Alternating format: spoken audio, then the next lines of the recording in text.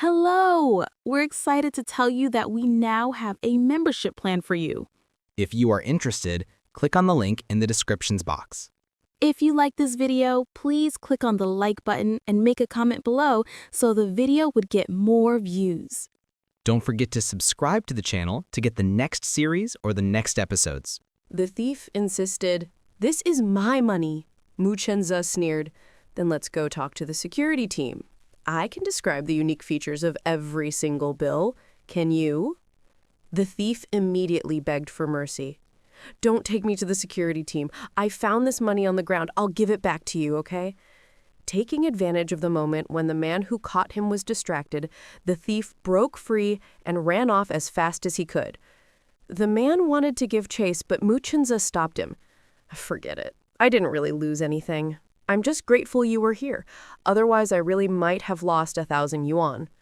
Brother, my name's Mu Chenze. What's yours?" "I'm Gao Zhenbang." "Brother Gao, nice to meet you." Mu Chenze shook his hand and continued, "Judging by your accent, you're not from around here." "That's right. My ancestral home is the capital, but I currently live in Haishi. I heard the seafood here is great, so I came to check out the market. From your accent, you must be a local. Would you be willing to be my guide?"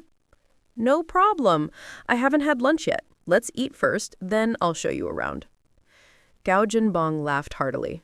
"Perfect. I haven't eaten either. Lunch is on me." Mu Chenze replied enthusiastically, "You're my benefactor. How could I let you pay? Lunch is on me." In the end, Mu Chenze treated Gao Zhenbang to a bowl of handmade seafood noodles. After the meal, Mu Chenze learned that Gao Zhenbang had a car and a driver. He found a public phone and called Wang Dipin to let him know in advance that a client would be coming to visit.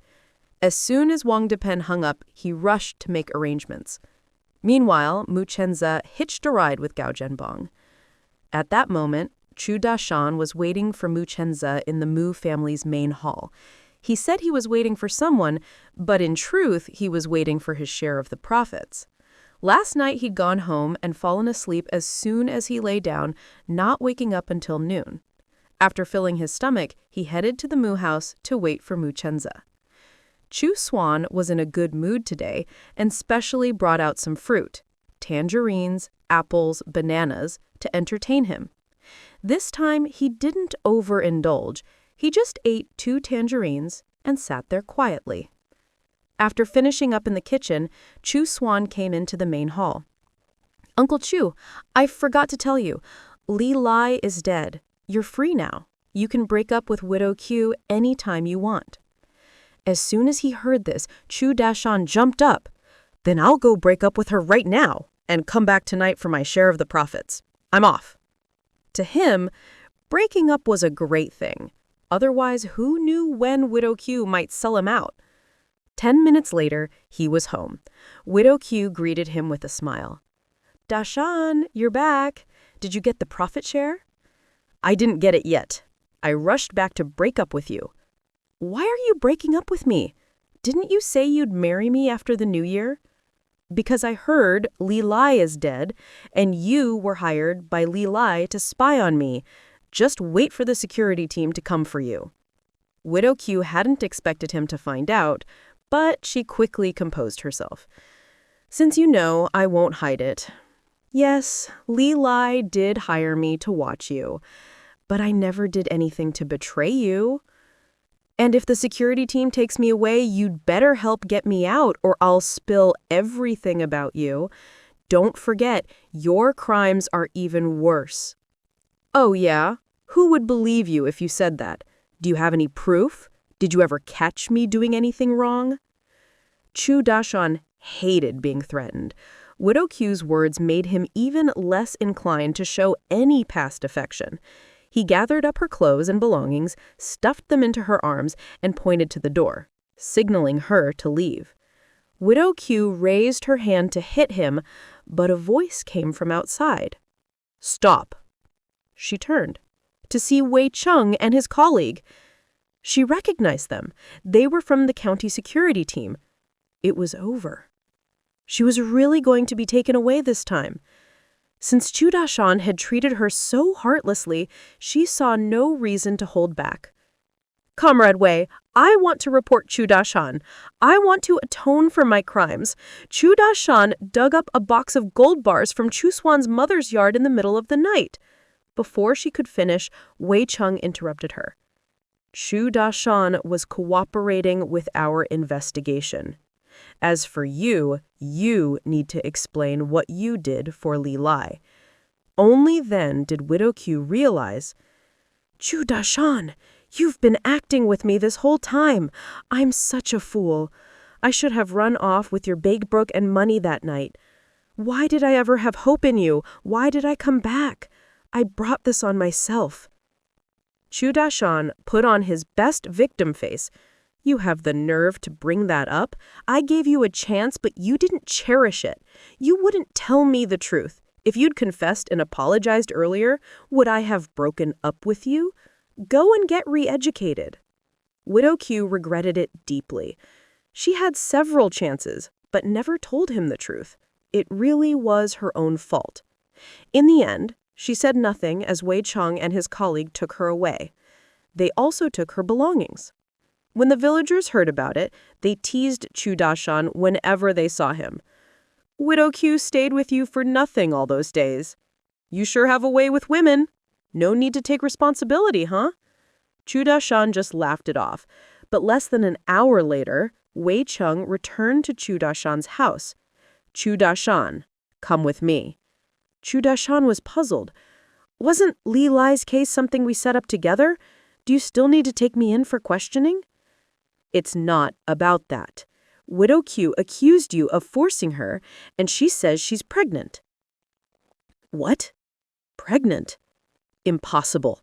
At this point, Chu Dashan lowered his voice and whispered to Wei Cheng, I can't have kids. How could she be pregnant by me? Wei Cheng looked him up and down. Chu Zhi isn't your son? Chu Dashan looked a bit embarrassed. No. Keep your voice down.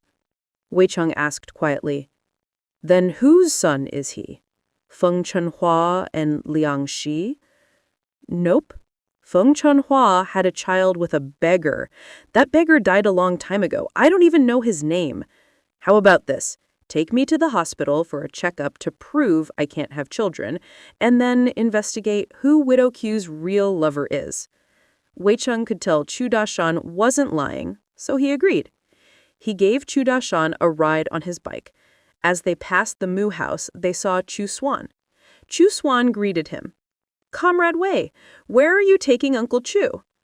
Previously, Mu Chenza and his wife had sent a thank you gift to Wei Cheng's mother, but Wei Cheng had been too busy to return the favor.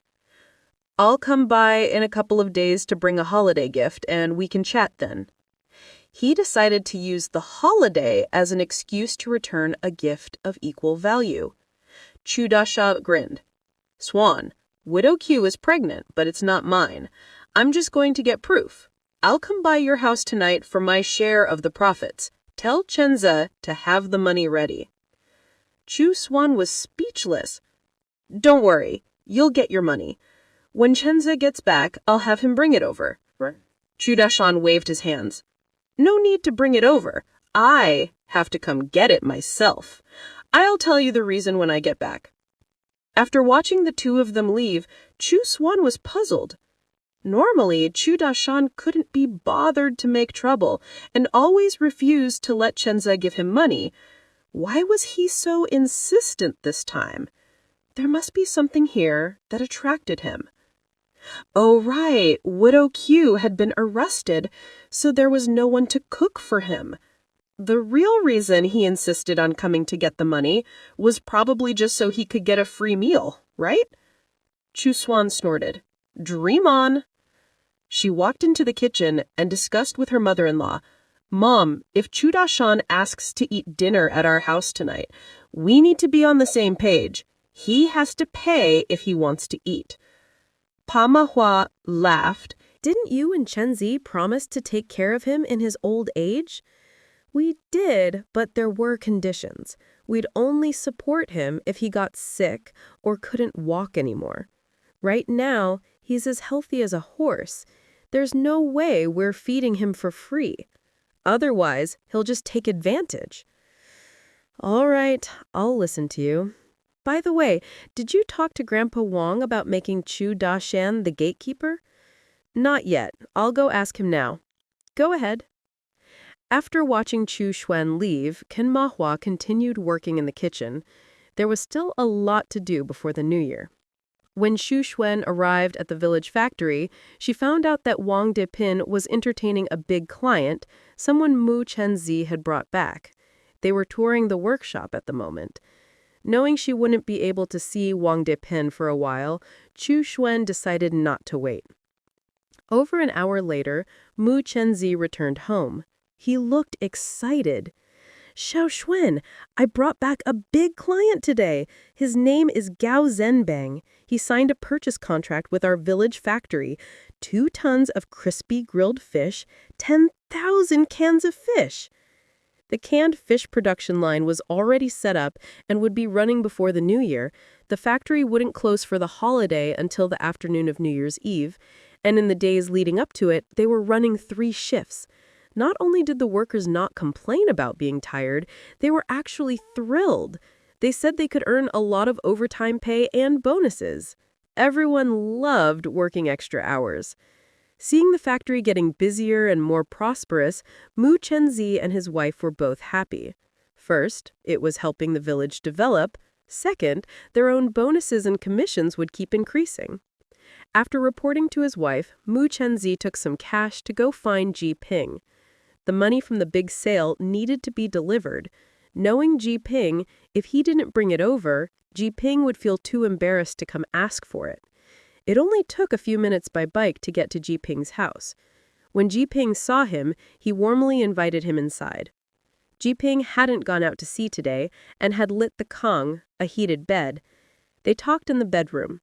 Mu Chenzi pulled out 7 stacks of cash from 4 different pockets. We made a total of 7,850 yuan from today's big sale. We gave Boss Yuan a 500 yuan referral fee, and Lin Yang only charged 100 yuan for transportation. That leaves 7,250 yuan. You deduct your fishing costs, and then we'll split the rest. He put all the money on the kong table. Ji Ping grinned from ear to ear. We really made that much money? That's a lot of money. That's really how much we made. Hurry up and calculate your costs so we can split the money. What costs? No need to deduct anything. Let's just split it. I already made 460 yuan selling the regular ribbon fish and such, more than enough to cover my expenses. Since Ji Ping insisted, they split the 7,250 yuan. Ji Ping got 4,350 yuan. Mu Chenzi put the rest back in his pocket to split with Chu Dashan later. Ji Ping hugged the money, grinning foolishly. Chenzi, this is the first time I've ever made this much money. I've basically earned back what I spent on the second-hand boat. I've decided I'll go out to sea one more time early tomorrow, then dock the boat for the new year. I'd originally planned to keep working until New Year's Eve because money was tight. But now that he had cash, he changed his mind. Mu Chenzi supported his decision to dock early and get ready for the holiday. After all, there was cleaning to do inside and out and New Year's supplies to prepare. They chatted a bit more before Mu Chenzi left. On his way home, he ran into Accountant Wen. Accountant Wen grabbed his arm. I was just about to use the village loudspeaker to call you, but now I don't have to. The village chief asked me to let you know Gao Zhenbang wants to stay another day and go sea fishing with the boats. He specifically requested you to accompany him. Mu Chenzi was troubled. I really don't have time to go out to sea. Besides, my parents and wife are all against me going out again before the holiday. Could you help me find a way to turn him down? If it could be turned down, the village chief would have done it already. Gao Zhenbang insists you go with him. He even said, if you don't, he'll cancel the order. At worst, he'll just pay a small penalty. I'll go home and discuss it with my family. All right, let me know what you decide. After watching Wu Qinxiandian, Accountant Wen put his hands back in his coat pockets and headed home. He wondered if Song Dame would really bring him dumplings. When Mu Chenzi got home, he found his wife wasn't there. "Mom, where's my wife?" Qin Ma Hua, busy in the kitchen, called out, "She went over to her mother's place." "Mom, remember the big client I brought back today? He insists on going sea fishing and specifically wants me to go with him. If I don't, he'll cancel the order. Can you and Dad discuss whether I should go? I'm going to find my wife first." With that, Mu Chenzi rode off. Qin Ma Hua sighed. The closer it got to New Year, the less she wanted Xiao Tse to go out to sea. But why did things like this keep happening? She went into the bedroom to discuss it with Mu Chin Lao. At that moment, Xu Xuan was at her parents' house, sweeping the yard with a big broom. Wang Depin passed by and saw the gate open, so he came in to say hello. "Xiao Xuan, getting ready for the new year?" Xu Xuan propped the broom aside. "Yes, if I don't sweep for a day, the yard's covered in leaves." The wind was strong here, and leaves from outside always blew in. "I heard from the factory staff that you came looking for me." "Yes, Grandpa Wang. Can you arrange for Chu Dashan to be the gatekeeper?" Wang Depin knew about Chu Dashan's role in helping with the staged incident. "No problem. I'll let the factory office know when I get back. He can start work at the village factory anytime. We'll just say it's a reward for helping catch the bad guys." Xu Xuan was about to thank him, but Wang Depin stopped her. "Xiao Xuan, don't thank me yet. I have a favor to ask." "Grandpa Wang, there's no need to be so polite. Just tell me." Wang Depin looked apologetic. "Here's the thing. I know your family has already docked the boat for the new year, and your in-laws don't want Shenzi going out to sea again before the holiday. But boss Gao Zhenbang insists on going sea fishing and specifically wants Chenzi to go with him. At first, I tried to turn him down, but boss Gao said if Chenzi doesn't go, he'll cancel the order. At worst, he'll just pay a small penalty." Xu Xuan looked helpless. "What's with this boss Gao? He has no consideration for us. It's almost New Year's. Everyone's busy. Who has time to take him sea fishing? He really knows how to pick his moment." I told him everyone's busy, but he brought up how he helped Chenzi catch the thief, saying that if it weren't for him, Chenzi would have lost 1,000 yuan. He said that as a thank you, Chenzi should accompany him. When you get home, try to persuade your in-laws. I'll have your Grandma Wang help persuade them too. How about that? "All right, I'll go home and talk to them." Xu Xuan didn't bother sweeping up the rest of the leaves. She saw Grandpa Wang out, locked the gate, and got ready to head back to her in-laws' house. She hadn't gone far when she saw Mu Chenzi riding over. "Mu Chenzi, Grandpa Wang just told me that boss Gao wants you to go sea fishing with him. What do you think?" Mu Chenzi hit the brakes and muttered under his breath. "He's just looking for trouble." It was New Year's, yet Gao Zebang wasn't rushing home to celebrate. Instead, he insisted on going sea fishing? Truly baffling. Wang Depin, who hadn't gone far, came back to persuade him again. "Chenzi, every client has their own temperament and quirks.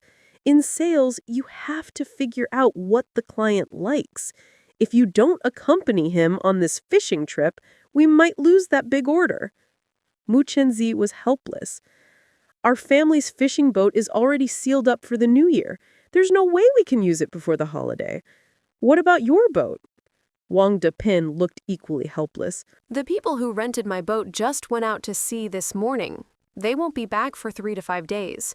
But Ji Ping's boat is still at the dock and hasn't been sealed up yet. Maybe we can rent his. Our factory will pay him 200 yuan for the rental, and he gets to keep whatever he catches. You're close with him. Could you talk to him?" "I'll definitely take care of the boat rental for you. But if I'm to go out to sea again before the new year, I'll need my parents' permission. Every year, once our boat is sealed up, they never allow anyone in the family to go out again until it's unsealed. Chenzi, you go talk to Ji Ping about the boat first. In a bit, your Wang Granny and I will come to your house to help persuade your parents. Boss Gao only gave me 2 hours to prepare. Right now, he's eating at the factory canteen, waiting for news. All right, I'll go right away. Mu Chenze took Chu Xuan with him on his bike and headed to Ji Ping's house. Wang Dep Pin went home and briefly explained the situation to Gao Meijuan. She immediately grabbed 2 New Year's gifts and went with him to the Mu family. When they arrived, Qin Mahua and Mu Qin Lao were still discussing. The Mu couple leaned toward not letting Chenze go out to sea before the New Year. They thought this boss Gao was being unreasonable, making Chenze accompany him out to sea during the busiest time of year. Even if they kept such a client, the cost would be higher than others. But the Wang couple thought differently. Chenze had worked so hard to land a big client, they couldn't just let him go. Besides, Boss Gao had ordered canned fish, and Qin Mahua would get a technical bonus from that. After some persuasion from the Wangs, the Mu couple finally agreed to let Chenze accompany Boss Gao on the fishing trip. Wang Dep Pin rushed to the factory canteen and told the chef to prepare a late-night meal and food for the next day to take on the boat. Mu Chenze and his wife went to Ji Ping's house to discuss the boat rental. As soon as Ji Ping heard about the 200 yuan rental fee and that he'd get to keep all the catch, he agreed without hesitation. He immediately hurried to the dock to clean up the boat, wanting to leave a good impression on Boss Gao. When Mu Chenze and his wife got home, Chu Dasan hadn't arrived yet. Mu Chenze left all the money in his pocket for his wife. Chu Xuan put most of it away, leaving a small amount in her pocket to split with Chu Dasan when he arrived. An hour later, Mu Chenze, Wang Chanyang, Boss Gao, and his driver boarded Ji Ping's fishing boat. Wang Chanyang carried a 3-tiered lunchbox with food for the night and the next day. Mu Chenze brought fishing rods and gear. The fishing spot was set near the island where Boss Gu had gone fishing last time. Gao Zhibang was in high spirits, completely unfazed by the sea breeze, standing on deck and admiring the night view. Many fishing boats gently rocked on the sea, their lights glowing like strings of yellow pearls. Gao Zhibang couldn't help but sigh. This is my first time truly experiencing the sea at night. It's something else. Mu Chenze stood beside him, looking a bit helpless. Boss Gao, I do have a question. Why did you insist on having me accompany you? Gao Zhibang let out a hearty laugh. Because you owe me a favor. Who else would I ask? Who told me to help you catch that thief, huh? A smile appeared on Mu Chenze's face. It looks like I really shouldn't owe you any favors. At that moment, Gao Zhibang's driver, Xiao Lu, came over. Manager Mu, I know the real reason the boss wanted you to come. It's because you're the only one he trusts here. Mu Chenze looked at Gao Zhibang in surprise. It's an honor to have your trust, Boss Gao. Gao Zhibang patted him on the shoulder. Chenze, don't let me down. I want to enjoy this fishing trip to the fullest. Don't worry, Boss Gao. The spot I picked will definitely give you a great experience. Good. If I catch a big one, I'll order another 10,000 cans of your village factory. Mu Chenze perked up. You said it. That's a promise. Gao Zhibang chuckled. A promise is a promise. Let's go rest in the cabin for a bit. It'll take about 3 hours to get there. Mu Chenze gestured for him to go ahead. Gao Zhibang nodded in agreement. There were 2 beds in the cabin. Gao Zhibang and his driver, Xiao Lu, each took one and lay down to rest. Mu Chenze went to the wheelhouse to find Ji Ping. Wang Chanyang was there too, and whispered, Boss Gao has gone to rest? Mu Chenze replied quietly, Yeah. When we get there, we have to make sure he catches a big one. If we do, he'll order another 10,000 cans from our factory. Wang Chanyang was excited. Boss Gao really is something else. Meanwhile, Chu Dasan had just returned to the village, brought back by Wei Qiang on his bike. The test results were out. Chu Dasan was confirmed infertile, but Widow Q was indeed pregnant. At first, Widow Q refused to admit she'd been with another man, but after seeing Chu Dasan's test results, she finally confessed she'd had an affair with Li Lai. When Li Lai was officially transferred, he'd stayed at the county guest house and coerced Widow Q into visiting him, which is when it happened. Widow Q also revealed that while Li Lai's face looked young, his body was actually quite old. Widow Q never expected Chu Da-san to get off scot-free. Wei Qiang watched as Chu Da-san entered the Mu house before riding off. Chu Da-san was invited into the main room by Mu Qin-lao. Hearing the commotion from the bridal room, Chu Xuan came out with pen and paper. "Uncle Chu, let's settle your share." Chu Da-san grinned. "All right, write it down for me to see." "Sure." Chu Xuan quickly wrote down 2,900 yuan, then wrote 10%. "Chenza earned 2,900 yuan in total and promised you 10%. That's 290 yuan. She took out a stack of 10 yuan bills and continued. "That's 29 bills, please count them." She handed them to Chu Da-san. Chu Da-san beamed. "Didn't expect to earn this much." He quickly finished counting. It was indeed 290 yuan. He took out a 10 yuan bill and put it on the table. "I haven't had dinner yet. Is 10 yuan enough for a meal and a kilo of fruit?" Qin Mahua came over, and just as Chu Xuan guessed, as long as Chu Da-san wasn't eating for free, it was fine. "No problem. There's braised mackerel in the pot, corn cakes, and I'll make you a bowl of seafood egg soup. How's that?" She pocketed the 10 yuan before Chu Da-san could change his mind. Chu Da-san nodded in satisfaction. "Very good, very good." 10 minutes later, Chu Da-san was enjoying a delicious dinner, especially the seafood egg soup, which was filled with sea cucumber, abalone, prawns, and more. It was a huge bowl, brimming full. After dinner, as he was leaving, Qin Mahua gave him a bag of fruit. Chu Da-san felt that 10 yuan was more than worth it. He could tell the Mu family was very generous. 10 yuan was definitely just the cost price. He decided that whenever he wanted to treat himself, he'd come to the Mu family and pay for a meal. Chu Xuan walked him to the door. "Report to the village factory tomorrow. Meals at the canteen are only 20 cents each, and you can eat your full." Chu Da-san hesitated. "Can I start a few days later?" Chu Xuan frowned, thinking he was trying to slack off. "Why? Do you have something else to take care of?" After speaking, Chu Xuan's gaze fell on the bag of fruit Chu Da-san was holding. Chu Da-san quickly shielded the fruit. "I already bought this fruit. You can't take it back." Chu Xuan rubbed her temples. "I'm not taking the fruit back. Just hurry up and tell me why you can't go to work tomorrow." Chu Da-san chuckled. "Because I want to take advantage of these few days before the new year to stay in the city for a bit and sell some things for cash. I'll report to the village factory after the holiday. I promise I'll work hard then." Chu Xuan looked puzzled. "Sell some things for cash? Didn't you just get your dividend? That's not enough for my expenses. What are you planning to sell?" Chu Da-xuan lowered his voice deliberately. "It's some valuables I hid from Feng Chenhua before. I want to go to the city and check the market. If the price is right, I'll sell them. I was going to wait a few years, but by then, Feng Chenhua will be out, and if she finds out, it'll be trouble. It's better to cash out now while I can." Chu Xuan hadn't expected Chu Da-shan to have such a trick up his sleeve. "You trust me that much? You're actually telling me this?" Chu Da-shan spoke in a near whisper. "To tell you the truth, Ji Ping knows about this. He promised to keep it secret, but I know sooner or later he'll tell you and Chen Si. I figured I might as well tell you myself." Chu Xuan pointed toward the main room. "Let's go inside and talk." Chu Da-shan immediately complied, returning to the main room and sitting at the table.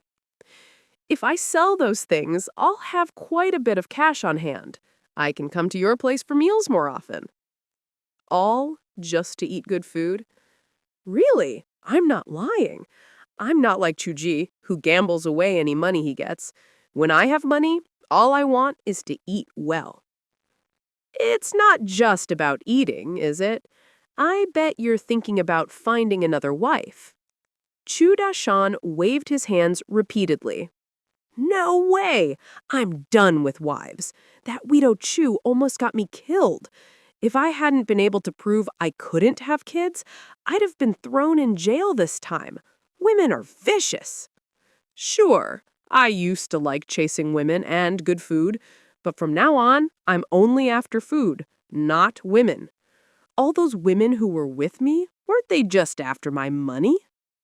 Chu Xuan just listened, not believing a word.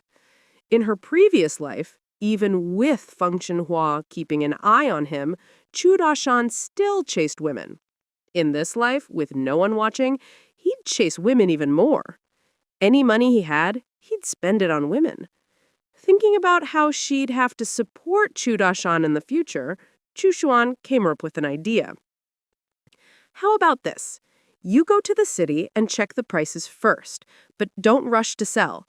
I'll have my mom look into overseas prices. If foreigners offer more, we'll have my mom sell it for you. That way, however much extra they got, Chu Xuan would decide how much to give Chu Dashan. She could stash away the rest and use it to support him in the future. Of course, Chu Dashan wanted to sell for a higher price. All right, I'll listen to you. Tomorrow, I'll just check prices in the city. I won't sell.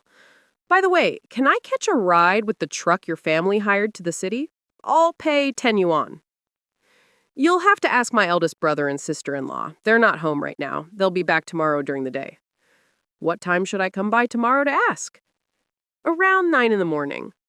All right, see you then. Chu Dashan left hugging his bag of fruit. Mu Qinluo went to lock the door.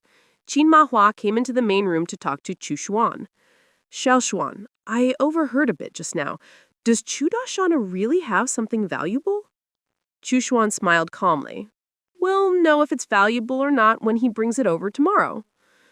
Qin Mahua spoke her mind. I actually hope he does have money.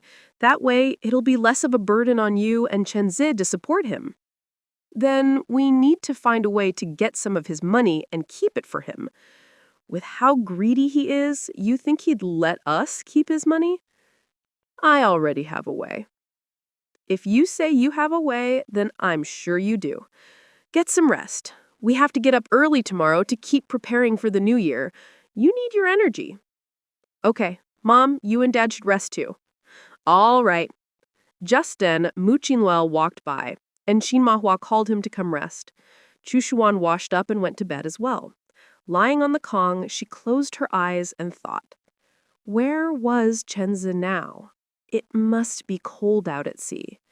Before long, Chu Xuan drifted off to sleep. In the early hours, Mu Chenzi and Wang Chenyang were accompanying Gao Qibong on a sea fishing trip. They caught a few sea bass about 30 to 40 centimeters long, but Gao Qibong wasn't satisfied. I want to catch a giant grouper. There aren't any in this area.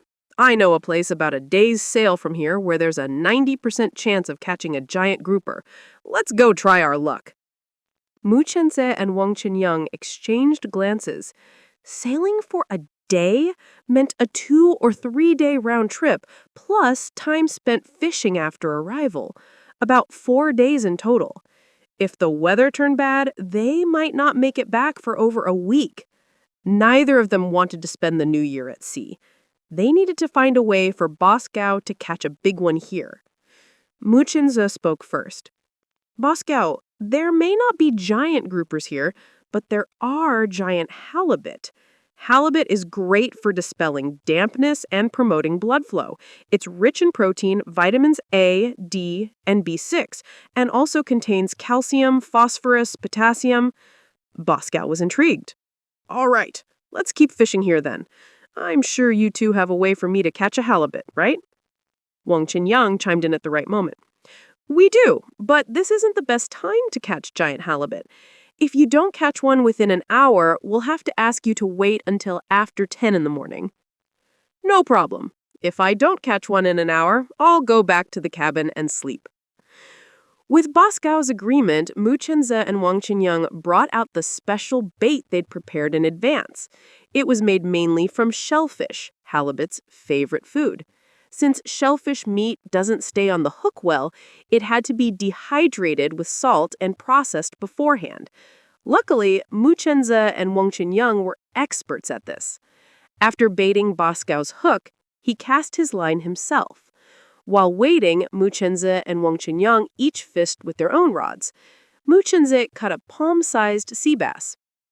An hour passed quickly, but Boss Gao didn't catch a giant halibut, just some sardines and triggerfish. Wang Qinyang quickly smoothed things over. After 10 in the morning, you'll definitely catch a halibut. Bosco, why don't you go rest in the cabin for now? You'll need your energy to land a big one." Bosco is a little disappointed. All right then." He handed his rod to Wang Qinyang and went back to the cabin. At 9 in the morning, Chu Dashan arrived at the Mu family's house, carrying a bulging bundle, and knocked on the gate. From the kitchen, Qin Mahua called out, "The door's not locked, just come in." Chu Dashan replied, "All right."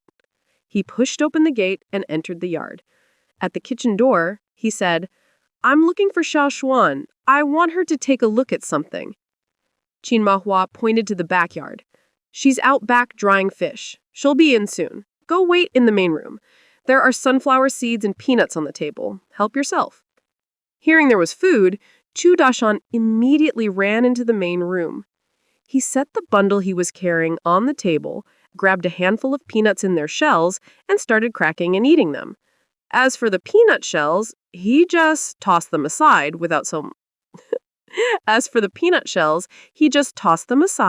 a second thought.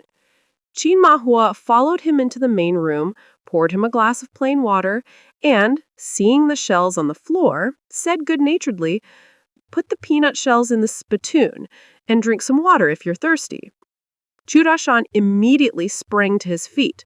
"I'll clean up the shells right now, or else if Xiao Xuan comes in and sees, she'll scold me." Just then, Mu Qinlo walked in. "You're actually afraid of Xiao Xuan?" "Of course I am. I'm counting on her and Shenjie to take care of me in the future. If she doesn't like something, I can't do it. This habit of tossing trash everywhere is bad. I'll definitely change." As he spoke, Chu Dashan had already picked up the peanut shells and thrown them in the trash. After he finished, he went to the kitchen to wash his hands, then returned to the main room and continued eating peanuts. Qin Mahua went back to the kitchen to keep busy, while Mu Qinlao stayed to chat with Chu Dashan. "Chu Dashan, I've noticed you've changed a lot." Chu Dashan popped a peanut into his mouth. "How have I changed?" "You seem a lot more polite than before." "Well, I have to be polite. Otherwise, Xiao Zuen won't let me in your house. If I can't come in, I can't get any of your delicious, hearty meals." "So you're only changing for the food, huh?" Mu Qinlao's gaze fell on the bundle. "Is that the bundle you brought?" Chu Dashan patted the bundle. "That's right, but you can't see what's inside. Only Xiao Zuen and Chen Ze can." He wasn't worried at all that Mu Qinlao would open it without his permission, because he knew Mu Qinlao was a well-mannered, decent person. Sure enough, Mu Qinlao didn't touch the bundle. "All right then, when Xiao Zuen's done with her chores, you can show her." Just then, Chu Zuen walked into the main room. "Uncle Chu, you're early. My brother and sister-in-law aren't back yet. Not sure if my brother can take you to the city with him. Why don't you sit and wait for a bit?" Chu Dashan patted the bundle again. "I brought all the valuable stuff with me. Can you help me take a look? But only you and Chen Ze can see." Mu Qinlao tactfully stepped out. Chu Zuen smiled. "Chen Ze isn't home, so I'll take a look by myself." She opened the bundle. Inside she saw 4 gold bracelets, over 20 pearls, 3 gold rings, and a small pouch. She opened the small pouch, which contained a wooden box. Inside the box was an irregular, grayish-white, solid, waxy lump with a unique, sweet, earthy aroma. Chu Zuen hefted it. It weighed at least 2 or 3 jin. Chu Zuen recognized it at once. It's ambergris. It's actually a dried secretion from a sperm whale's intestines. This stuff is valuable. It's worth more than gold. Chu Zuen pointed at the ambergris. "Do you know what this is?" Chu Dashan nodded proudly. "Of course, it's ambergris. I saw someone find some when I was young. They sold it for a lot of money, then moved out of the village. I heard they bought a house elsewhere." "It's even more valuable if you sell it overseas." "Then hurry and call your mom and ask her about the price. If it's good, send it to her." "Aren't you afraid it'll get lost in the mail?" "Of course I am. Maybe it's better to wait until your mom comes back to visit, or you and Chen Ze go abroad to see her, and take it then. But you have to call her today and ask her for the price. I'll pay for the call." The village phone can't make outgoing calls to my mom, only receive calls. I just checked. The village phone really can't make international calls, but the new phone at the village factory can. I'll go with you. Chu Da-shan quickly packed up his things, retied the bundle, and hugged it to his chest. Chu Wen reluctantly agreed, told her in-laws, and headed to the village factory with Chu Da-shan. On the way, they ran into some villagers. The villagers were all very polite to Chu Wen, but their attitude toward Chu Da-shan was different. Chu Da-shan, what are you doing carrying a bundle around? Chu Da-shan had already thought of an excuse. I'm just getting some food from Xiao Wen's house. Is that a problem? You've got some nerve asking her for food. Did you forget how you kicked her out before? I've changed, and now our two families have made up. If you don't believe me, ask Xiao Wen. After speaking, Chu Da-shan looked at Xiu Wen. Xiu Wen politely said to the villagers, That's right, Uncle Chu. Formally apologized to me and I forgave him. Our families are on good terms now. In the future, Chenza and I will look after him in his old age. Of course, I hope everyone will help keep an eye on him. If he does anything wrong, just let me know and I'll set him straight. The villagers immediately promised to keep a close watch on Chu Da-shan. Chu Da-shan wasn't the least bit upset. I welcome everyone's supervision. He was confident that he was clever enough that if he ever did anything wrong, the villagers would never find out. At the village factory, Chu Wen used the phone to contact Tian Xiaoyun. Chu Da-shan listened intently to the call. Hearing that ambergris could fetch at least 100 yuan per gram, up to 200 yuan depending on quality, his eyes widened in shock. The piece he had weighed at least 2 jin. Could it really sell for tens of thousands? He couldn't do the math. He didn't know how to convert jin to grams. But he knew he was about to strike it rich. But he kept quiet, trying to contain his excitement. It wasn't until they got back to the Mu family's main room that he spoke up again. Xiao Wen, help me do the math. If the ambergris weighs 2 jin and it's worth 100 yuan per gram, how much is it worth? Chu Wen replied calmly, 2 jin is 1,000 grams. That's 100,000 yuan. Chu Da-shan clutched his chest and sat down in a chair. 100,000? That much? My heart's beating so fast, Before he could finish, he fainted on the spot. Chu Wen hurriedly shouted, Dad! Mom! Come quick! Chu Da-shan fainted! Qin Mahua and Mu Qinlao rushed into the main room. Qin Mahua immediately pinched the pressure point above Chu Da-shan's upper lip. Chu Da-shan slowly came to, weakly pointing at his chest. Qin Mahua told Mu Qinlao to get the family's emergency Chinese heart medicine for Chu Da-shan. Mu Qinlao quickly found the pills and stuffed them into Chu Da-shan's mouth. A few minutes later, Chu Da-shan finally recovered. Thank you for saving me. Qin Mahua was about to say you're welcome, but Chu's one cut in. Uncle Chu, my in-laws just gave you all of our life-saving medicine to help you. That medicine cost us 200 yuan. You ate it all. Before Chu Wen finished, Chu Da-shan had already pulled out some money. Here's 200 yuan. Count it. Neither Chu Wen nor her in-laws expected to get money from Chu Da-shan so easily. Actually, the medicine Chu Da-shan took only cost 2 yuan. Chu Wen insisted it was 200, and Mu Qinlao and Qin Mahua just played along.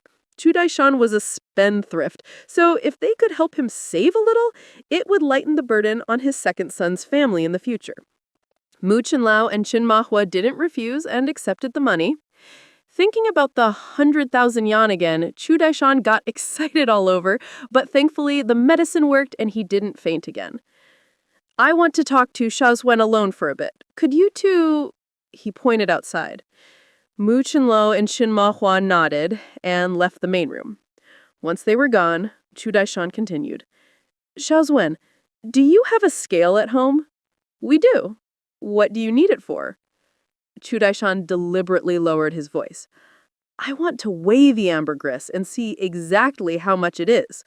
Aside from you, Chenza, and your mom, don't tell anyone else about this. Chu Wen's expression was calm. As long as you don't get drunk and blab everywhere, no one else will find out. Also, let's agree on this in advance. Once the ambergris is sold, you have to give me half of the money to hold on to for your retirement. Chu Daishan's eyes darted around as he thought for a moment. No problem. As long as he wants to use the money, he'll have plenty of ways to get Chu Wen to hand it over. Of course, he'll have Chu Wen write a receipt. Only then would he feel secure about leaving the money with her. But all that could wait until after the ambergris was sold. Chu Wen stood still, sizing up Chu Daishan. How come she never noticed he was so generous in her previous life? Chu Daishan grinned and urged Chu Wen, "Go get the scale!" Only then did Chu Wen head out. A moment later, she returned with a scale. Chu Daishan made sure the main hall door was bolted before unwrapping the bundle. He took out the package containing the ambergris and the wooden box. He weighed the whole bundle. Then he weighed just the bundle and the wooden box. Subtracting the difference, the ambergris itself weighed 2.5 jin. That was half a jin more than Chu Daishan had estimated. Shozwen, how many grams is half a jin? Is it 500 grams? Chu Wen patiently explained. 2 jin is 1,000 grams, so half a jin is 500 grams. Half a jin is half of 500 grams, so 250 grams. Chu Daishan memorized this, then muttered under his breath. 250 grams times 100.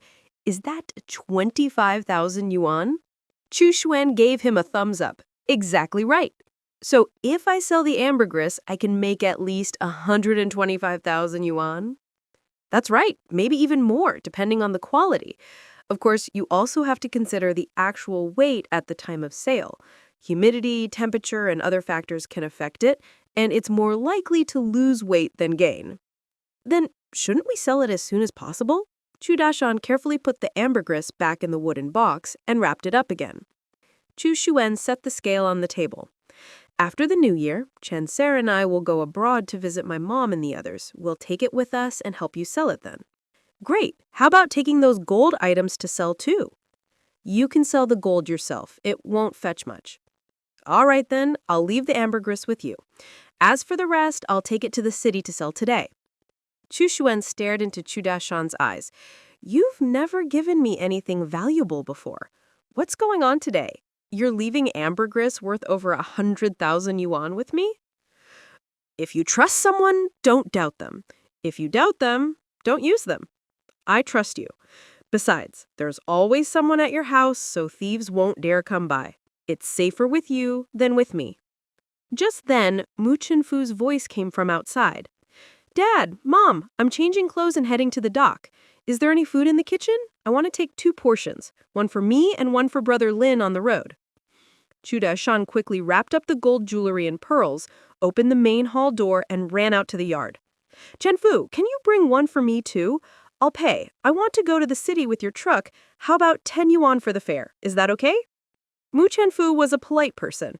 My family already pays Brother Lin a set fare. If you want to pay an extra 10 yuan and he's willing to take you, that's fine.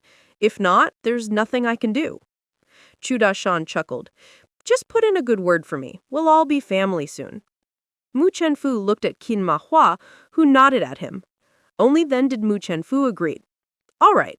As for your meal, whatever my mom says is the price.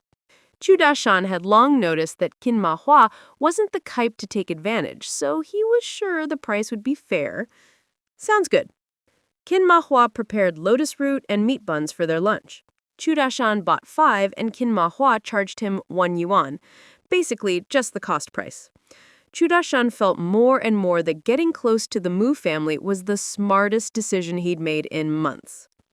After seeing Chu Daishan and Mu Chenfu off, Qin Ma Hua returned to the main hall. Xiao Xuan, the bundle Chu Daishan took was much smaller. Did he leave something valuable here? Why does the house smell so fragrant? Mu Qin Lao also came in. I smell it too. It's familiar. I smelled it years ago.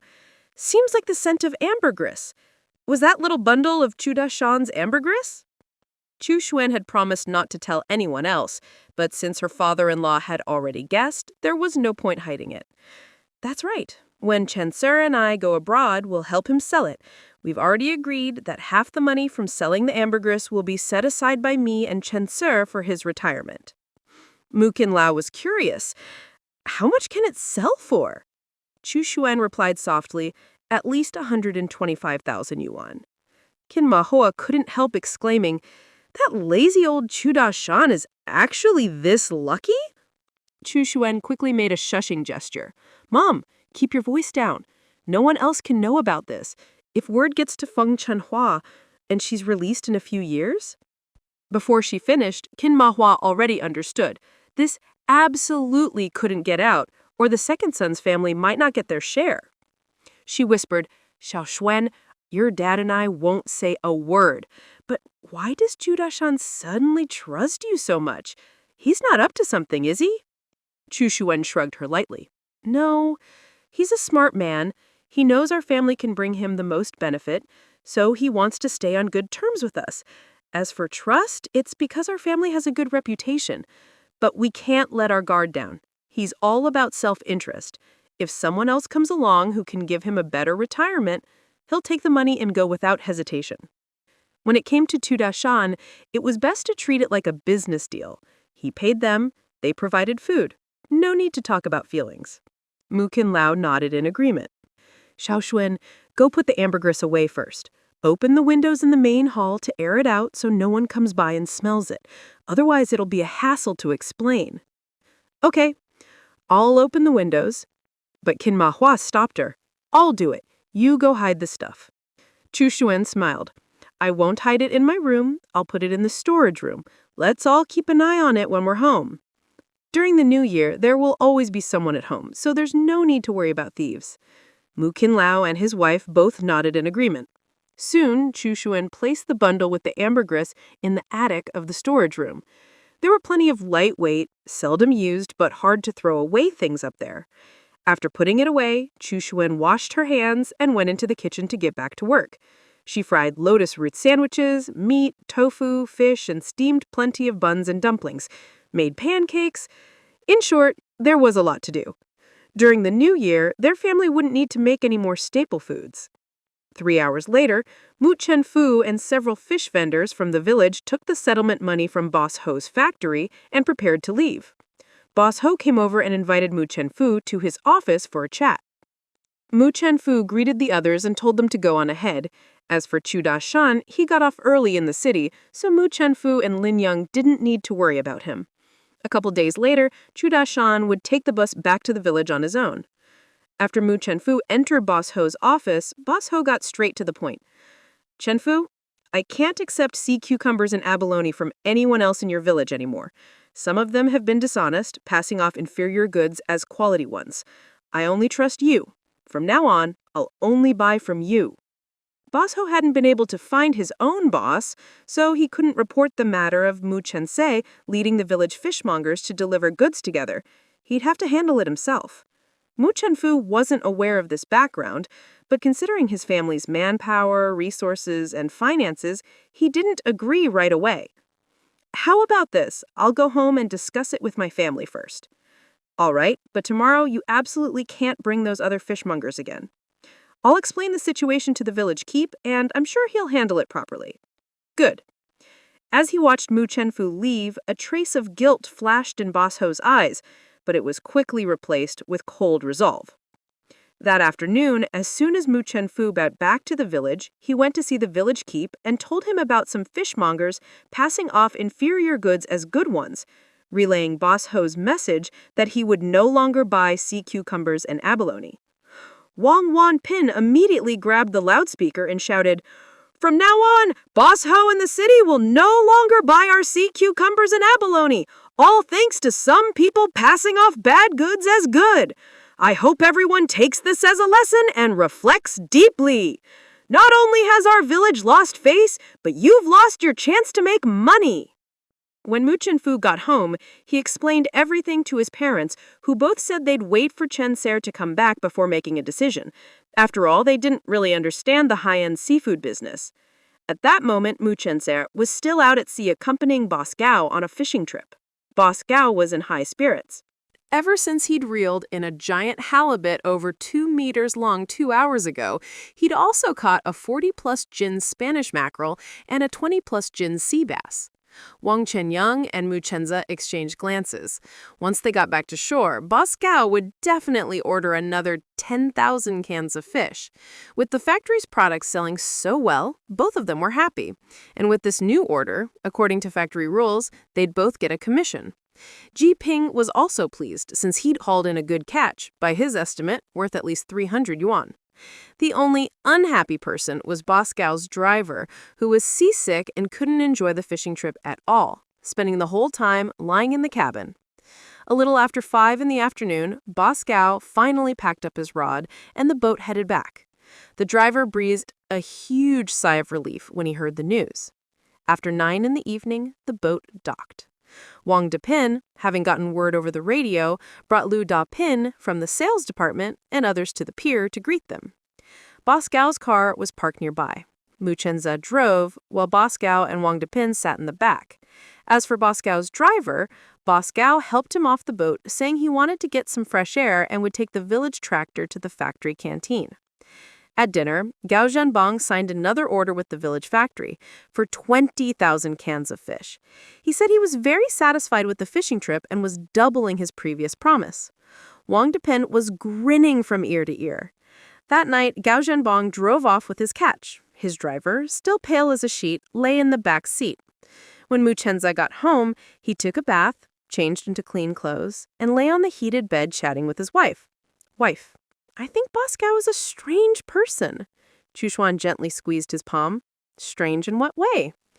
His driver was so seasick he couldn't drive, so Boss Gao drove him home himself. That just means he's considerate to his subordinates. He's not the type to be that considerate. I suspect that driver is actually a family member. What's the driver's surname? He said it's Lu. Barely 2 hours out to sea and he was already seasick, throwing up even when the boat stopped, and even at the smell of the sea. Boss Gao personally took care of him, wouldn't let Uncle Chenyang or me help. Chushuan said offhandedly, maybe the driver's actually a woman in disguise. Do you have the office number for Boss Gao's company? I do. Tomorrow, when I go to the city to deliver goods, I'll use a payphone and call the company with a different voice to check. If driver Xiao Lu is really a woman, then Boss Gao's private life is a bit questionable. Xiao Lu looks to be only about 20. Boss Gao's over 40. On the boat, I saw with my own eyes Boss Gao letting Xiao Lu lean against his chest. Mu Chenza had principles about friendship. If someone's private life was questionable, he definitely couldn't be close friends with them. He thought Boss Gao was a man of integrity for helping him catch a thief, but after Chushuan's reminder, he realized he couldn't trust people too easily, no matter how much they'd helped him. Chushuan remembered her in-laws' instructions. Almost forgot to tell you, Boss Hell won't buy sea cucumbers and abalone from the other fishmongers in our village anymore. Says some of them were passing off bad goods as good. From now on, he'll only buy from our family. Do you want to expand the business or keep things as they are? Mu Chenza thought for a moment. Expanding the business would mean needing more money to buy more high-quality sea cucumbers and abalone and more manpower. He did want to make a good profit before the end of the year, but considering their situation, 2 truckloads a day was enough. Any more than that, they'd be overwhelmed, plus the risks would be too high. Shashuan, I think we should keep things as they are. Tomorrow, I'll go talk to Boss Hao myself. All right. Wife, your hair smells so nice. I just washed it today. Your nose is really... Before she could finish, Mu Chenza was already enjoying his benefits. The next morning, at 9 a.m., Mu Chenza collected the payment from the accountant at Boss Hao's factory. He counted it, made sure it was all there, and headed to Boss Hao's office. Just as he was about to knock, he heard Boss Hao on the phone. His tone was excited. Our factory sea cucumbers and abalone are selling that well? You want more before the new year and after? Then I'll tell the purchasing department to keep buying after the holiday. How much will you need after the new year? 10 tons each of dried sea cucumber and abalone? All right, but I can't guarantee it. Most of the fishermen here will have their boats docked until after the spring festival. Buy from the south? I'll have to think about it. Muchenza waited until Boss Hao hung up before knocking. Come in. Hearing that, Muchenza pushed the door open. Boss Hao, about what you told my brother yesterday, I'm really sorry. I didn't expect some fishmongers to be so careless with this opportunity and pass off inferior goods as good. From now on, only my family will deliver, twice a day. Boss Hao poured him tea as he replied, Twice a day isn't enough. My client just called to rush me for more goods. Not just before the new year. They want 10 tons each of dried sea cucumber and abalone after the holiday. You have to help me out, no matter what. Muchenza answered honestly. After the new year, I really can't supply you. My wife and I are going abroad to visit my mother-in-law. We'll be gone for a month or two. Boss Hao looked troubled. But you're the only one I trust. The sea cucumbers and abalone you pick have never had any problems. Can't you postpone your trip for a month? Muchenza wore a grateful expression. Boss Hao, thank you for your trust and for giving my family this opportunity to make money. But our plans to go abroad after the new year were set a long time ago. If we delay by a month or two, we'll have to redo a lot of paperwork. Besides, my mother-in-law has already arranged a client meeting for us and the date can't be changed. He said a lot, but it all boiled down to one thing, a polite refusal of Boss Hao's offer. Boss Hao looked helpless on the surface, but inside he was anxious. If Muchenza didn't agree, how was he supposed to carry out the task the boss had assigned him? The boss had specifically told him to set up the Mu family and Chushuan's mother's family during the new year. By the time Muchenza and his wife returned from abroad, the new year would be long over. After seeing Muchenza off, Boss Hao went back to his office, drank a cup of tea to calm his nerves, and then drove out.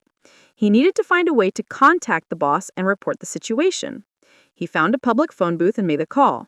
Someone picked up quickly, but it wasn't the boss's voice. Hello? Boss Hao lowered his voice. It's Monkey. I need to report to the boss. The boss isn't back yet. Still not back? The task the boss gave me, there's been a change. Please let the boss know and give me a chance to report the details. The boss doesn't listen to excuses. He demands absolute obedience from his people. No reasons, no exceptions. You'll have to figure this out yourself. I won't pass on any message for you.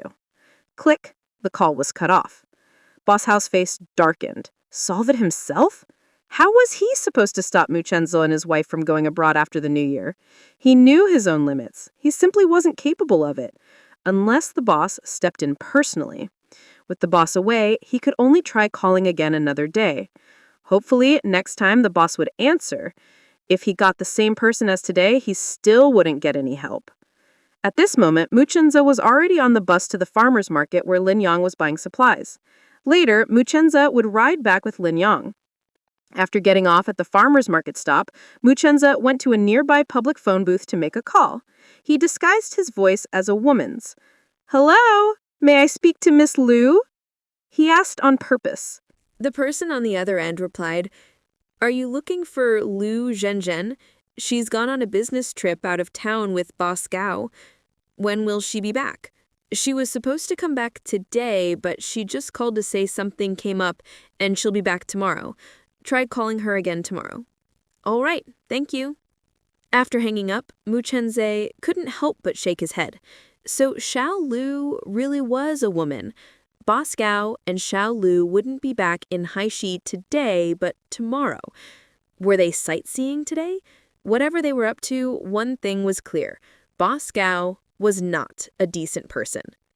Half an hour later, Muchenza met up with Lin Yang. The two of them brought in another batch of New Year's goods. They planned to stop restocking after selling this truckload.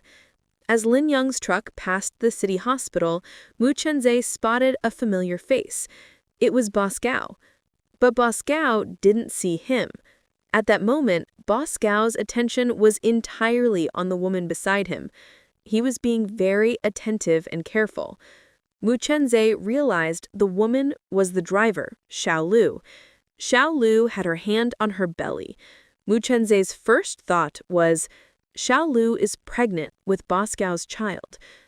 Brother Lin, Can you pull over for a moment? My stomach hurts. I need to use the restroom. Lin Young immediately pulled over and pointed toward the hospital. The only restroom nearby is in the hospital. Go quickly. Okay.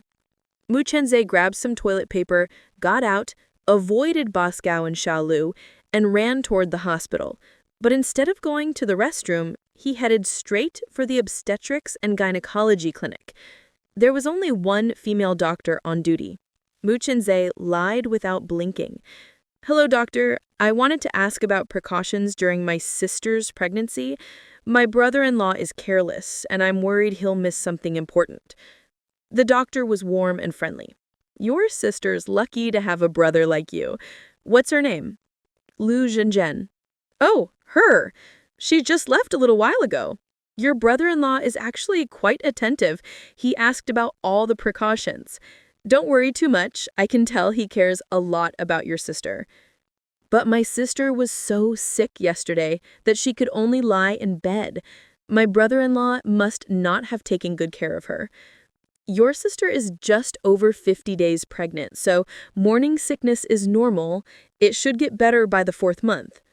Mu Chenze thanked the doctor and left. He jogged back to Lin Young's truck.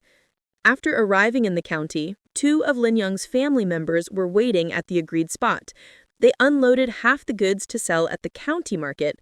Lin Young took the rest to the town market.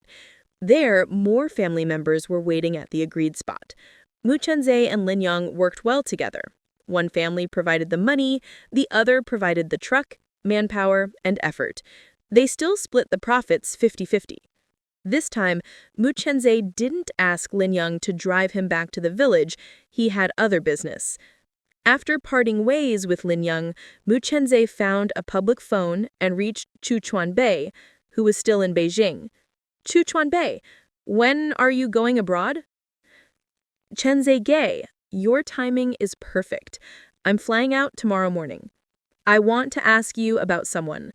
"No problem. If I know them, I'll tell you everything." "Do you know Gao Zhenbang, originally from Beijing, now lives in Haishi?"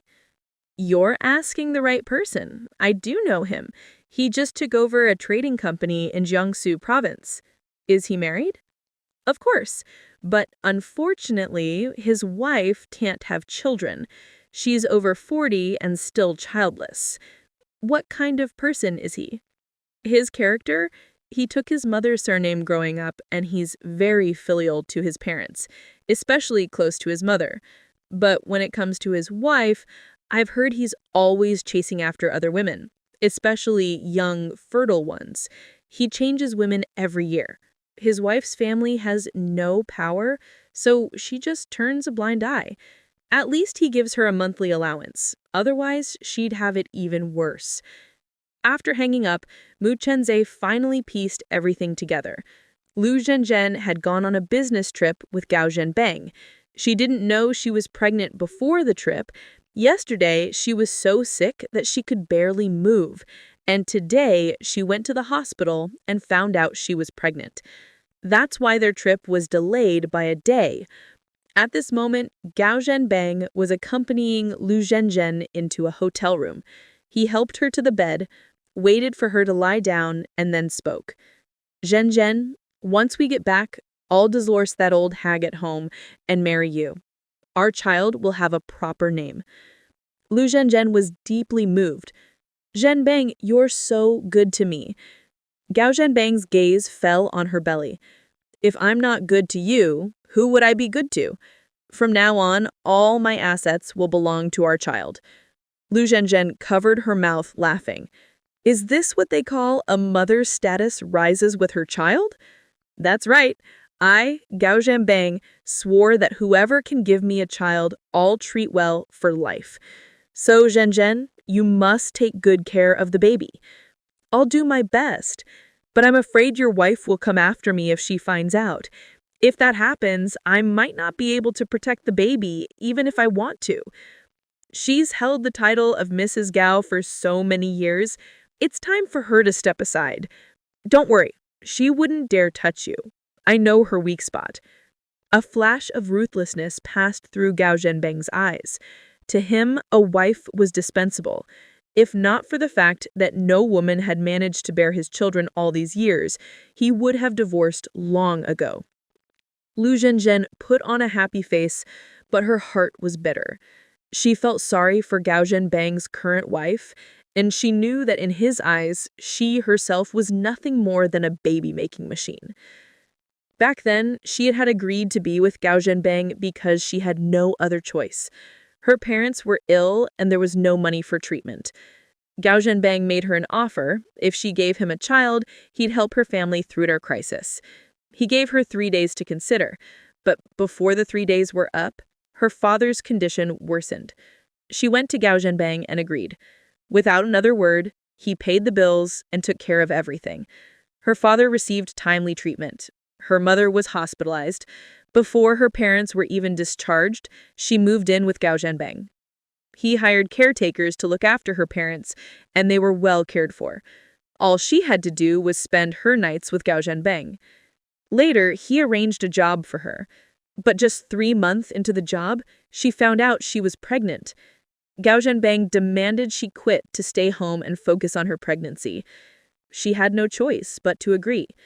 After all, she was just a caged canary.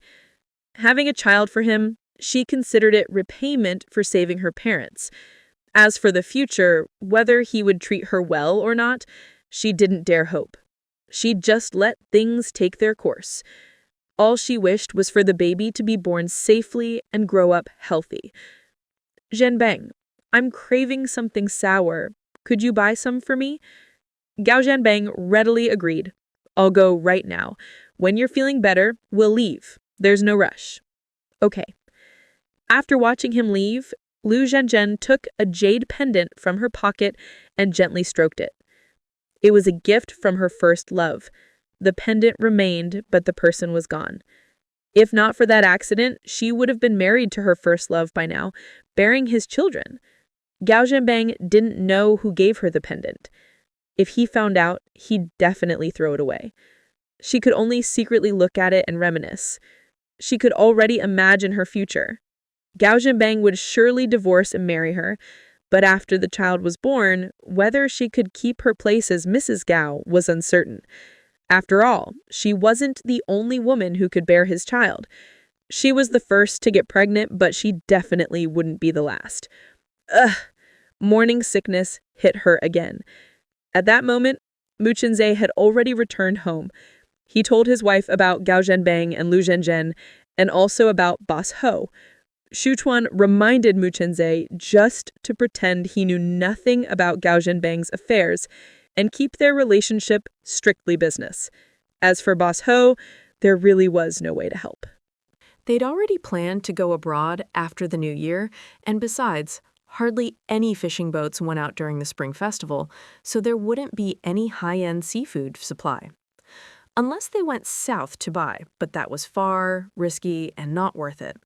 Just then, the village loudspeaker blared. "Mu Chenzhe, come to the village office to take a call." Mu Chenzhe rode over to answer the phone. It was Boss Ho calling. After the call, he looked helpless. He went home and reported to his wife. "Wife, Boss Ho just called. He said if we can supply him with large quantities of dried sea cucumbers and abalone after the new year, he'll double the price." Chu Shuan was puzzled. If he doubles the purchase price, can he still make a profit? He said his clients are overseas and there's a huge shortage.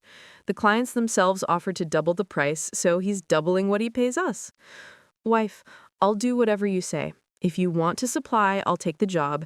If you want to go abroad, I'll go with you." Chu Shuan's eyelid twitched. "If we go south to buy, there are too many uncertainties. Let's stick to our plan and visit my parents abroad after the new year." "All right. I'll go down to the docks and see if any deep-sea fishing boats have come in." "Go ahead. If there aren't any, just call Boss Ho and tell him we won't be delivering before the new year. We'll resume after the second month of the lunar calendar." "Okay, I'll do as you say." Mu Chenzhe rode to the docks. After asking around, he learned that only one deep-sea fishing boat would be docking in 2 days, the one hired by Grandpa Wang's family. Mu Chenzhe knew they rarely caught abalone or sea cucumber, so to be responsible, He called Boss Ho from the village office and told him they'd resume supply at the end of the second lunar month.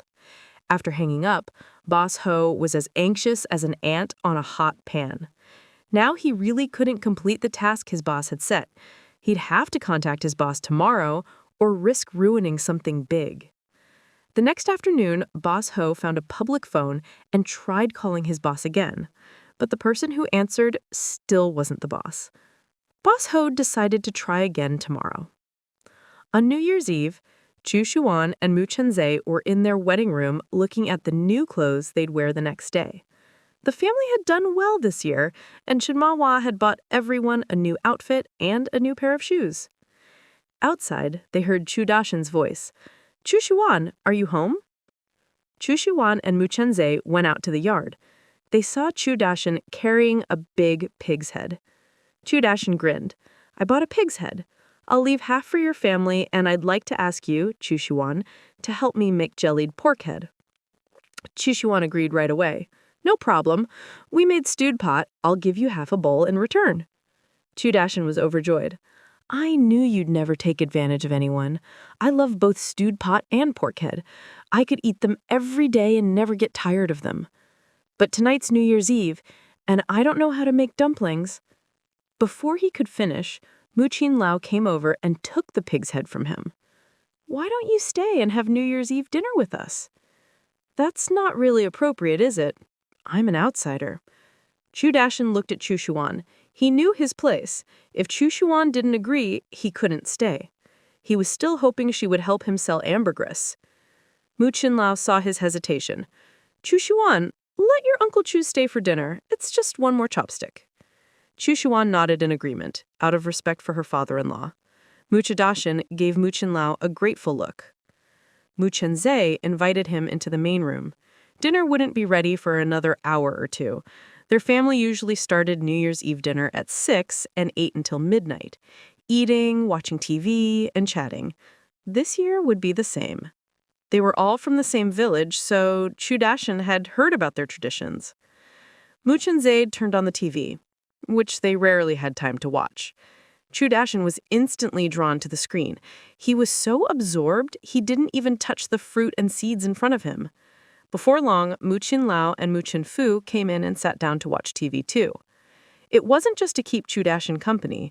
The housework was basically done, and now they had time to relax. As for the pig's head, Qin Mahua had already taken it, cleaned it, and put it in the pot to simmer on the coal stove. The stove would be used for stir-frying dishes later. Chu Shuan and Fu Qing went into the kitchen to help, but Qin Mahua stopped them. "You two go watch TV. Once the pot boils, I'll skim off the foam and join you. We'll stir-fry the dishes in an hour." The 5 cold dishes were already prepared, and the dumplings were wrapped. All that was left was to make 5 hot dishes and boil the dumplings. Chu Shuan and Fu Qing were about to head to the main room when the loudspeaker blared, "Qin Mahua, Chu Shuan, and Mu Chenzhe, please come to the village factory." Chu Shuan muttered, "Isn't the factory supposed to be on holiday this afternoon?" Mu Chenzhe came into the kitchen. "Shuan, could it be time to distribute the dividends?" Fu Qing was genuinely happy for the 3 of them. "Go on. I've got things covered here in the kitchen." She watched as the 3 of them rode off on their bikes. Qin Mahua rode her own bike, while Mu Chenzhe gave Chu Shuan a lift on his. Mu Chenzhe, with a fawning smile, said to Qin Mahua, "Mom, when we come back, I'll give you a ride and let Chu Shuan ride her own bike." He was worried his mom might get jealous. Qin Mahua laughed as she pedaled. "You just focus on giving Chu Shuan a ride. I like riding by myself." She knew her son well. He was definitely filial. She wouldn't fuss over such trivial things. Chu Shuan covered her mouth and giggled, knowing her mother-in-law was saying it on purpose. When they arrived at the village factory, the 3 of them were invited into the meeting room. Wang Depin and Accountant 1 were there as well. Wang Depin looked cheerful.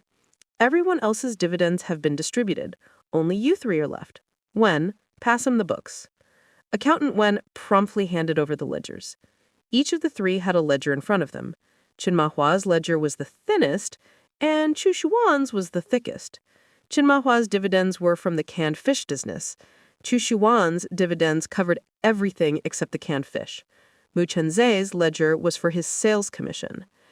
After about 10 minutes, they finished checking everything. Qin Mahua received 600 yuan in dividends, with some still to be paid after the new year since some payments were only deposits, not full payments. Mu Chenzhe got a 2,200 yuan commission.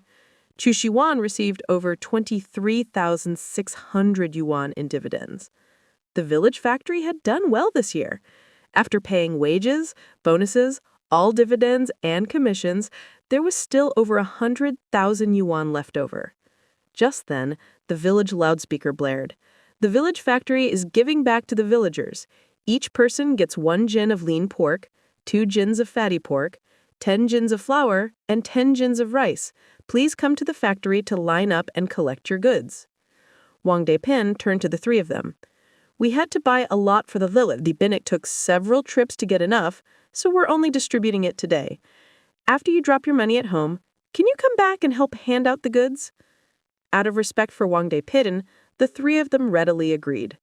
10 minutes later, they got home, hid their money, and headed out again. Chu Shuan also called Chu Dashin to help.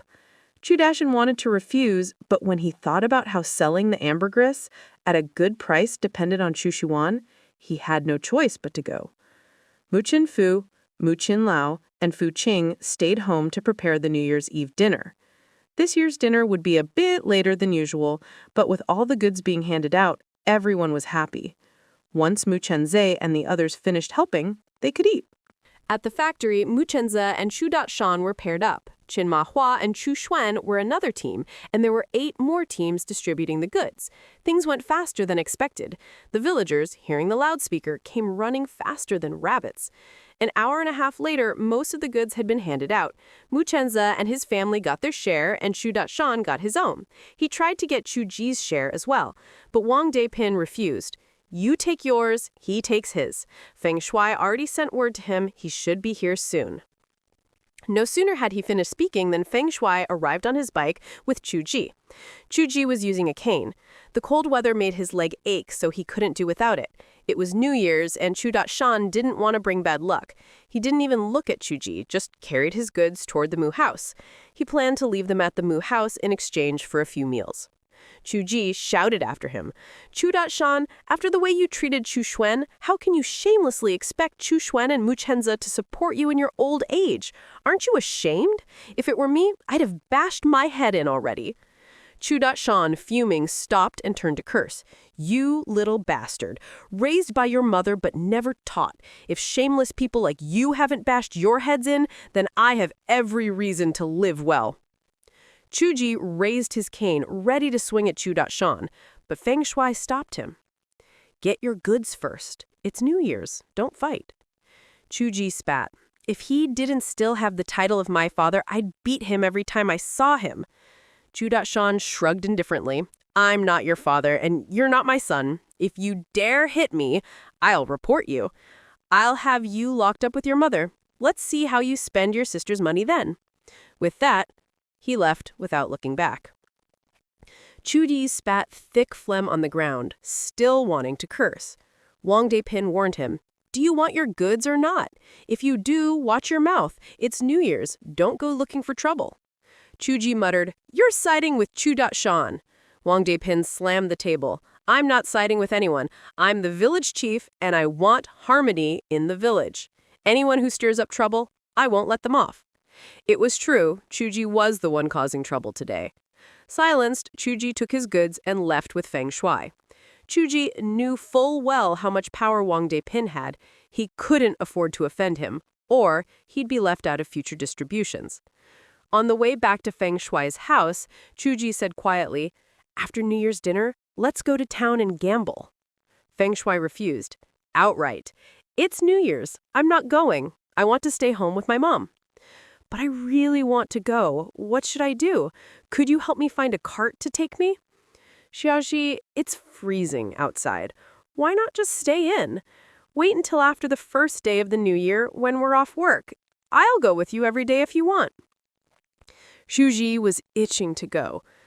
If I don't gamble today, I'll feel terrible. I won't enjoy the new year at all. I'm going no matter what. Once we get home and drop off the goods, if you won't help me find a cart, I'll find one myself. Why can't I talk you out of it? With your bad leg, I'll help you find a cart. You're the best. I just can't say no to you.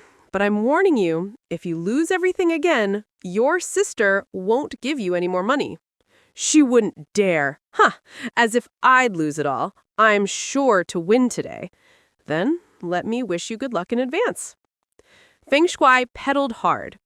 When they got home, Chuji wolfed down his New Year's dinner and hurried Feng Shui to find a cart. 10 minutes later, a horse cart pulled up outside Feng Shui's house. Feng Shui watched as Chuji left in the cart before returning to the main room. His mother looked calm. Is Chuji addicted now? Feng Shui shrugged. He's even more lacking in self-control than I thought. Let's just hope that when Feng Fanhua gets out, Chuji is still alive. Otherwise, all our careful planning will have been for nothing. Don't worry. I'll make sure he stays alive. Feng Fanhua has to see with her own eyes just how rotten and useless her son is.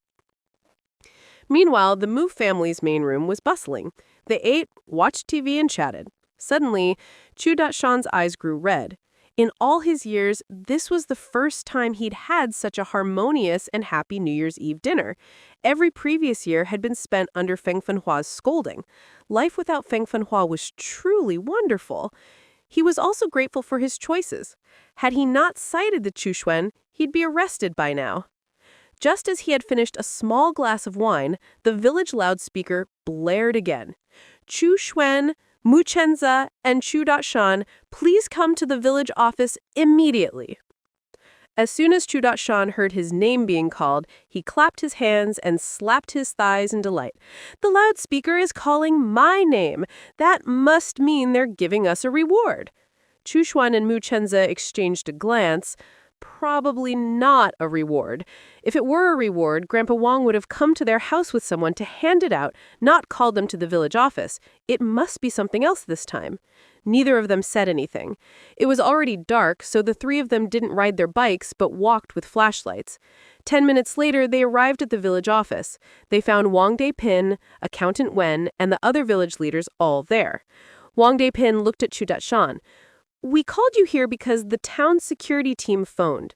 Chu Ji was caught gambling and needs a family member to bail him out. If you're willing to go, I'll send someone with the tractor to take you to pick him up. If not, I'll call Feng Hinpa's village and have Feng Shui go. Chu Dat-shan looked completely unconcerned. Chu Ji has nothing to do with me. Find someone else. I thought someone from above was coming to hand out rewards, so I rushed over and worked up a sweat. If I'd known it was about that no-good Chuji, I wouldn't have come. He turned and left. The Mu family's New Year's Eve dinner was so delicious, he hadn't had enough yet. Seeing Chu Dat-shan's attitude, Wang Depin didn't stop him. He told Accountant Wen to try contacting Feng Shui, then turned to Mu Chenza and his wife. The reason we called you two over so late is that I just got a call from Boss Gu.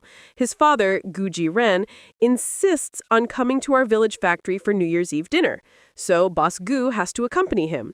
They're already in our county and should be here in about an hour.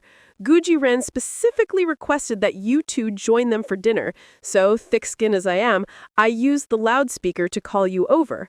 I promised to let you go home before 11:30 so you can spend the rest of the night with your families. Mu Chenza and Xu Xuan both looked helpless. The customer's king, especially a big client. What else could they do but join them for dinner? Big clients can be willful, and there's nothing they could do about it. Sales is never easy. Mu Chenza looked at Wang Depin. Grandpa Wang, I'll stay and join the dinner, but let my wife go home. It's all men here, so it's not really appropriate for her to stay. Wang Depin hurried to explain, Sorry, I didn't make it clear earlier. Gu Ji-ren also brought his goddaughter, so he specifically asked for Xiao Xuan to join. His goddaughter is in her 20s, so she and Xiao Xuan should have things in common. Hearing this, Mu Chenza finally nodded. Xiao Xuan asked softly, Is the food in the canteen ready? If not, I can bring a few dishes from home. The other leaders quickly said there was no need. Each of them had brought 2 dishes from home, enough to make up a table. The canteen chef had the day off, so tonight's cooking was handled by Gao Meizhuan and others. The group headed to the village factory. This time, there was no need to greet the guests at the village entrance.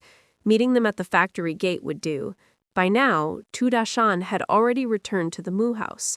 Before Mu Qinglao could ask, he volunteered the reason he'd been called to the village office. After he finished, Mu Qinglao asked why Chen Zhe and Xiao Huan had been called. Tu Dashan said he didn't know. Qin Mahua was worried and told Mu Chenfu to go check at the village office. 10 minutes later, Mu Chenfu arrived at the office, where only a night duty staff member was present.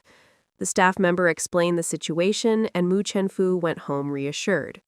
When Mu Chenye and the others finally met Gu Jiran and his group, they learned that Gu Jiran's god-granddaughter was named Qian Xiaolan. Gu Jiran whispered a few words to Mu Chenze. Mu Chenze found a chance to pass the message to Xiao Huan. It turned out that Qian Xiaolan's parents had been in an accident a few days ago, leaving her alone. Gu Jiran saw that she couldn't get over her grief, so he suggested spending the new year here. He mainly wanted to give Qian Xiaolan a change of environment. Chu Huan thought the name Qian Xiaolan sounded familiar. She seemed to remember seeing it in a newspaper in her previous life. After thinking for a moment, she recalled 3 years from now, Qian Xiaolan would start a company overseas, make a fortune, return to China to invest, and make the newspaper headlines. Chu Huan immediately realized that Qian Xiaolan was a potential big client. After they sat down in the canteen's banquet room, Qian Xiaolan nodded politely at Chu Huan in greeting. During the meal, Chu Huan had 2 glasses of red wine with her. After dinner, Qian Xiaolan suddenly suggested she wanted to take a trip out to sea. Wang Depin was about to politely refuse, but Chu Huan quickly shot him a look. Wang Depin immediately understood. No problem, my family's boat is right at the dock. No one would be renting boats until after the new year, so Wang Depin had full authority over it. Mu Chenze looked at Xiao Huan. If Qian Xiaolan was going on the fishing boat, Xiao Huan would definitely go with her. Chu Huan whispered to him, "We need to treat Qian Xiaolan well. When the wife speaks, it's as good as an imperial edict." Mu Chenze immediately echoed Wang Depin. "Grandpa Wang, Xiao Huan and I will go with them. Please check how many people are coming and prepare some late-night snacks." Wang Depin turned to Boss Gu with enthusiasm. "Boss Gu, why don't you, your father, and comrade Qian Xiaolan all come aboard? You can go sea fishing or visit the islands." That was exactly what Boss Gu wanted to hear. "Great! The 3 of us will go. Director Huang, just send 3 or 4 people with us. It's New Year's. No need to trouble everyone to come out and catch the sea breeze with us." Wang Depin quickly decided on a list. "I'll send 4 people. Too many would be noisy. Let's have Chen Zhe, Xiao Huan, Wang Chenyang, and Liu Dapeng go along." Before Bozgu could reply, Gu Jiran was already clapping in approval. He also insisted they bring abalone porridge on board, the same one he loved last time, so his goddaughter could try it. Drinking it on the boat was a whole different experience from drinking it in the canteen. He much preferred having it on the boat. Wang Depin naturally agreed to this wish. He also found an excuse to call Xu Huan aside and asked privately, "Xiao Huan, I was about to politely refuse, but you stopped me with a look. Is there something special about Qian Xiaolan?" Xu Huan didn't say much, but hinted, "She's a potential big client, one who'll be even bigger than Boss Gu in the future." Wang Depin didn't ask how she knew. He trusted her. "All right, we'll make sure to treat them well. I'll go get things ready." "Grandpa Wang, wait, has Uncle Chen Ming come home for the holidays?" Chen Ming was Wang Depin's 2nd son, currently in college. He couldn't make it. He's preparing for exams. The top 2 scorers after the new year get a chance to study abroad. He wants to give it a shot. He'll definitely succeed. Let's hope so. Wang Depin went off to arrange things for the boat trip. Mu Chenze and Wang Chenyang went to the fishing boat to get ready. Chu Huan went home to fetch warm clothes for 3 people, Chenze, herself, and Qian Xiaolan. As for windbreakers for Basgu and Gu Jiran, Grandpa Wang would have someone prepare those. When she got home, she told her parents about the boat trick. Qing Mahua couldn't help but mutter, "Who'd have thought there'd be someone even more willful than Boss Gao? Chenzhe and Xiao Huan have to go out and catch the sea breeze. Mu Qinglao consoled her. They're all big clients. The more money the kids make, the happier we are. Let Xiao Huan bring plenty of warm clothes. As soon as Qingmahua thought about Chenzhe's commission and Xiao Huan's bonus, she immediately agreed. Right, bring plenty of warm clothes. Suddenly, Chudashan chimed in. Xiao Huan, can you take me along? I want to go sea fishing, too. Chu Huan looked helplessly at Chudashan. What kind of scheme is this old man up to now? Uncle Chu, don't you dislike going out to sea? Why do you suddenly want to come along? Chudashan chuckled. I just got the urge to try my luck at sea fishing. Who knows? Maybe I'll strike it rich. Shu Huan looked at him suspiciously. Try your luck? Strike it rich? Chudashan, who's usually too lazy to move, is suddenly so eager during the new year. Chudashan kept grinning. That's right. When I was in the city, I met a fortune teller. He was really accurate. He said if I went out to sea on the first day of the new year, I'd definitely make a fortune. I told him he was talking nonsense. Who would be bored enough to go out to sea on New Year's Day? He didn't say anything. But now it turns out there really are people heading out to sea on New Year's Day, so I want to tag along. Shu Huan rubbed her forehead. That guy was definitely scamming you. Chudashan wouldn't give up. Better safe than sorry. Xiao Huan, I'm begging you, let me on the boat. I can steer the boat, and once we're out there, I can switch off with Chenzhe so he can get more rest. That finally convinced Chu Huan. It's not up to me whether you can come aboard, but I'll talk to Grandpa Huan. If he agrees, you can come. As long as you're okay with it, that's enough. You don't have to say anything. I'll go talk to him myself. Chudashan hurried off. He'd wanted Chu Huan's approval because he was counting on her to help sell ambergris. As for convincing Wang Depin, he was confident. Mu Qinglao and his wife both thought Chudashan was acting a little odd, but didn't say anything. Chu Huan packed enough warm clothes in a bundle and headed for the dock.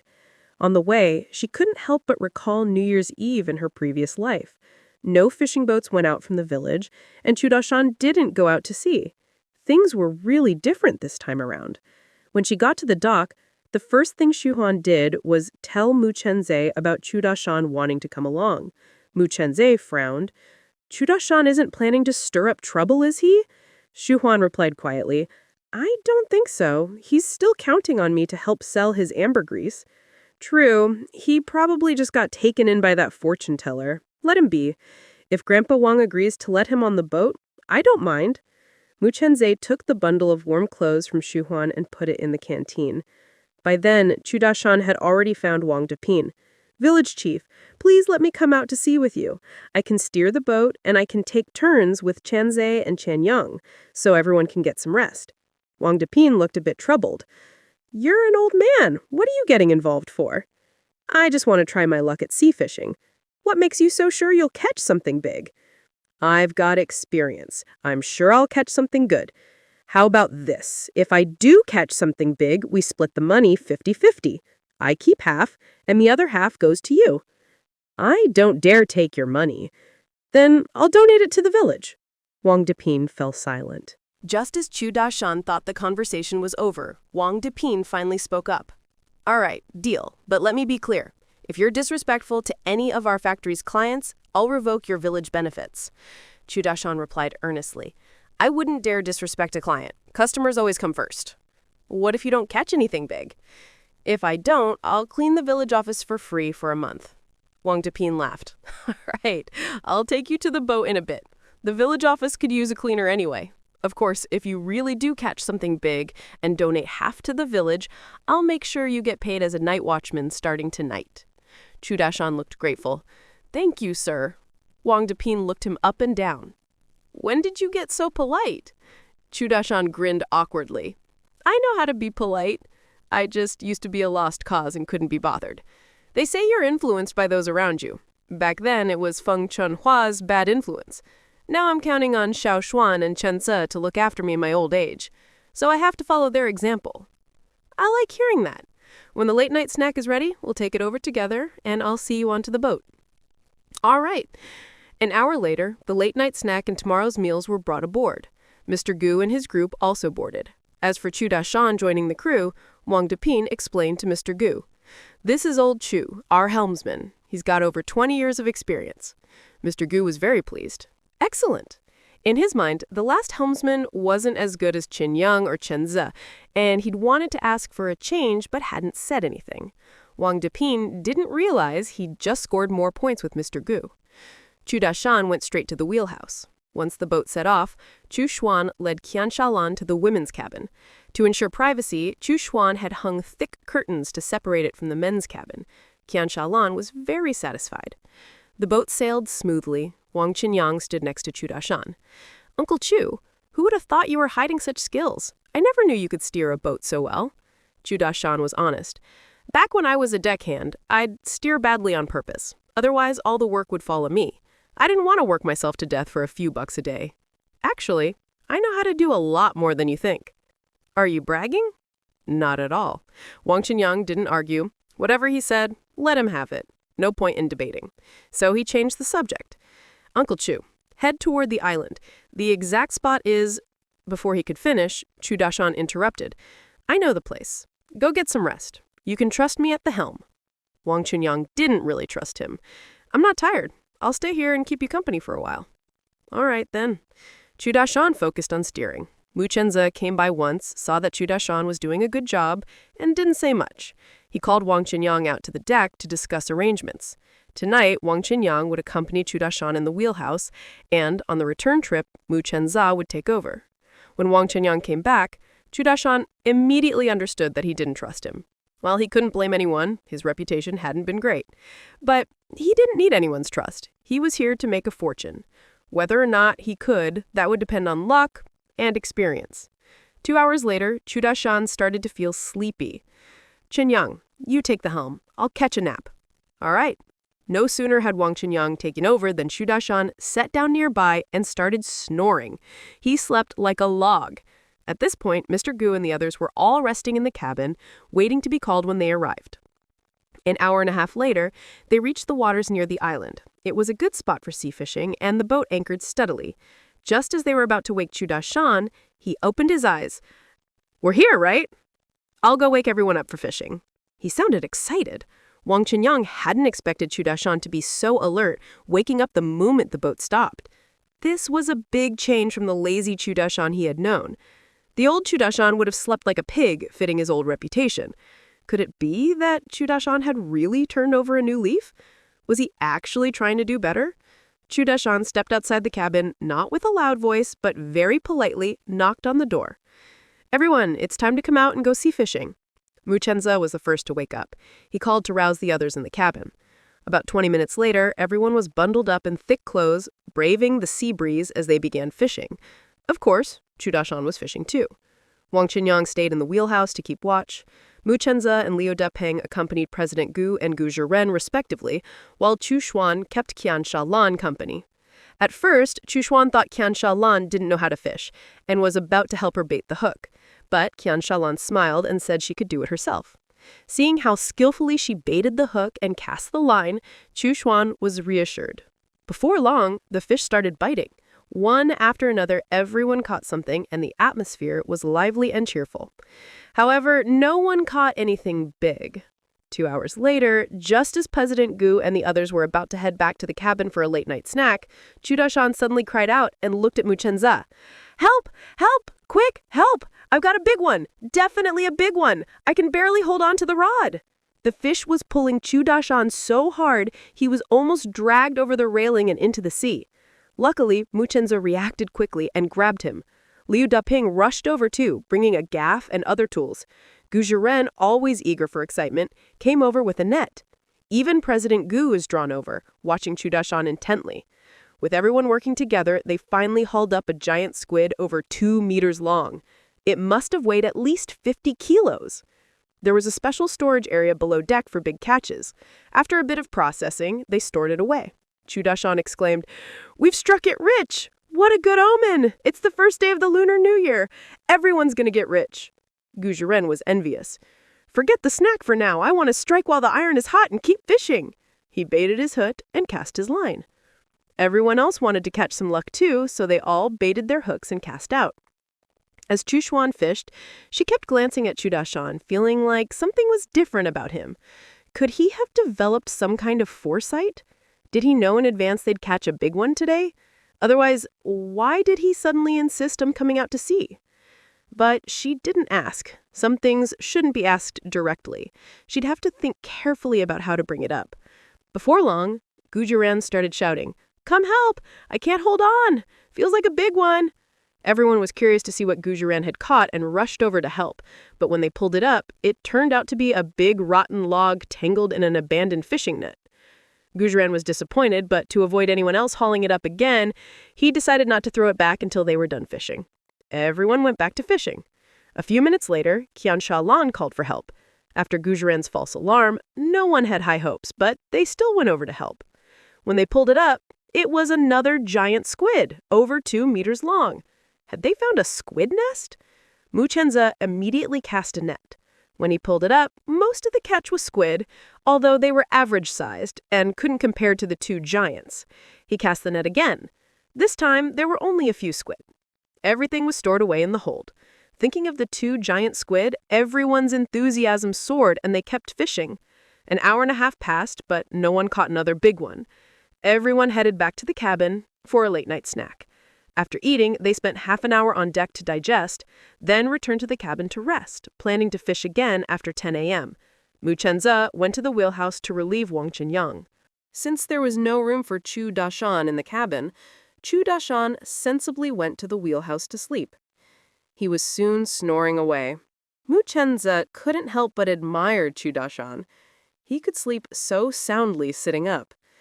He'd wanted to ask Chu Dashan some things, but swallowed his questions for now. He'd wait for a better time. At 9:30 a.m., Chu Dashan woke up. Mu Chenze gave him a thumbs up. "Uncle Chu, you sleep so well. You sat there all night and didn't move an inch." Chu Dashan smiled wryly. "That's thanks to Feng Chunhua's training. The first few years after we got married, she'd hit and scold me for moving in my sleep. Eventually, I got used to it and learned to sleep exactly how she wanted. Once I fall asleep, I don't move at all. Never turn over." Mu Chenza yawned. "It can't have been easy putting up with Feng Chunhua all these years." Chu Dashan replied bitterly. "At first, I put up with her for my parents' sake. Later, it was just to survive. If she hadn't been arrested, I'd never have dared take this step." Mu Chenza probed. "Is it just because she was arrested? Or do you know some of her secrets? Enough to keep her from daring to harm you?" Chu Dashan waved his hands. No, I'm no fortune teller. How could I know things even you all don't know?" Mu Chenza pointed to the fish hold on the boat. "You insisted on coming out to sea this time because you knew there would be a big catch, right?" "No, a fortune teller told me I'd catch a big one if I went to sea on the first day of the new year. I just thought I'd give it a try, and it really happened. When I get a chance, I'll have to go to the city and ask that fortune teller about my luck." Chu Dashan's face showed no sign of panic. Mu Chenza smiled. "I'll go with you when the time comes." "All right." Chu Dashan changed the subject. "Where's the food? I'll heat it up. After we eat, let's go fishing again." Just then, Wang Shanyang walked into the wheelhouse. "The food's already heated up. You two go eat in the cabin. I've already eaten. I'll keep watch here."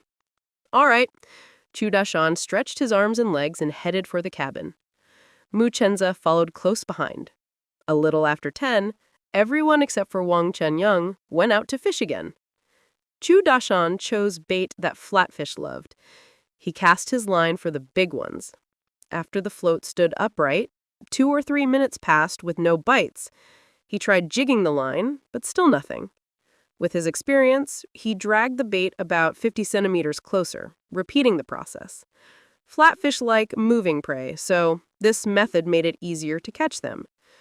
Mu Chenza also chose bait favored by flatfish and used the same technique as Chu Dashan. Almost at the same time, both of them felt a bite. As Chu Dashan reeled in, he said, "Chenza, guess whose fish is heavier?" The fish Mu Chenza hooked was struggling hard, trying to escape. He gripped the rod, tightened the line, and began playing the fish. I don't know whose is heavier, but I can tell this one's not small. Chu Dashan was also playing his fish. Mine's not small either. Hearing their conversation, the others stopped fishing and watched their lines intently. About 10 minutes later, Chu Dashan landed a giant flatfish about 3 meters long, and Mu Chenze landed a giant flatfish about 2 meters long. Seeing this, everyone quickly changed their bait to what flatfish like best. This was the best time to catch flatfish. Half an hour later, Gu Jirin, President Gu, and Qian Shaolan each caught a giant flatfish. 10 minutes after that, Liu Dapeng also caught a giant flatfish. Meanwhile, Chu Xuan caught 7 regular flatfish in a row. Mu Chenze could tell his wife wanted to catch a giant flatfish too. He needed to find a way to help her fulfill her wish. Taking advantage of a moment when no one was paying attention, Mu Chenze slipped back into the cabin, changed his clothes, and quietly made his way to the other side of the deck. He planned to jump into the sea to check where the giant halibut was. Just as he was about to jump, he was stopped by Chu Xuan. "Zhe, are you planning on winter swimming or something?" Mu Chenze hadn't expected his wife to show up. His gaze darted away. Yeah, I want to swim in the winter. It's good for your health." "You're not allowed. If you want to swim, do it near the beach. We don't know what's going on here. Just stay put on the boat, okay?" "It's really fine. I've swum around here plenty of times before." "That was before, when it was warmer. Now it's freezing cold. I said no. Don't think I can't guess. You want to go in the water to help me find that giant halibut, don't you?" "No, that's not it. Don't try to deny it. You've done things like this before just so I could get a bigger catch." Mu Chenze didn't want to admit it. "Wife, what have I ever done?" Chu Xuan gently pinched his palm. "Before we were together, whenever I went to the shore, I'd find all kinds of ribbon fish and big prawns. That was your doing, wasn't it?" Mu Chenze just smiled and said nothing. Chu Xuan took his hand and led him back into the cabin. "Hurry up and put on your thick clothes again, or you'll catch a cold." Mu Chenze could only agree.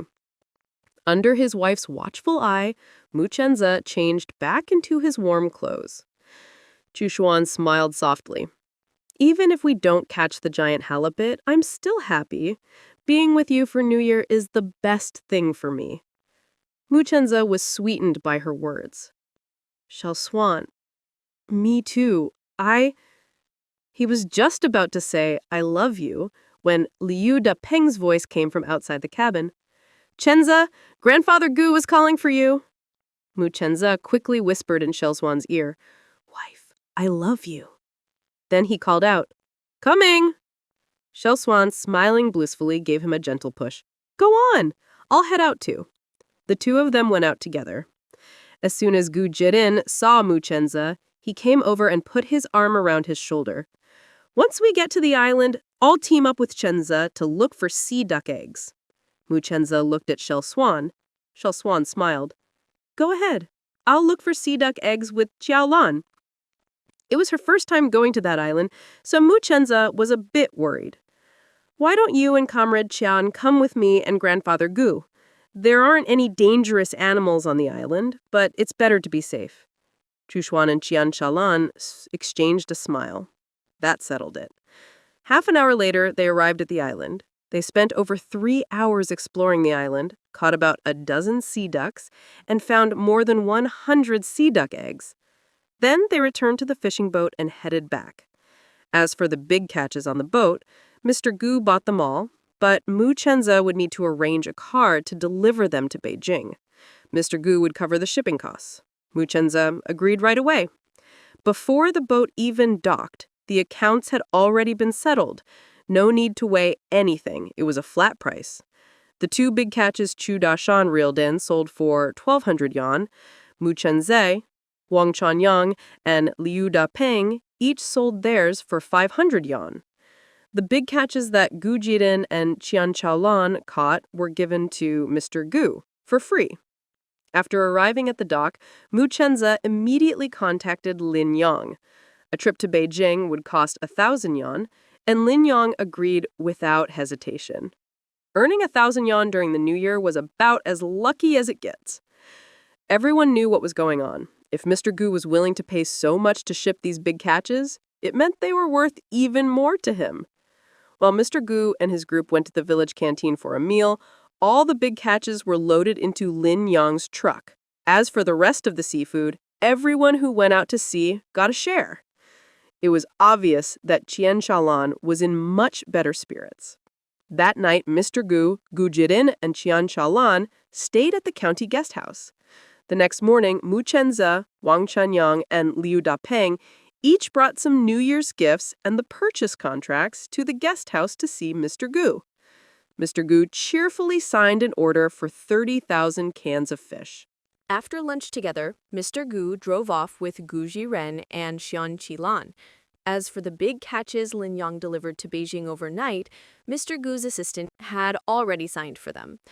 Around 3 p.m., Mu Chenze returned home and happily told his wife and parents that today's commission would be split between him, Wang Shenyang, and Liao Daopeng. Chu Xuan and the others were all happy for him. Meanwhile, Mu Chenfu and his wife still hadn't returned from the Fu family.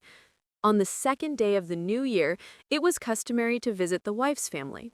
Chu Xuan's family wasn't local, so she'd planned to bring gifts at noon to visit Wang Depin and his wife. But since Mu Chenze and the others had to go to the county to see Mr. Gu, they postponed it to the next day. While the Mu family was sitting in the main room watching TV, a knock at the door was followed by Chu Dashan's voice. "Qin Lao, Ma Hua, I'm here to mooch a meal again." Chu Xuan and Mu Chenze both looked confused. Their parents weren't that close to Chu Dashan, were they? But Chu Dashan called their names so warmly. Mu Qin Lao and Qin Ma Hua were both kind people. As long as Chu Dashan was sincere about changing his ways, they didn't mind his friendliness. Besides, Chu Dashan hadn't come empty-handed. He brought a basket of fried squid rings. They smelled delicious. Chu Dashan handed over the basket. "Try these fried squid rings. They're really good." Mu Qing Lao took one and tried it. "They really are tasty." Qin Ma Hua tried one too. "They're great. Xiao Xuan, Xiao Zhe, you two try some." Chu Xuan picked one up and took a bite. The outside was crispy, the inside tender and flavorful. Mu Chenze didn't rush to eat. Instead, he smiled and asked, "Uncle Chu, who did you get to fry these for you?" Chu Dashan chuckled. "I traded with Liu Zhaodi. I swapped the 30 or 40 pounds of squid I got for 2 baskets of fried squid rings. I kept one at home and brought one for you. When you're done, just return the basket to Liu Zhaodi." "No problem," Mu Chenze said, finally picking up a squid ring to eat. Liu Zhaodi's fried squid rings really were something special. Seeing everyone happily accept the squid rings, Chu Dashan knew he'd secured his spot at the dinner table. He walked into the main room and sat down to watch TV. Mu Qing now handed him some sunflower seeds and peanuts, and the two of them snacked as they watched TV. The Mu family also had plenty of squid. Qin Ma Hua had already cleaned and frozen it. They could fry it, stir-fry it, or make soup with it later. After a while, Chu Xuan and Mu Chenze also came in to watch TV. Chu Dashan turned to Chu Xuan. "Oh, I forgot to tell you, I donated 600 yuan to the village today." He sounded quite proud. Everyone was shocked. Someone as money-loving as Chu Dashan actually donated money to the village? Chu Xuan blurted out, "Uncle Chu, are you still yourself?" Chu Dashan had been acting really strange lately. First, he insisted on going out to sea, then he actually caught a big fish, and after selling it, donated money? Was the sun rising in the west now? Chu Dashan was getting harder and harder to figure out. Chu Dashan responded boisterously, "Of course I'm not the same as before. People change. You become who you spend time with. Lately, hanging around you guys has made me a lot more virtuous. Oh, and tonight I'm on duty at the village factory. Director Wang said that on New Year's Eve, I'll be officially on staff." Chu Xuan stared into Chu Dashan's eyes. "Did something happen when you went to the city before the New Year?" Chu Dashan felt uneasy under Chu Xuan's gaze and stammered, "Messing happened." Seeing that he refused to tell the truth, Chu Xuan didn't press further. "Let's watch TV." "All right." Chu Dashan secretly breathed a sigh of relief. An hour later, Chu Xuan and Mu Chenze walked into the main room. Chu Xuan whispered something to Mu Chenze. Mu Chenze nodded. Then he rode his bicycle away. He headed toward the village office. When he arrived, only Accountant Wen was there. Mu Chenze greeted Accountant Wen. "You're on duty today." Accountant Wen replied a bit shyly, "Yes." Mu Chenze felt that something was off about Accountant Wen today. He seemed even more shy than usual, and his face was a little red. He was just about to ask if he could use the phone when Sheng Damei's voice came from outside. "Brother Wen, how come the village office's outhouse is even cleaner than our factories? Who cleaned it?" Then Mu Chenze realized why Accountant Wen was acting strangely. He was embarrassed. Looks like Sheng Damei had already won him over. Accountant Wen gave him an awkward smile. "You want to use the phone, right? Go ahead. Damei and I will go to the next office." Without waiting for Mu Chenze to reply, he quickly went out, gently tugging on Sheng Damei's sleeve as they walked into the office next door. Through the window, Sheng Damei glanced at Mu Chenze, then turned to Accountant Wen. "Brother Wen, are you embarrassed?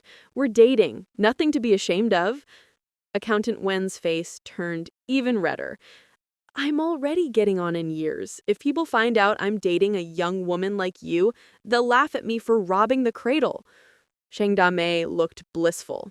"You're not old at all, just 5 years older than me." Seeing that Accountant Wen was still a bit shy, Sheng Damei changed the subject. "You still haven't told me who cleaned the village office's outhouse. It's spotless." It was Widow Nu. The factory's on holiday these days, so she's been bored at home and took on the job of cleaning the village.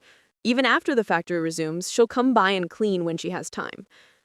"Didn't outsiders used to come clean it before? I heard there was an incident. They can't do it anymore." "What happened?" "They got into a fight with Chu Ji. Both ended up in the hospital." "When did that happen?" "New Year's Eve. Chu Ji went to town to gamble, and the two of them got into an argument at the table and started fighting. The security team was called, and in the end, it was Feng Shui who went to handle it and took the both to the hospital." Sheng Damei sighed in amazement. At that moment, Mu Chenze was making a call to Min Yi. "Brother, Happy New Year." Min Yi's laughter came through the receiver. "Happy New Year. Why are you calling me on the second day of the New Year? Don't we usually meet on the 6th? Is something up?" "I'd like to ask you to check what happened during the days Chu Dashan was in the city." Min Yi readily agreed. "No problem. By the way, you and your wife's reward hasn't come down yet. As soon as it does, I'll let you know right away." "Thanks, brother." "No need to thank me. Last year, you and your wife helped me a lot. Oh, I forgot to tell you. Because of my excellent work, I got promoted a level. My monthly salary went up by more than 10 yuan. Congratulations! Congratulations!" They chatted a bit more before hanging up. Mu Chenze took a yuan from his pocket and placed it under the phone. He walked to the next office door. "Accountant Wen, I left the phone fee under the phone. Damei, when you go home, tell your brother that we should all get together on the 4th. Accountant Wen and Sheng Damei almost said in unison, "All right." Mu Chenze rode off on his bicycle. Accountant Wen's face grew even redder because Sheng Damei was holding his hand. "Damei, let go of me for now. This is a workplace. What if someone sees?" Sheng Damei smiled. "It's just the two of us here. No one will see." "Damei, be good." "Okay, I'll listen." Sheng Damei let go, but her eyes never left his face. Accountant Wen said softly, "When we get home, you can hold my hand as long as you want." Sheng Damei was overjoyed. "You said it! I'm staying at your place tonight." "That won't do. Wait until we're engaged. I'm a man. I don't care about my reputation, but you're different. Now that you're an official employee at the food factory, you have to cherish your reputation." If you hadn't spoken up for me back then, I wouldn't be where I am now. Anyway, you're the only one I care about. I don't mind these things, but I care what people say about you. How about this? Tomorrow, I'll go to your brother's house to discuss it. Let's try to get engaged on the 8th and married on the 15th. Shang Dame's eyes widened in shock. That's so fast. Accountant Wen looked serious. I want to marry you as soon as possible. Shang Dame stared into his eyes. Don't forget, I was the one who chased you. You only agreed to date me a few days ago, and now you want to get married? Aren't you afraid I'm not what you expect? If you regret it, I won't agree to a divorce. Marriage is for life. I'll never divorce you.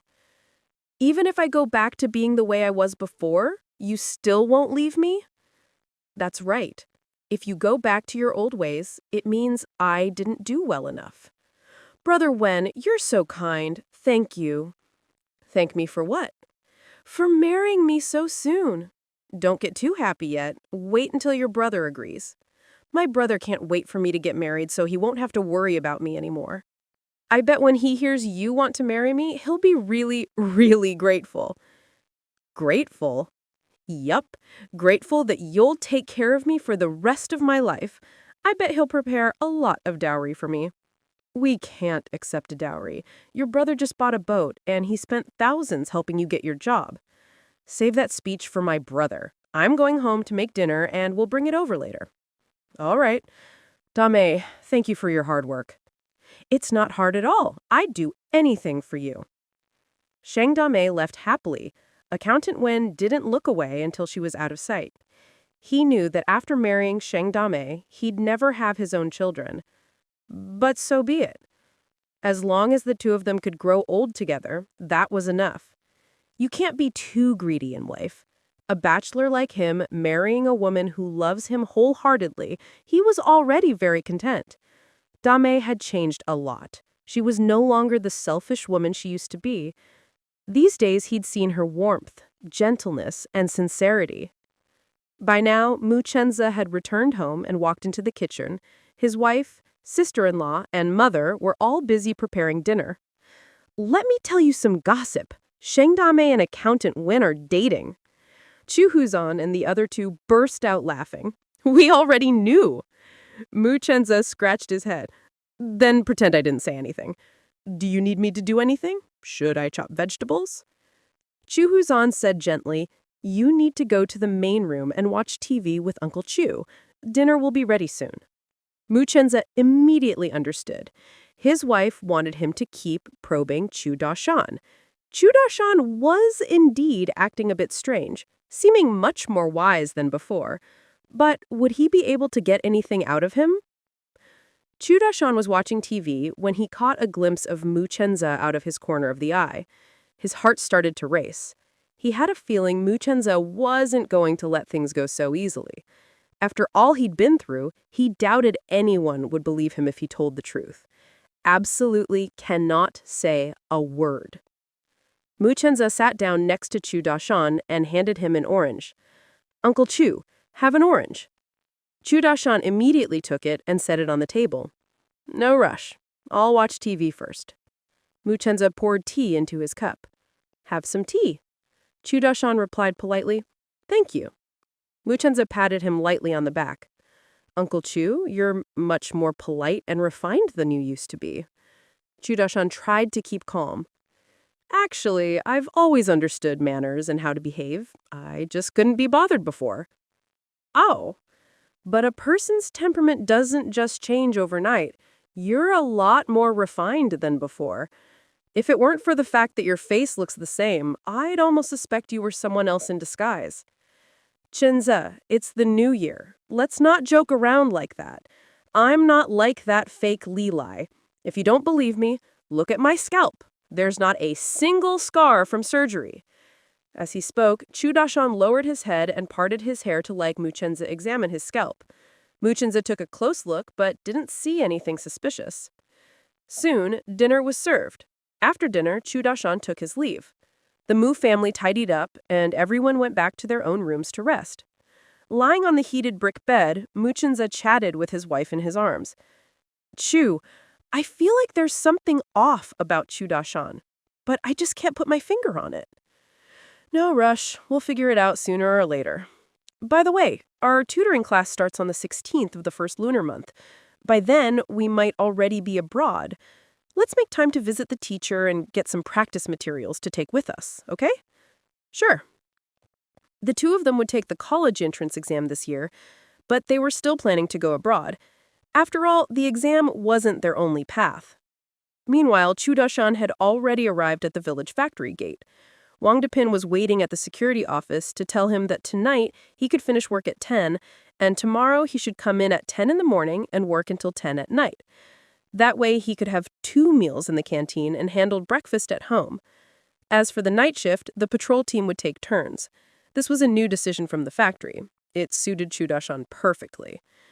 Around 10:30 p.m., Chu Dashan returned to his quarters. The heated brick bed was cold, so we fired it up again. He didn't mind using firewood. He wasn't about to let himself suffer. Soon, the fire was going, and he added 5 or 6 ladles of water to the stove to heat up for washing and soaking his feet. Before going to bed, he didn't let the fire go out. There was a little mechanism at the stove mouth. Close it, and the fire would burn slower, keeping the bed warm all night. Lying on the bed, he started thinking. The bed would stay warm all night, but now that no one was getting up early to make him breakfast, it would be cold in the morning. Suddenly, Chu Dashan thought about hiring someone to make breakfast for him. That way he wouldn't have to get up early, and the bed would stay warm in the morning. If he hired someone, he could lock the door from the inside with a chain every night. In the morning, the hired help could use a key and reach in through the crack to unlock it. But who to hire? With his reputation, only single women desperate for money would dare come. Who else would risk it? Unless he hired a man. As long as he didn't have to get up early, hiring a man would do. Tomorrow he'd ask Wang Depin to help find someone willing. 50 cents a day for breakfast for 3 months. He wasn't worried about firewood. Widow Q bought enough for the winter. When it got warmer, he could make breakfast himself. As for money, he had no worries. He had 20,000 yuan on hand. The dragon's blood incense could fetch over 100,000, and even the 60,000 yuan temporarily held by Chu Huzan was still his. More than enough for his needs. Besides, his security job brought in dozens of yuan a month. At his age, he deserved to enjoy life. No need to make himself suffer. The next morning at 9, the village loudspeaker blared, "Mu Chenze, come to the office to take a call." Qin Mahua looked at Mu Chenze. "Shou Yet, come back quickly after your call. We're all going to your uncle's today. The earlier we go, the more time we'll have to chat." Okay. Mu Chenze rode his bike to the village office. When he arrived, only Wang Depin was there. Wang Depin smiled. "It's Minya calling. Probably not about the award." Mu Chenze chuckled. "No rush on the award. I asked Minya a favor yesterday. Maybe there's news." Just then, the phone rang. Wang Depin headed out, saying, "You take the call. I'm going to the restroom." Mu Chenze knew he was deliberately giving him privacy. He picked up. Minya's voice came through. "Hello? Hey, it's me." "Minya, you got here fast." "Is there news about what I asked you yesterday?" "Yup." When Chu Dashan was staying in the city, he sold a lot of valuable things. But he almost got his money stolen by a pickpocket. Luckily, a colleague of mine saw it and helped him get it back. Oh, and he was pushed down by the thief, hit the back of his head and passed out. He woke up on his own later and said he was fine, so my colleague didn't take him to the hospital. Because of this, he even had someone write a thank you letter to my office. Otherwise, I couldn't have found out so quickly. When he was in the city, did he visit a fortune teller? I haven't found out about that yet. 10 minutes later, Mu Chenze returned home. He rode with his wife, gifts hanging from the handlebars, and went with his parents, brother, and sister-in-law to visit his uncle. Mu Chenfu and Fu Qing rode their bikes, also with gifts on the handlebars. Mu Chenlao and Qin Mahua rode a tricycle, gifts in the back. There were 6 kinds of gifts, all good stuff. Last year had been good for their family, so bringing nice gifts to the Qin family was no problem. On the way, Mu Chenzhe quietly told his wife what Ming Yi had found. When Chu Xuan heard about Chu Dashan hitting the back of his head and waking up later, she finally realized what was wrong. Either Chu Dashan had swapped souls or he'd been reborn. Chu Dashan insisted on going out to sea because he knew there was a big hall in that area.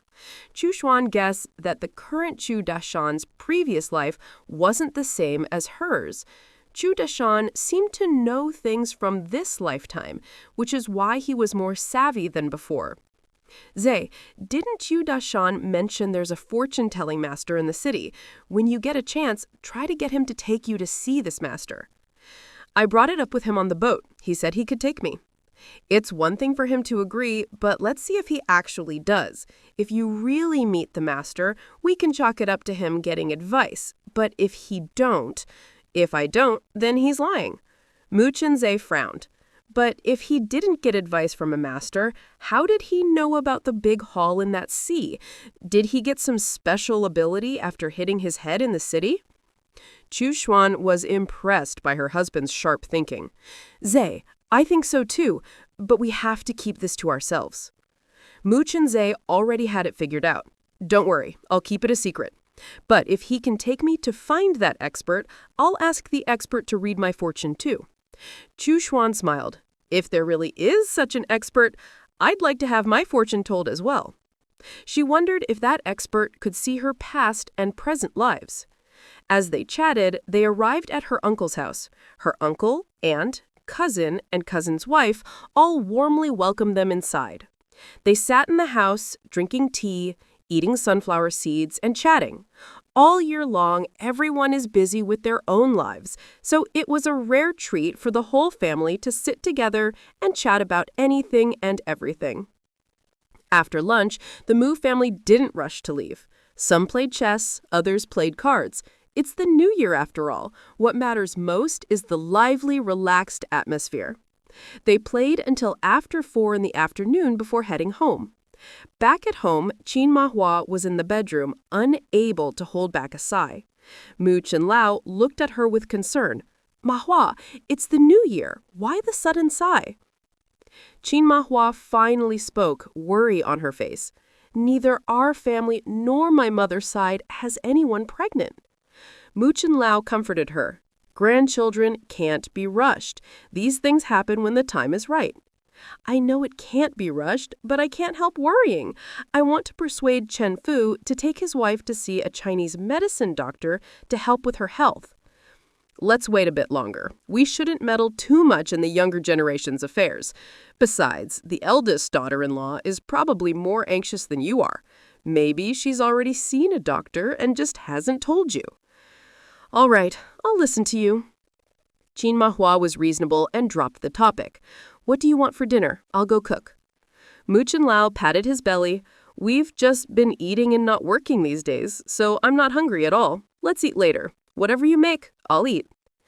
At that moment, Mu Chenfu and Fu Qing had also gone into their bedroom. Almost at the same time, they kicked off their shoes and half lay on the quilt on the Kong. Chenfu, I heard Chenzhe made a lot in commissions. Do you want to try sales too? Mu Chenfu quickly waved his hand. With my personality, I'm fine with making deliveries, but I just can't do sales. It's not for me. Fu Qing knew her husband well. She wasn't really suggesting he go into sales. She wanted to do it herself. Chenfu, what do you think about me doing sales? You're outgoing and a good talker, much better suited for sales than me. Then, could you talk to Chenzhe and ask him to show me the ropes? I want to try part-time sales at the village factory.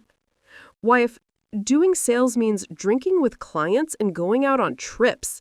The thought of his wife possibly drinking or going out with some boss made Mu Chenfu uncomfortable. He stopped talking. Fu Qing noticed her husband's reluctance. Chenfu, if you don't want me to do sales, I won't. Nothing is more important than family harmony. Mu Chenfu couldn't get past his feelings. Wife, I admit I'm being selfish. I just don't want you drinking with other men. Fu Qing, not all sales jobs require entertaining clients. Look at Miao Daiqi. She sells grilled fish snacks in the county, but she never has to do that. That's because she has Wang Qianyang as her backup. If you want to open a shop, I can talk to Mom and see if the family can buy us a stuffed front. Fuqing hadn't expected this. She'd been thinking about sales, but now there was an unexpected opportunity. I would like to try opening a shop. Talk to Mom when you get a chance. No need to wait. I'll go talk to her now. After all, since he'd just vetoed his wife's sales idea, he felt he owed it to her to help get a shop as compensation. He'd already decided. If his parents didn't agree to use family money, he'd pool money with his wife to buy a shop. Just as Mu Chenfu was about to leave, Fuqing stopped him. I suggest you talk to Chenzhe first. Maybe he wants to buy a shop too, and you can both talk to Mom and Dad together. Good idea. Mu Chenfu left and knocked on Mu Chenzhe's bedroom door. At that moment, Mu Chenzhe was massaging his wife's back and shoulders. Hearing the knock, he whispered to his wife, "Give me a minute." Then he went to open the door. Seeing his older brother, he asked, "Big brother, what's up?"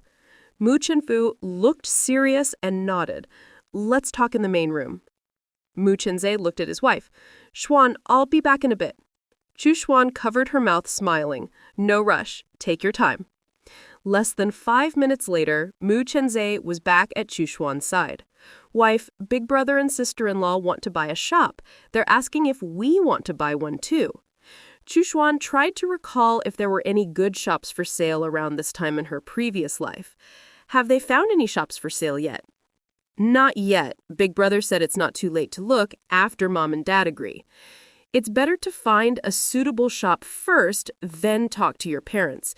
When do you usually visit Brother Min's house during the New Year?" "The 6th day. Then wait until we go to the city on the 6th, ask around, then talk to your parents."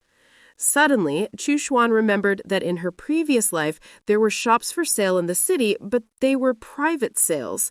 After the Mu family bought one, they found out the original owner was in legal trouble, and the shop had already been used to pay off debts. It took them 2 years to get their money back. She added, "Remember your brother not to buy from private sellers, only buy from official sources." Got it. Mu Chenzhe turned and went out. He called his brother to the main room, and they talked some more. In the end, the two brothers agreed to look for a suitable shop first, then talk to their parents. If their parents didn't agree, they'd pool their money and buy it themselves.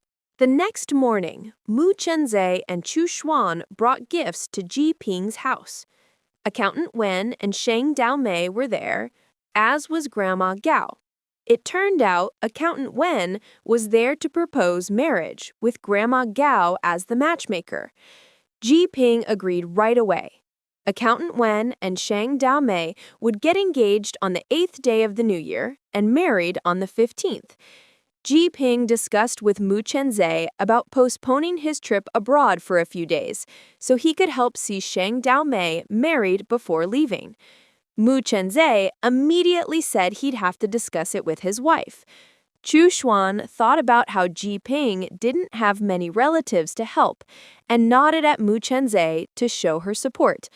Only then did Mu Chenzhe agree. Ji Ping gave the couple a grateful look.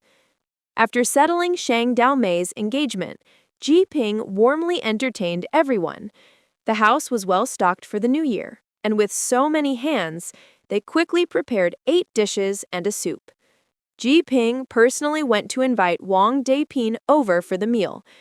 As the matchmaker, Gao Meizhuan naturally stayed for dinner. During the meal, everyone discussed who to invite for the engagement on the 8th day. Accountant Wen and Sheng Daomei didn't have any relatives, just a few close friends. So, colleagues from the village factory, the Mu family, Wang Deipin's family, and Ji Ping would all attend. They decided to set up 2 tables at Accountant Wen's house for the engagement.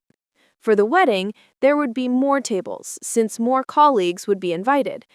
Everything went smoothly. After the meal, Mu Chenzhe and the others said their goodbyes and left. But less than 2 hours after they got home, Ji Ping rushed over to the Mu house. "Chenzhe, Accountant Wen was beaten up. His head is bleeding badly. The village doctor stopped the bleeding, but he's still dizzy. Could you drive him to the county hospital to get his head checked?" Mu Chenzhe didn't have time to ask more questions. I'll go to the village office right away to borrow the tractor. Ji Ping looked anxious. I've already borrowed the tractor. We're just waiting for you to go to the office and start it. If he knew how to drive a tractor, he wouldn't have had to trouble Chen Zhe with this. Causing trouble for Chen Zhe during the new year, Ji Ping felt genuinely guilty. He planned to properly thank him once this was all over.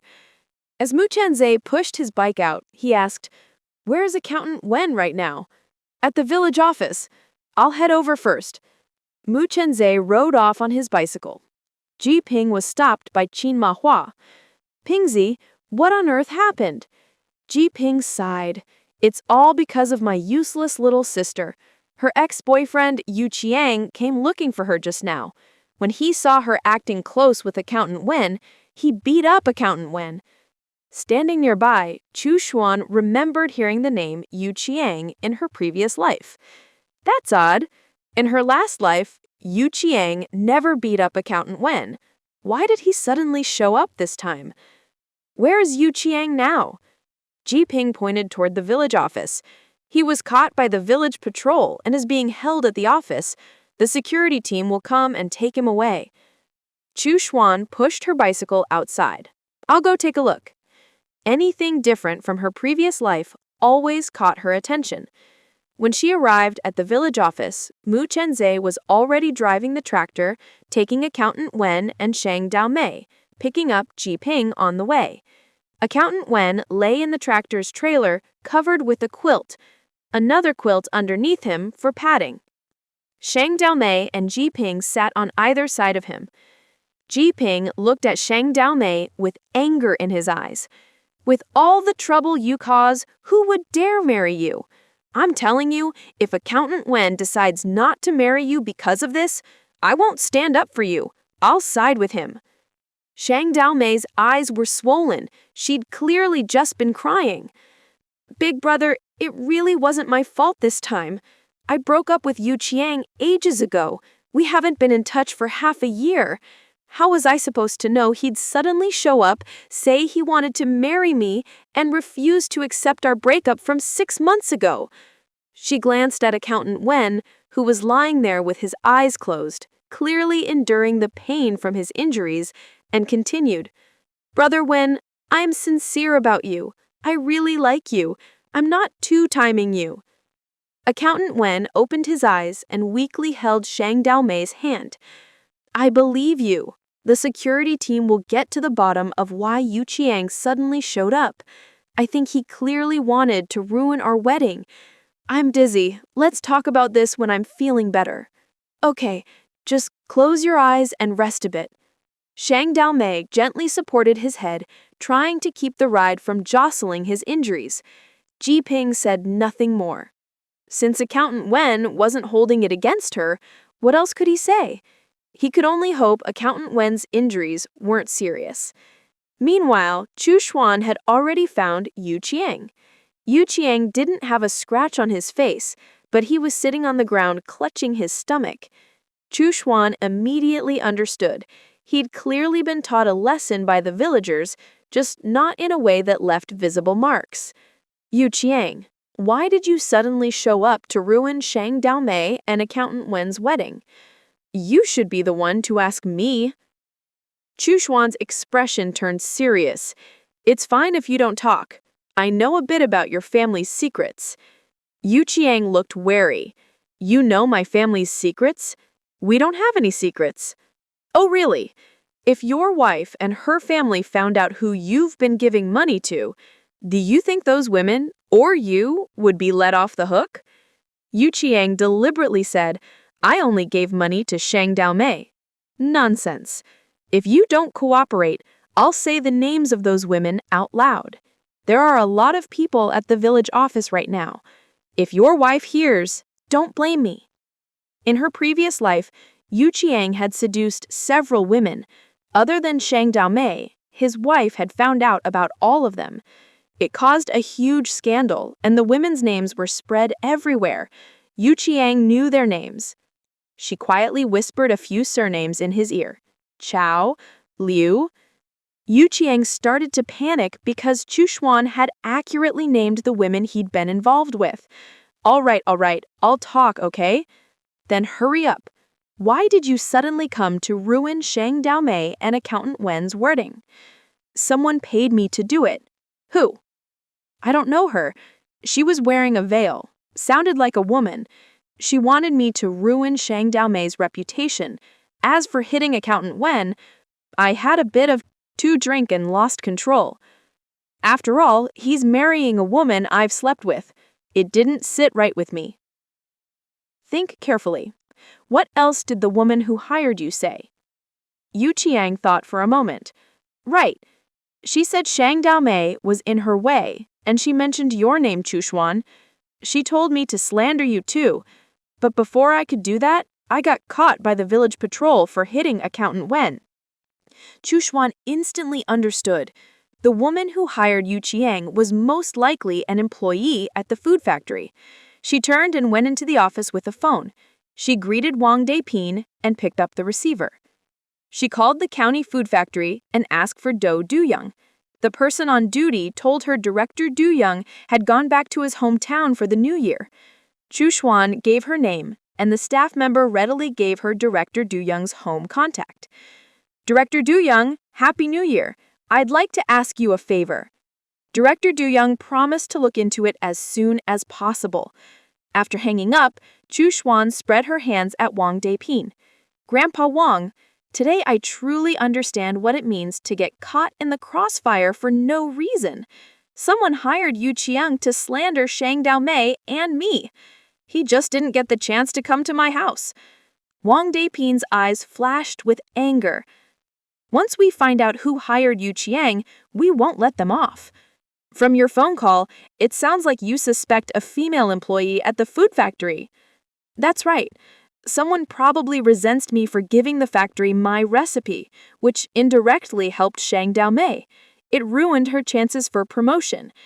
Back when Shang Daomei successfully invited Chu Xuan to the factory to discuss a bread recipe, Director Duyang immediately promoted and gave her a raise. Later, Shang Daomei did well and got another promotion and another raise. Apparently, this made someone jealous. Chu Xuan couldn't help but sigh. Some people are so petty, you never know when you'll offend them. Half an hour later, Do Dayong called back and gave Chu Xuan the names of 2 female employees. One was Sheng Ping, the other Lu Qing. The security team could focus their investigation on them. Sheng Ping's name caught Chu Xuan's attention. In her previous life, this woman became the factory director a few years later. In this life, who knew what would happen? Just after she finished the call, the town security team arrived to take Yu Chong away. Chu Xuan didn't hesitate to give them Sheng Ping and Lu Qing's names, hoping they'd investigate thoroughly. Wang Depin, who was well acquainted with the security team, specifically asked them to take the matter seriously. They readily agreed. After watching them take Yu Chong away, the crowd dispersed. Chu Xuan was about to leave when Wang Depin stopped her for a private talk. Xiao Xuan, I've heard of Sheng Ping. If it really was her this time, you'd better be careful from now on. Why? Wang Depin deliberately lowered his voice. Her family is very well connected. If she really hired Yu Chong, there's a good chance this whole thing will just get swept under the rug. There are some people and some things I just can't do anything about. But you could try asking the Wu family for help. Grandpa Wang, thank you for the warning. With this, Chu Xuan had a clear idea of what to do. A little after 8 p.m., Mu Chenza came home. His family immediately asked about Accountant Wen's condition. It was a mild concussion. He'd need to stay in the hospital for a couple of days for observation. Jiping and Sheng Daomei were at the hospital taking care of him. The engagement date would have to be postponed, but they'd decide on a new date once Accountant Wen recovered. Before coming home, Mu Chenza had stopped by the security team to ask about the investigation. The facts were already clear. Yu Chang had identified his employer as Sheng Ping by her voice. Sheng Ping, however, flatly refused to admit it, and with others speaking up on her behalf, she was able to return home without consequence. Still, Mu Chenze and the others were convinced in their hearts that she was the one behind it. Meanwhile, in the security booth at the village-run factory, Chu Dashan was chatting with Lu Depeng. "Depeng, what brings you to the factory so late?" Lu Depeng smiled.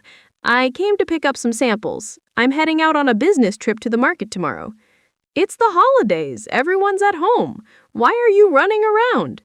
"I want to make the most of my youth and earn a bit more money. When others are resting, I need to work even harder." "Ambitious. How's your mother's health these days?" Lu Depeng's face turned wary. "Why are you suddenly asking about my mom?"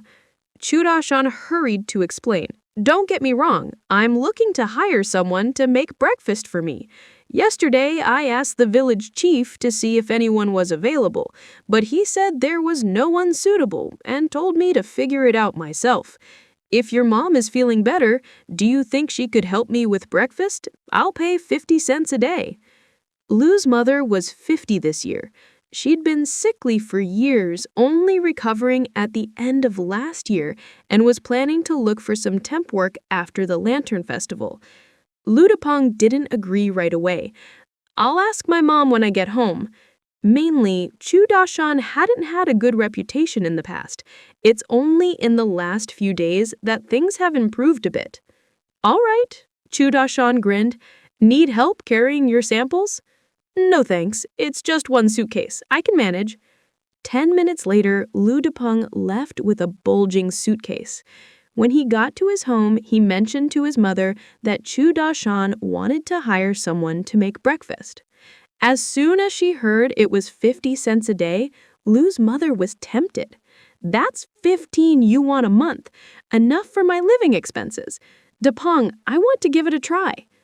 Lu Depeng hesitated. "Mom, Chu Dashan's reputation." "Don't worry about his reputation. Now that the Mu family is willing to let him move Chenze and his wife take care of him, it means he's really changed for the better. He's just a bit lazy. But if he weren't, where else could I earn 15 yuan a month? Go, tell him I'll start tomorrow morning." Urged by his mother, Lu Depeng had no choice but to go back to the factory. He arrived just as Chu Dashan was getting off work. After explaining the situation, Chu Dashan happily grabbed Lu Depeng's arm. "Come on, let's go to my place and get the key. From now on, your mom can use the key to unlock the gate every morning. I'll show you how. It's easy. Tomorrow morning, you can come with her and show her how to open the door. No need to call me. I don't get up until 9. After making breakfast, just lock up and leave. As for what to cook, just use whatever's in the kitchen. I usually eat 3 stuffed pancakes or 5 steamed buns, or you can make egg pancakes or something." Hearing that his mom wouldn't have to see Chu Dashan in the morning, Lu Depeng felt relieved. Even though his mom was 50, he still thought she was attractive, and he worried Chu Dashan might get ideas. As long as they didn't meet, there was nothing to worry about. Chu Dashan, on the other hand, felt the exact opposite. He thought Lu's mother was ugly and would never have any feelings for her. He just wanted someone to cook, nothing more. Lu Depeng followed Chu Dashan home, practiced unlocking the gate a few times, and then left. The next morning, at 7, Lu Depeng accompanied his mother to Chu Dashan's house. He made sure she could reach in and unlock the gate and lock it again before leaving. Lu's mother saw there were onions and pork, so she made 5 onion and pork pancakes and some millet porridge. She finished making breakfast and left quietly, remembering to lock up. A little after 9, Chu Dashan got up, washed up, and went to the kitchen. He opened the pot and saw a big bowl of millet porridge and 5 pork pancakes on the bamboo steamer. There was hot water under the steamer to keep everything warm. Both the pancakes and the porridge were still hot. As he ate, he thought to himself that it would taste even better fresh off the stove. After about 10 minutes, he headed out. He made a special trip to Lu Depeng's house. Only Lu's mother was home. Chu Dashan had forgotten her name, so he called out, "Depeng's mom, I don't know your name, so I'll just call you that. Here's your wages for the month." He handed over 15 yuan with both hands. Lu's mother didn't take it. "Usually, you get paid after a month's work. I've only worked 1 day. I can't take this much. And my name is Nu Fan." "Nu Fan, got it. I'll call you by your name from now on. At my place, you get paid up front before you cook." Seeing that Lu's mother still wouldn't take the money, Chu Dashan put it on her windowsill and continued. "From now on, just come cook around 8:30. If you come too early, the food has to sit in the pot, and it won't taste as good as when it's fresh." Nu Fan replied seriously, "All right, I'll come at 8:30 from now on. I'll write you a receipt." "Okay." A moment later, Chu Dashan walked toward the factory with a receipt in hand, thinking to himself how nice Nu Fan's handwriting was. They say handwriting reflects the person, but that didn't seem right. Nu Fan was really ugly. Chu Dashan liked women with big, bright eyes and a slim figure. Nu Fan had phoenix eyes, was short, and a bit chubby. She wasn't his type at all. Before he got to the factory, he ran into Mu Chenze giving Chu Xuan a ride on his bike. Mu Chenze stopped and teased Chu Dashan. "Uncle Ju, we're going to visit relatives in the city today. Want to come along? Maybe you'll run into that expert again." These past couple of days, everyone in the village had heard about Chu Dashan's story of catching a big haul after being guided by a mysterious expert. Chu Dashan now regretted the excuse he made up. One lie always leads to more. "Maybe another time. I have to go to work. See ya." He hurried off. Mu Chenze and Chu Xuan exchanged a glance. There was definitely something fishy about Chu Dashan. But they didn't have time to dig into it today. They had several relatives to visit. First, they went to Wang Depin's house to deliver gifts. Then to Uncle Long's in town. And finally, to the county hospital to see Accountant Wen. When they got to the hospital room, they found that the Yu family had already visited. They'd brought all kinds of gifts, paid the medical bills, and even left 500 yuan. They'd also brought some influential people to act as mediators. They hoped Accountant Wen would let bygones be bygones. In the end, for the sake of the mediators, Accountant Wen decided to let it go and signed a letter of understanding.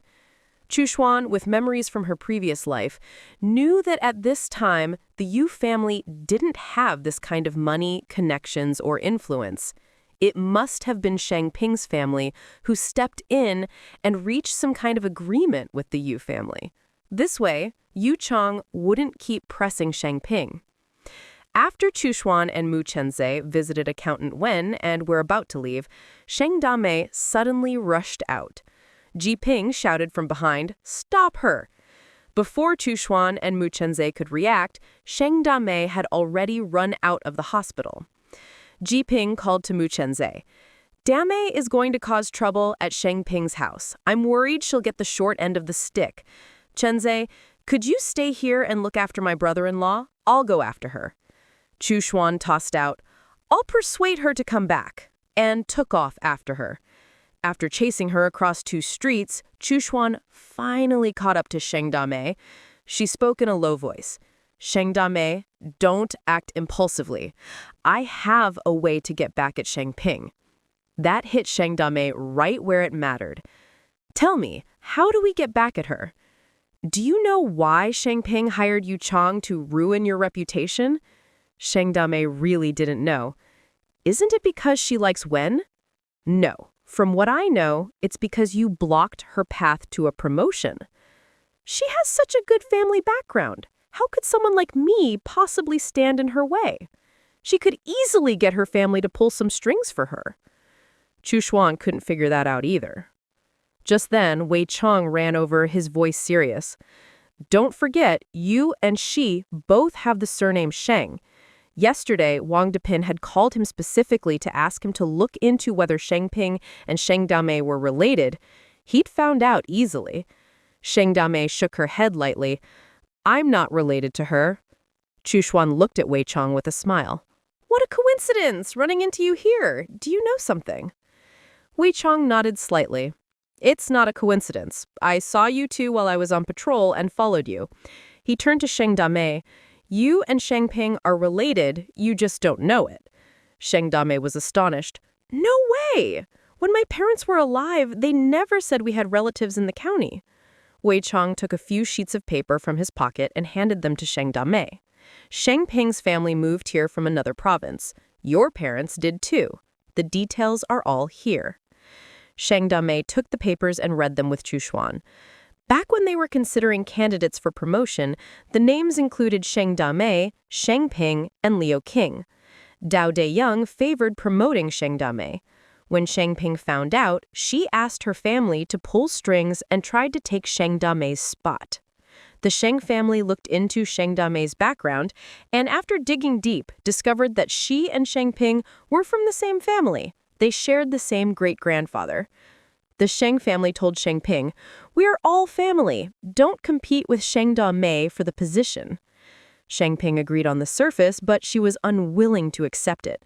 Behind her family's back, she hired Yu Cheng to slander Sheng Dame. She hadn't expected Yu Cheng to go so far as to give Accountant Win a concussion, blowing the whole thing up. She had no choice but to ask her family for help. After reading the documents, Sheng Dame's mouth fell open in shock. It took her a while to recover. She never expected to benefit from a great-grandfather she'd never even met. Chushuan suddenly felt there was no need to worry about Sheng Ping's harassment anymore. With the family connection between Sheng Dame and Sheng Ping, and the fact that Sheng Ping was in the wrong this time, Sheng Ping's family would definitely pull strings to transfer her away.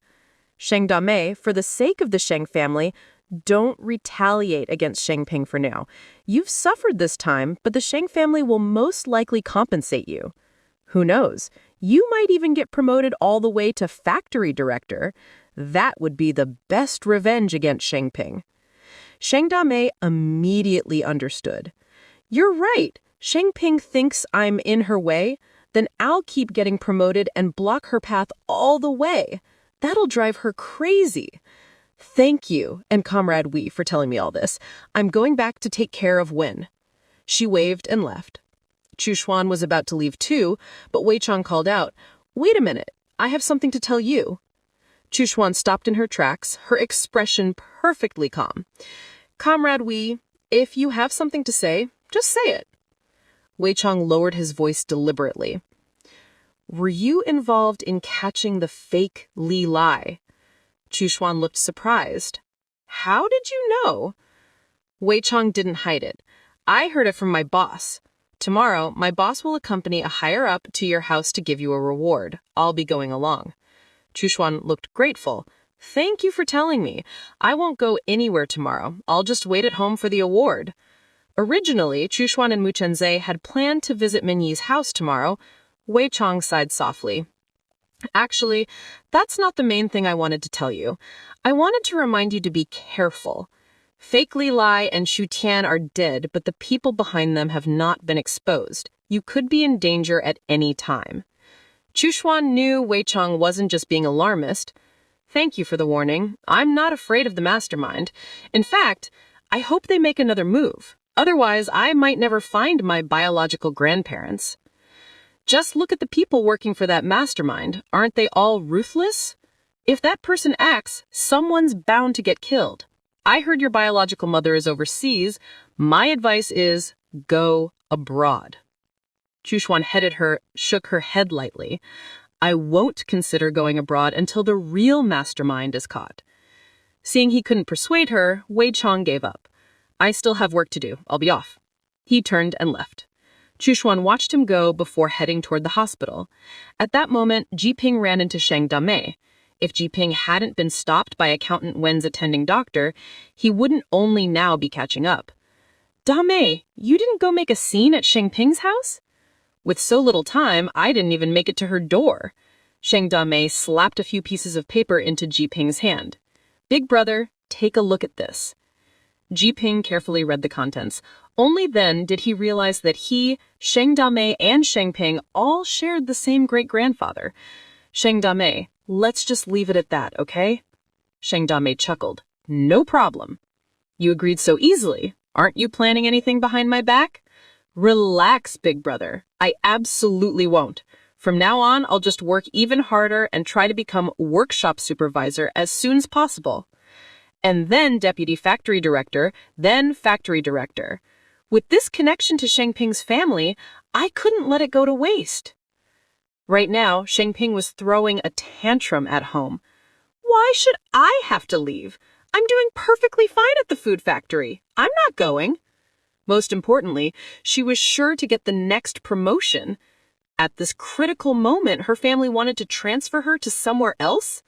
Father Shang's face was angry as he slammed the table. After all the things you've done, do you still have the nerve to stay at the food factory? Shengping looked disdainfully. Didn't Yu Chang change his statement? Our family helped him out with such a big problem. He definitely won't testify against me. Father Shang slammed the table again, making it shake. Do you think your factory leaders are idiots? Just because Yu Chang doesn't testify, do you think they'll believe you're innocent? How naive. Mother Shang hurried to smooth things over. Let me talk to our daughter, and you. Stop slamming the table so hard, it's about to fall apart. As she spoke, she took Shengping by the arm and led her to the bedroom. Father Shang wasn't afraid of his wife, but in front of his daughter, he'd save her some face and let it go. In the bedroom, Mother Shang spoke earnestly to Shengping. Sweetie, your father means well. He just has a bad temper and didn't explain things clearly. Your new position is at the provincial capital's food factory. Once you're there, you'll have even more opportunities. Shengping looked incredulous. I made a mistake and Dad's still willing to get me a better job? That's right. He's your real father, after all. Besides, he said if you don't go, he'll give the new job to Sheng Dame. Either way, one of you has to leave the county food factory. The Sheng family's descendants absolutely cannot fight amongst themselves. That's a family rule. Sheng Ping curled her lip. What era is this? Still talking about family rules? Dad treats Sheng Daimei like family, but she doesn't even know. That's just as well. Would you rather she did? If she found out, wouldn't she cling to us? Then if she asks your dad for help, should he help or not? Mom, you make a good point. I'll listen to you. I'll take the job at the city food factory. No way was Shengping letting Sheng Daimei get this city job. One of them had to go, and if there was a better position, it was going to be hers, not Sheng Daimei's. At this moment, Chu's son had already returned to the hospital ward and was calling Mu Chenzei to go home. On the way home, she mentioned that someone would be coming to their house tomorrow to give them an award. She told Mu Chenzei to let Mingyi know, and they'd reschedule their visit for the 7th day of the Lunar New Year. Passing a public phone booth, Mu Chenzei called Mingyi's house. Hello? It was Mingyi who answered, and he immediately recognized Mu Chenzei's voice. Chenzei? I tried calling your village and couldn't reach you. What did you need?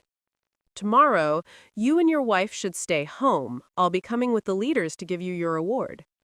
Great. Have lunch at my place tomorrow. No need to prepare food. The leaders will eat at the village office. They've already arranged it with Village Chief Wang. Got it. Are you off work on the 7th? Yes, I am. My wife and I will visit you then. No problem. By the way, I have a blind date at 3:30 that afternoon. You two stay a bit longer and help me check her out. Sure thing. Oh, does Chu Da-shan get a reward too? Yes, he's already been notified. They chatted a while longer before hanging up. The next morning at 10:30, a group of people arrived at Mu Chenzei's house. They were there to give the couple their award. They received a bonus of 3,000 yuan and an honorary certificate. After taking a group photo, the group went to the village factory's gatehouse to give Chu Da-shan his bonus of 1,500 yuan and an honorary certificate, and took another photo. Wang Depin, who also contributed, got the same reward as Chu Da-shan. At 10:30 that night, Chu Da-shan got home from work, locked the courtyard gate, hurried into the main room, stuck the honorary certificate on the wall, then went into his bedroom and hid the bonus under his pillow. After washing up, he lay down on the heated brick bed. He wasn't worried about revenge or anything like that. With Mu Chenzhe and his wife around, he'd be perfectly safe. But in the future, Mu Chenzhe and his wife would definitely be in danger. Getting hurt is almost inevitable. Should he warn them? Last time, when he volunteered to go out on sea, Mu Chenzhe and his wife already got suspicious. If he said anything more now, who knows what they'd think? Some things are better left unsaid. He turned off the light and closed his eyes, but he tossed and turned, unable to sleep. It wasn't until dawn that Chu Da-shan finally dozed off. At 8:30, Nu Fan came by to make him breakfast, but he didn't hear her. Nu Fan locked the door and left. He still didn't wake up. By noon, he was still asleep. Until there was a knock at the door. Chu Da-shan, the village chief sent me to get you. You're 2 hours late. If you don't get over there, you'll lose half a day's wages. Chu Da-shan jumped up. He slapped his forehead. Wasn't it just that he'd decided not to warn Mu Chenzhe and his wife? Why did he lose sleep over it? And then oversleep. At this moment, Mu Chenzhe and his wife were already having lunch at Minyi's house. Minyi's parents were there too. Both were intellectuals, but they didn't look down on the Mu couple for having less education. Instead, they were very warm and welcoming. The meal was pleasant for everyone. After lunch, once the dishes were washed, Minyi's parents went to their room for a nap, leaving the younger people space to talk. Minyi invited the Mu couple to chat in the study. The study had bookshelves lining 3 of its walls, with only the wall with the door bare. In the center stood a rectangular desk surrounded by 4 chairs. Minyi brought over 3 cups of tea, a plate of dried fruit, and another plate of fresh fruit. They sat down and chatted about all that had happened over the past year. In the blink of an eye, an hour and a half had passed. It was time for Minyi's blind date. The meeting place was set at the city park. Minyi's parents didn't go along. They had already secretly met the girl on New Year's Day and were satisfied, so they let their son go on the date today. The Mu couple accompanied him to the city park. When they arrived at the agreed pavilion, they realized Minyi's date was Sheng Ping. Sheng Ping recognized the Mu couple. They'd met before at the food factory. She was a little nervous because she had secretly checked out Minyi before and had liked him at first sight, which is why today's date was happening. She was worried the Mu couple might say something that would affect her chances. Of course, the Mu couple also recognized her. They rather regretted coming along to Minyi's date. If things worked out, it would be fine, but if not, Sheng Ping might end up resenting them. So the Mu couple found an excuse to leave.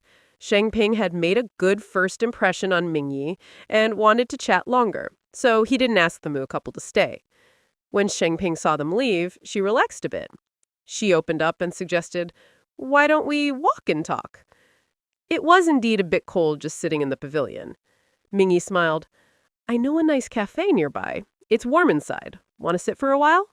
"Sure. I haven't had coffee in years. I'm lucky to have you treat me today." "I heard your job's been transferred to the city. From now on, you can have coffee whenever you want." "That's right." Anyway, the 2 of them had a great conversation. A little after 7 p.m., the loudspeaker in Nanyu village blared. "Mu Chenzhe or Chu Sun, please come to the village office to take a phone call." The Mu couple had just finished dinner. To help with digestion, they decided to walk to the village office instead of riding their bikes. 10 minutes later, they arrived. Wang Depin was on duty. "Chenzhe, son, that was Sheng Ping calling for you just now." As he finished speaking, the phone rang. Chu Sun smiled and nodded at Wang Deping in thanks, then walked over to answer. "Hello?" Sheng Ping's voice came from the other end. "Chu Sun, is that you?" "It's me." Sheng Ping hesitated. I... Chu Sun immediately understood why she was calling. "You've taken a liking to Ming Yi, haven't you?" Shangping's voice was a little shy. Yes. I didn't know before that Minyi was such a good friend of yours. I want to apologize for what I did. I'm sorry. Could you please not tell Minyi about what I did? I really know I was wrong. She knew that even though Yu Qiang had changed his statement, it wouldn't make a difference in the eyes of the Mu couple. Earlier that day, Minyi had said that Mu Chenze was his best friend. Compared to Sang Ping, he would definitely trust Mu Chinza more. Chu Xuan replied kindly, Chinza and I can keep quiet, but have you thought about this? Quite a few people in the county security team know about it, and some of them are Minyi's friends. Are you going to call them all, one by one, and ask them not to mention it? Then what should I do? I don't want to miss my chance with Minyi.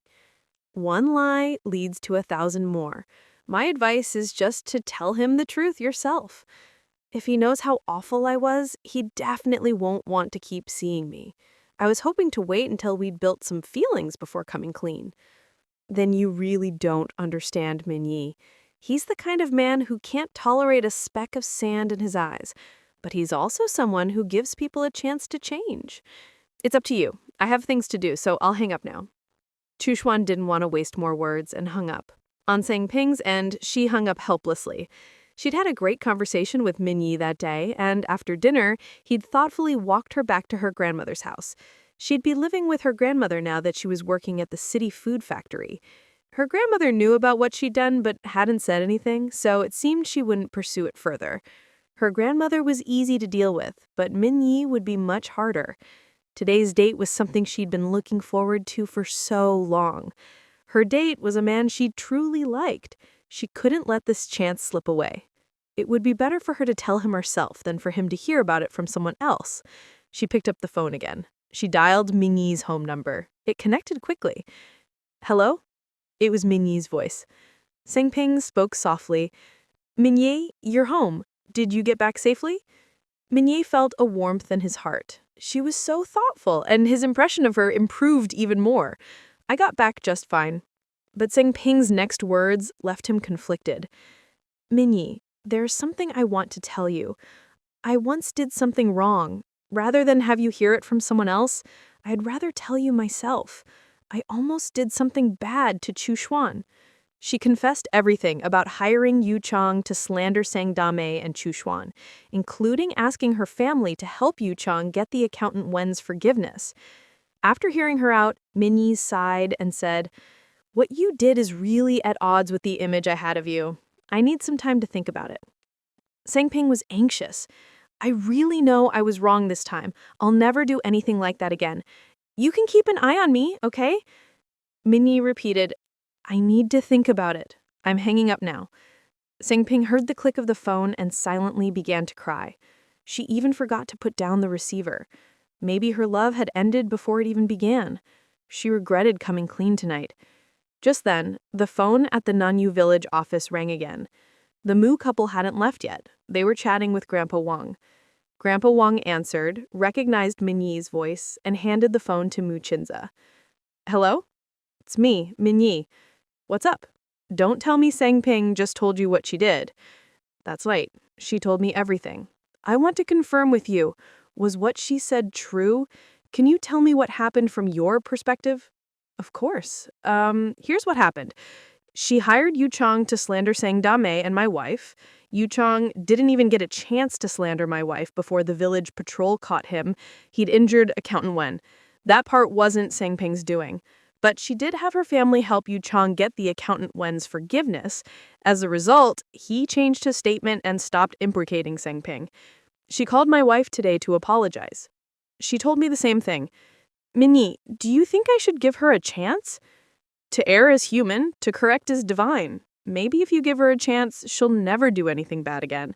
But if you don't, she might think honesty isn't worth it and keep doing bad things. You make it sound like if I don't keep dating her, she'll turn into a scoundrel. You never know. I'll think about it overnight. Up to you. After hanging up the phone, Mu Chinze and his wife chatted with Wang Depin for a bit longer before leaving. As they passed by the gatehouse of the village-run factory, they took the initiative to greet Chu Dashan. Chu Dashan's hesitant expression did not escape Chu Xuan's notice. She stopped in her tracks. After all, she suspected Chudashan might have been swapped out. That is, was not his original self. So chatting a bit more might yield something useful. Muchenza noticed his wife wanted to talk to Chudashan, so when she walked into the gatehouse, he followed her in. Chudashan's gaze was evasive. Chuxuan, Chenza, it's so late. Why aren't you two heading home? He'd been uneasy all day, torn about whether or not to say something to them, but he didn't want to be regarded as a weirdo. He still hadn't figured out how to bring it up appropriately. Chuxuan smiled. Uncle Tu, you look a little nervous. Chudashan rubbed his face with both hands. Not nervous, just a bit sleepy. Chuxuan stared into his eyes. Liar. I heard you sleep until noon every day. Now you say you're tired? That's definitely a lie. Chudashan blurted out, I slept until noon because I had a bad dream last night. Chuxuan pressed. Why couldn't you sleep? It was because of you two. As soon as he said it, Chudashan hurriedly covered his mouth. He hadn't meant to say that. It just slipped out. Chuxuan and Muchenza exchanged glances, then looked at Chudashan almost simultaneously. Being stared at by the two of them made Chudashan nervous. He coughed a couple of times to ease the tension, then suddenly had an idea. Actually, here's the thing. The night before last, I had a bad dream. I dreamt that you two got into an accident on your way to the airport. There was blood, and it was really scary.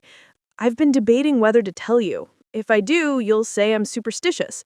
If I don't, I'm afraid it might really happen. Chuxuan suspected that Chudashan hadn't actually had such a dream, but had been reborn. Still, she didn't call him out. If Chudashan wanted to do her a favor, she'd remember it. Uncle Chu, sometimes nightmares can come true. Could you be more specific? What day were we going to the airport? Which part of the road? Was it our car that had a problem, or did another car hit us? Faced with Chuxuan's barrage of questions, Chudashan looked surprised.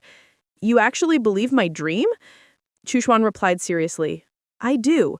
Better safe than sorry. If there's something to watch out for, we should be careful. Instantly, Chudashan felt relieved. In my dream, it was the night of the 10th. The accident happened near the Beijing airport. A big truck's brakes failed and crashed into your taxi. The taxi driver died on the spot, and you two were badly injured. Luckily, someone passing by saved you, otherwise you would have bled to death. Did you see the truck's license plate? Who saved us? I didn't see the license plate. I think it was a man with the surname Yoren who saved you. I didn't see his face clearly, but I remember he had a black mole on the back of his left hand. Chuxuan suddenly remembered that Yuren Hung had a black mole on his hand. Anything else you can add? That's all. You're not really planning to go abroad on the 10th, are you? That's right. Since Sengdame and Accountant Wen's wedding was postponed, Chenza and I are tentatively planning to leave on the 10th. Thank you for telling us about this. Chudashan waved his hands. No need to thank me. I just want you two to be safe. I'm still counting on you to help me sell that ambergris. You must be careful. Don't let anyone follow you to the airport. Don't worry. We'll be well prepared and we'll definitely bring the ambergris. We'll get you a great price for it. Chudashan beamed. That's what I wanted to hear. Chuxuan and Muchenza said their goodbyes and left. Chudashan didn't breathe a sigh of relief until they were out of sight. He'd said all he could. Whether it would help them or not was up to fate. He really had been reborn. In his previous life, Chuxuan was very smart, so he chose to side with her. The Mu family had treated him well, but he hadn't cherished it.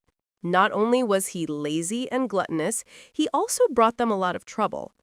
The worst thing he did was, after Feng Chanhua was released from prison, he colluded with her and caused the Mu family to lose over 100,000 yuan. Because of that, Mu Chenza and his wife cut ties with him. And after Feng Chanhua had used him, she set him up in an accident.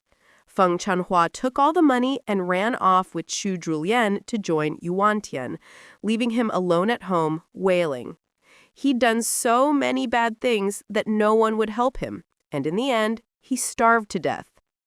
This time, he was reborn on the day he went to the city to sell gold jewelry before the new year.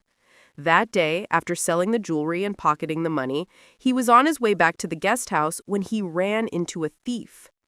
The thief pushed him down, he hit his head, and when he woke up, He had memories of his previous life. This life, he wanted to get along well with the Mu family and never get mixed up with Feng Chunhua again. He couldn't let himself starve to death again. He wasn't an ambitious man, he just wanted to enjoy his old age in peace. As for Mu Chenze and his wife, they were his future support. As long as they didn't suspect anything, he'd be happy to give them a few more reminders. The next morning, a little after 9, the village loudspeaker blared, "Chu Xuan, come to the village office to take a call." Chu Xuan rode her bike to the office. After waiting a few minutes inside, the phone rang. She picked up. "Hello?" Tian Xiaoyun's voice came through the receiver. Chu Xuan said happily, "Mom, Chen Zhe and I are flying to your place on the night of the 10th. If Tian Xiaoyun hadn't called today, she and Chen Zhe would have gone to the county or city to call her instead. They had to let her know in advance. Tian Xiaoyun was thrilled. "That's wonderful. I wanted to call you on New Year's Day, but something came up at the company and I only just got a chance to contact you." "What happened at the company?" "A batch of aid was smashed and the client complained and demanded compensation. Your dad and I had to coordinate with another client to get a replacement batch, and that finally settled it. A couple days ago, I called Director Long and ordered another batch that needs to be delivered to another client as soon as possible. Could you and Chen Zhe help bring it over? It's about the size of a large suitcase." "No problem." "Where's Chen Zhe? Didn't he come with you to take the call?" "No, he went to the city." "Give my New Year's greetings to your in-laws." "I will. Please also give my regards to Xiaofeng, Dad, and Grandma." They chatted a while longer before hanging up. At that moment, Mu Chenze had already arrived at Minyi's office. "Brother, I need to talk to you." Seeing Mu Chenze's serious expression, Minyi knew, without asking, that it was something important. "Chenze, go ahead." "Do you know anyone in the Beijing police team? I want to catch a criminal." "I actually don't." "Who do you want to catch?" "Feng Chanhua's eldest son. But I'm not sure we can get him, just want to try our luck." "How about this? I'll ask my boss and see if he can help connect you." "Don't ask your boss just yet." Just then, the phone rang. Minyi picked up. "Hello, Xiaoyun. Chenze is here with me. I'll let him take the call." As soon as Mu Chenze saw that it was his wife calling, he hurried to answer. "Hello, honey." Chu Xuan's clear voice came through. "Ze, you don't need to call Mom anymore. I just spoke with her. When you get back from the city, go to Uncle Long's Yade factory and check if the batch of aid pieces Mom ordered is ready. It should be about a suitcase full. Just ask Uncle Long for the detailed list." "Got it. Anything else, honey?" "Be careful on your way back." "Will do." Mu Chenze's tone was exceptionally gentle. Hearing this, Minyi found it unbelievable. This guy is even gentler on the phone with his wife than he is in person. Men can be deadly when they get soft. After Mu Chenze hung up, Minyi finally spoke. "Chenze, does having a wife really turn a tough guy into someone wrapped around his finger?" Mu Chenze burst out laughing. "That's right. Once you have a wife, you might be even more wrapped around her finger than I am. I don't even have a shadow of a relationship yet." "So, have you thought about it? Are you going to give Sheng Ping a chance?" "I haven't decided. I'll think about it after work." "All right. Let's get back to business. You don't need to talk to your boss. I'm planning to ask Yuan Heng." "Yuan Heng? Yuan Tian's brother?" "Her brother in name only. For all we know, they might not even be related." "How do you know Yuan Heng?" "I met him briefly last time when I took my mom to catch a flight to Beijing. We hit it off. I think he's got some connections." "All right, then. You contact him first. If he doesn't have the right person, let me know." "Okay. Get back to work. I'll head out." "I'll walk you out." "No need. We're close enough. No need for all that formality." "I'm not busy today. I have to walk you to the gate." "All right, then." Mu Chenze stood up with a smile, opened the door, and walked out, just in time to see Sheng Ping coming. Now he really didn't need to be walked out. Minyi shot Mu Chenze an apologetic smile. "Bro, I've got some personal stuff to handle, so I won't walk you out. Before Mu Chenze could reply, he'd already strided over to Sheng Ping. What are you doing here? Sheng Ping's eyes were red like a little rabbit. I heard you're on duty, so I came to wait for you to get off work. Mu Chenze had to stifle a laugh as he left. Minyi glanced at his watch. It's not even 10 yet. I get off at 12. You came this early to wait for me? He almost blurted out, Are you crazy? But managed to hold back. Sheng Ping looked pitifully at him.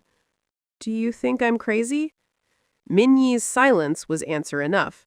Sheng Ping said softly, I am crazy. I've caught a lovesick bug. I haven't seen you all night, and I'm already sick. Minyi's face flushed red, but luckily no one else was around. Talk properly. Come to my office with me. Okay. Sheng Ping followed him into the office. Minyi poured her a cup of tea, but she didn't take it. I'm not thirsty. You go ahead and work. We can talk after you're off duty. All right. Actually, Minyi didn't have much work today. He was just on duty, so unless something urgent came up, he could just read the paper and drink tea until it was time to go home. The problem was, he didn't want to talk about personal stuff with Sheng Ping right now, so he pretended to be busy. He pulled out a case file he'd already read and started copying it out. He kept copying until noon. Then Sheng Ping's timid voice came. It's about time to get off work. Let me treat you to lunch so we can talk. Minyi had no choice but to put down his pen and stand up. How can I let a girl treat? Lunch is on me. Sheng Ping's face lit up with joy. Okay, your treat. She obediently followed Minyi out. He found a nice noodle shop. Do you like hand-pulled noodles? Sheng Ping nodded vigorously. I love them. My favorite is hand-pulled noodles with diced mushrooms and pork. Minyi was a bit surprised. That's my favorite too. Sheng Ping's nervousness eased a bit. Really? What a coincidence. Minyi didn't say more and walked into the shop.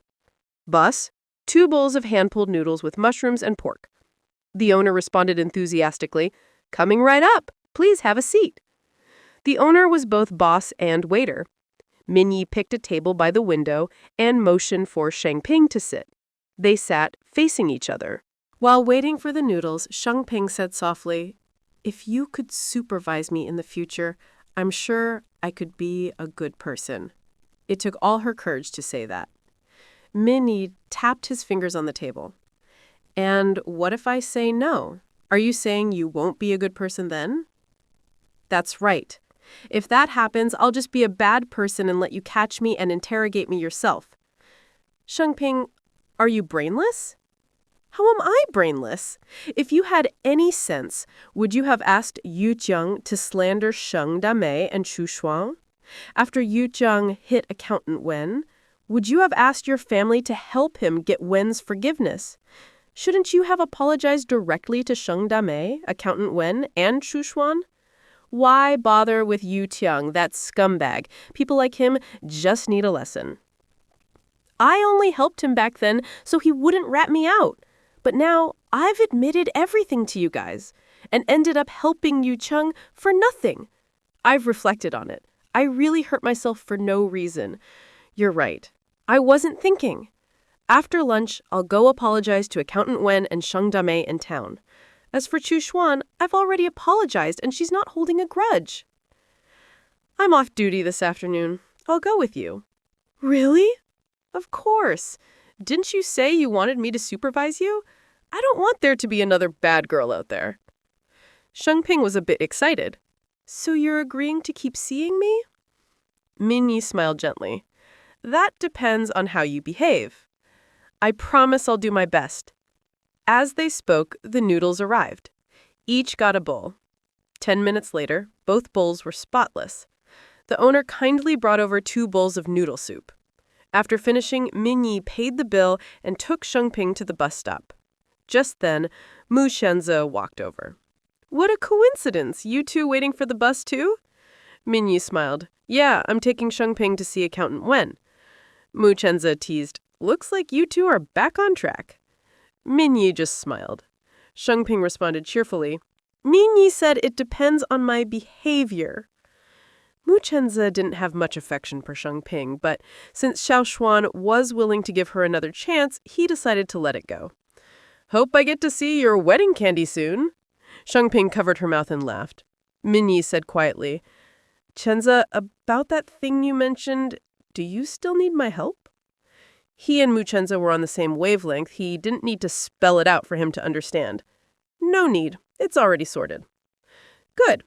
Over an hour later, the three of them got off the bus. Minyi and Shenqing went to the supply store to buy gifts, while Mu Chenze caught the bus to the aid factory. 10 minutes later, he arrived at the factory gate. The security guard recognized him, helped him sign in, and let him in. Uncle Lung was in a meeting, so he waited in the next office. After a while, a man walked out of the meeting room. It was Gao Chenbang. Mu Chenze went over to shake his hand. Boss Gao, I didn't expect to see you here. Gao Chenbang shook Mu Chenze's hand. What a coincidence. I was just thinking about going to your village's factory to check on my order.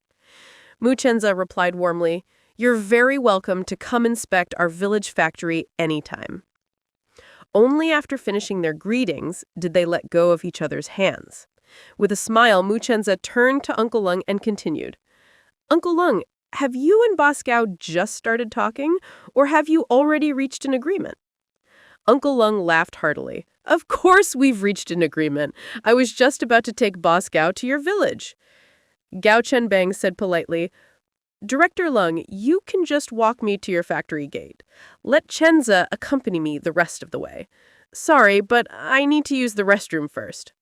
No problem. Xiao Huan, take Boss Gao to the restroom right away. At Uncle Lung's command, Xiao Huan immediately complied. Soon, only Mu Chenze and Uncle Lung were left outside the meeting room. Chenze, you came today to check on the batch of jade your mother-in-law ordered? Yes, Uncle Lung. There's just one piece left. It'll be ready for delivery by early tomorrow morning at the latest. I was planning to call you about it tomorrow. Uncle Lung, my wife and I are leaving the county on the morning of the 10th. I'll hire a car to pick up the jade then, and please ask the workers to pack it up in advance. It's best if they pack it in front of you. I trust you, Uncle Lung. Please help supervise the packing. Since Mu Chenze put it that way, Uncle Lung didn't insist. All right, I won't let you down. We usually handle shipping ourselves, but this time I'll leave it to you and your wife. The after-sales service is the same. If there's any damage overseas, our factory will cover the loss. Uncle Lung, with that promise, I'll make sure to keep the goods with me at all times during the trip abroad. That's a big suitcase. You'll have to check it in at the airport. I'm afraid you can't take it as carry-on. These are all fragile items. Who knows what could happen during baggage handling? I suggest we split them into 2 smaller suitcases. My wife and I can each carry one. That's a good idea. Once we see Boss Gao off, I'll have someone prepare them right away. Great. By the way, Uncle Lung, did Boss Gao come alone this time? No, he brought his driver. The driver's waiting in the car. Mu Chenze lowered his voice on purpose. Is the driver a man or woman? Uncle Lung chuckled and whispered, A woman dressed as a man. I have a sharp eye. I spotted it right away. What's her surname? Surname Sean. When Mu Chenze heard that Boss Gao's new driver wasn't surnamed Liu and was a woman, he immediately became intrigued. He wasn't interested in the woman herself, but rather in Boss Gao. Uncle Lung, last time Boss Gao's driver was surnamed Liu, also a woman dressed as a man, and she was pregnant. Uncle Lung shook his head slightly. It seems Boss Gao wasn't someone to get too close to. A man who changes women so frequently. Uncle Lung looked down on that. Mu Chenze borrowed Uncle Lung's office phone to call Grandpa Wang to remind him to prepare in advance. Still, when it was time to see Boss Gao off, Uncle Lung remained as warm and enthusiastic as ever. He knew how to put on a show. Mu Chenze got into Boss Gao's car and took the wheel. Driver Xiao Shan and Boss Gao sat in the back seat. After driving for a while, Mu Chenze saw in the rearview mirror that the two of them were holding hands. He didn't say a word. When they arrived at the village factory gate, Chu Dashan was in work clothes saluting the car. Gao Chenbang didn't even glance at him, his eyes glued to Xiao Shan. Once the car stopped, Wang Depin personally opened the door for Boss Gao and exchanged pleasantries. Mu Chenza didn't linger. He had a lot to do before going abroad on the 10th and couldn't spare time to accompany Boss Gao. He explained the situation to Boss Gao before leaving the village factory. Boss Gao didn't mind and chatted happily with Wang Depin. As for driver Xiao Shan, she went to the grilled fish workshop, where it was warm and smelled delicious. Mu Chenzo went home and told his wife about Boss Gao switching women again. Chushuan couldn't help but gossiping. I'm kind of curious what happened to that pregnant Xiao Lu. That's not something we can easily find out. Xiao Shan will definitely not tell us, and Boss Gao even less. True. Let's change the subject. Did you get in touch with Yuan Heng? Yeah, he agreed to help. That's good. At 8 that evening, Wang Shenyang came to the Mu house with a message. He had just finished dinner with Boss Gao. Tonight, Boss Gao would stay at the county guest house, and tomorrow afternoon he'd come back to go out to sea for fishing. After returning, he'd sign the contract. If they caught a big fish, Boss Gao would sign for 10,000 cans of fish. If they caught 2 big fish, he'd sign for 20,000 cans, and so on. If they didn't catch any big fish, he'd only sign for 5,000 cans. He asked Mu Chenze if there was any way to guarantee Boss Gao could catch a big fish near the coast. Mu Chenze mentioned the waters near the island they'd gone to last time, but Wang Shenyang said that several fishing boats had gone there recently and hadn't caught anything big. Mu Chenze didn't have any better ideas unless they went even further out to sea. But it was the new year. No one wanted to go that far. After Wang Shenyang left, Chu Xuan suggested, Ze, why not ask Chu Dashan? Maybe he knows. Let's go ask him now. The couple went out for a walk to the village factory. At the gatehouse, they found Chu Dashan and explained why they'd come. Chu Dashan looked calm and unhurried. I actually dreamed that Boss Gao went sea fishing and didn't catch a single big fish, not even a small one. Chu Xuan teased. His luck can't really be that bad, can it? Chu Dashan chuckled. In my dream, it wasn't about luck. He didn't even cast his line. He was too busy cuddling with a woman. Don't say I'm being inappropriate. I'm just telling you about a dream. The couple didn't press further and said their goodbyes. Meanwhile, Boss Gao's car was parked in a small grove. Boss Gao and Xiao Shan were both in the back seat. Jen Bang, do we really have to do it here? What if someone comes by? Don't worry, no one will. Even if someone does, I know people around here. An hour later, Gauzen Bang was standing by the car, smoking a cigarette. Xiao Shan was tidying her clothes as she spoke. Jen Bang, you promised me. Tomorrow when we go out to sea, only bring the boat operator. Don't let any of those other people on board. Gauzen Bang stubbed out his cigarette.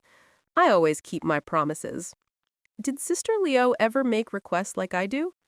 She never picked the place like you do. She always did whatever I said. Sometimes it was boring. So you like women who don't always listen? You're wrong. To be my wife, you have to listen. She was perfect for that. Well, I never planned to be your wife. I'll just ask for what I want. I like how straightforward you are. Ask for anything you want. If I ask you to divorce Sister Leo, would you do it?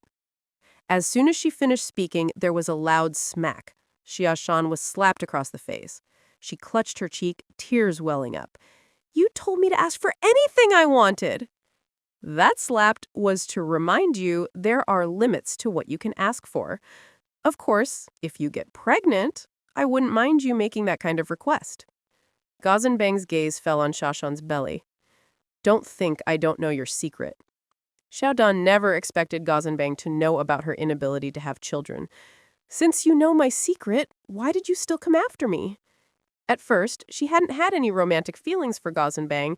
It was Gauzen Bang who pursued her, buying her all sorts of things, taking her on trips. Only then did she agree to be with him. Gauzen Bang gripped her chin. Because your face caught my eye. Any woman I, Gauzen Bang, take a liking to, I have to have. You're not the first, and you won't be the last. So you mean, once you get bored of me, you'll just kick me to the curb? Don't worry. When the time comes, I won't just toss you aside. I'll make sure you're taken care of, so you'll never have to worry about food or clothing for the rest of your life. Whether you want to live elsewhere or go abroad, it's up to you. Xiao Dan felt a pang of sadness, but she also knew this was the best outcome she could hope for. So I'll try to keep myself interesting for you as long as I can. After all, I'm falling for you. In truth, what she loved was his money, not the man himself. Gazenbang was very satisfied with Xiao Dan's tact. Let's drive back to the guest house. I'll drive. Xiao Dan put on a sweet, obedient face. Okay, whatever you say. It was as if that slap from earlier had never happened. Back at the county guest house, Xiao Dan asked for 3 pots of hot water to take a simple bath in the room. Gazenbang went downstairs to the front desk to make a phone call. The call quickly connected. Jinjin, are your symptoms bad today? Did you eat properly? On the other end, Liu Jinjin's weak voice came through. It's pretty bad. I ate quite a bit, but I threw it all up. I'm so nauseous I feel like I'm about to pass out. I'll be back in 3 days. Then I'll stay with you and the baby. Okay, take care of yourself out there. I will. Love you. Love you too. After hanging up, Liu Zhenzhen let out a soft sigh, feeling that both she and Gazenbang were just putting on an act. They clearly didn't love each other, yet could still say things like, I love you. She knew Gazenbang had taken another woman up north, and she also knew that woman couldn't have children. That wouldn't affect her or her child's position. For the sake of her child, she had to hold on to her status as Mrs. Ga. As for Gazenbang's ex-wife, Wen Ning, she was deeply grateful. She was able to marry Gazenbang so quickly and give her unborn child a legitimate identity, all thanks to Wen Ning stepping aside without a fuss. Wen Ning knew her, knew she was forced into this, knew she didn't love Gazenbang, and knew that Gazenbang was just a baby-making machine. There was a mutual understanding between her and Wen Ning. At that moment, Wen Ning was sitting right beside Liu Zhenzhen. Zhenzhen, was that a call from Zhenbang? Liu Zhenzhen gave a bitter smile. Yes.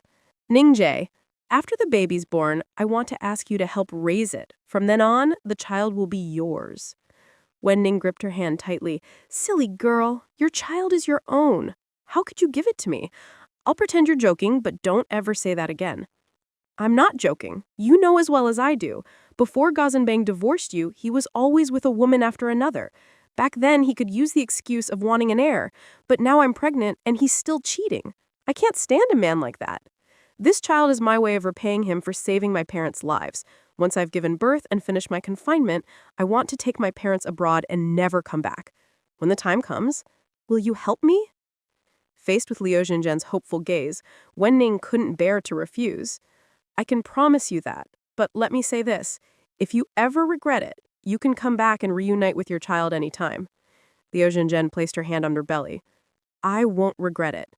She had once thought about staying with Gazenbang for the sake of the child. She could have tolerated his cheating, but the real breaking point was discovering that her first love had been killed by Gazenbang's schemes. If she stayed with him, she was afraid she might one day kill him herself. Wen Ning looked at her with pity. Don't let Gazenbang catch even a hint of this. Otherwise, he'll trap you in this marriage forever. Gazenbang is the type of guy who could discard a woman, but if a woman wanted to leave him, he'd make sure she suffered. Liu Zhenzhen gave a helpless smile. I'll listen to you. I'll act like I'm madly in love with him, obsessed, even, until he gets sick of me. Yes, that's exactly what you should do. Make him annoyed with you, and only then will he let go. If you leave the child with me, after he divorces you, he'll most likely marry me. That will be my chance. Ningjie, do you really want to do that? If it doesn't work, he might arrange an accident to kill you. I'll take my time and plan carefully. At the very least, I'll wait until the child is grown. Revenge can wait 18 years. Wen Ning would never forget how her own parents died. They were literally angered to death by Gazenbang. When her parents found out he was seeing other women, they went to confront him. He was so arrogant that he deliberately fooled around with other women right in front of them. Both of her parents had heart conditions and couldn't take the shock. They both collapsed, and Gazenbang didn't send them to the hospital in time. Zhao Dan ignored Xiao Dan and, accompanied by Wang Depin, headed toward the village factory. Miao Dachui walked over to Xiao Dan. Are you seasick? You look terrible. Xiao Dan replied hoarsely, Yeah, I got really seasick. Could you help arrange for someone to take me back to the guest house? No problem, but you'll have to take the tractor to the county town. That's fine. Thank you. And so, Xiao Dan was sent back to the county town by the village tractor. When no one was looking, Xing's son slipped Miao Dachui a note. Miao Dachui took one look and was shocked. The note said, Xiao Dan is a woman. She was beaten a lot by Boss Gao on the boat. Boss Gao is no good. Miao Dachui immediately warned Xing's son not to tell anyone else. She rode her bicycle to the county town. First, she went to the county hospital to get some ointment for injuries, then went to the guest house. After finding out Xiao Dan's room number, she knocked on the door. When Xiao Dan opened the door, she was dizzy and nearly collapsed, but Miao Dachui caught her. Xiao Dan, are you all right? Let me take you to the hospital. Xiao Dan steadied herself. Big sister, thank you, but there's no need. I'm just exhausted. I didn't sleep all night. I'll be fine after some rest. You don't have to hide it from me. Xing's son gave me a note. I know everything. I brought you some ointment for your injuries. Hurry and put it on. Xiao Dan was deeply moved. Thank you. I didn't dare go to the hospital for my injuries, afraid that if Boss Gao found out, he'd beat me again. There were many places I couldn't reach, so Miao Dachui helped her apply the ointment. Miao Dachui couldn't help but cry. Sister, you've really suffered. You should report him to the security team. I can't. Otherwise, my brother will be in danger. Big sister, I'll never forget your kindness in giving me this ointment. I'll tell Boss Gao I took it from the cabin. Remember, you never gave me anything. I don't want to affect your factory's orders. You should go back now. If you ever decide to report Boss Gao, I'll testify for you. Leaving those words, Miao Dachui left. When she got back to the village, she immediately told her mother-in-law, Gao Meizhuan. Gao Meizhuan felt sorry for Xiao Dan and told Wang Depin to look into why Gao Zhenbang treated her that way. Wang Depin thought Gao Zhenbang was a terrible person and called Min Yi asking him to handle the matter. Min Yi agreed right away. He happened to have a classmate living where Gao Zhenbang was. At this moment, Gao Zhenbang had no idea he was being investigated. A little after 5 p.m., Mu Qinye and his wife arrived in Beijing.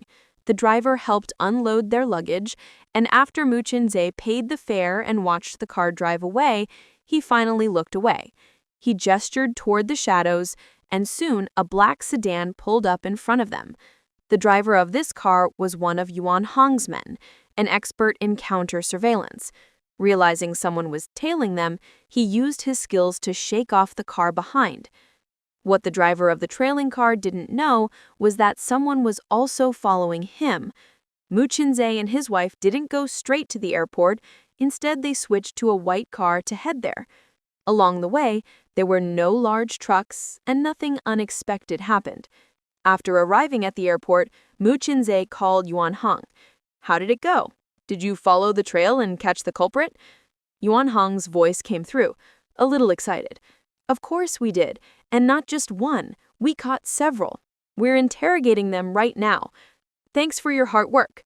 It's not me who's working hard, it's my friends. Call me when you get abroad, and I'll tell you the results. All right. After hanging up, Mu Qinze and his wife whispered to each other before heading off to check in.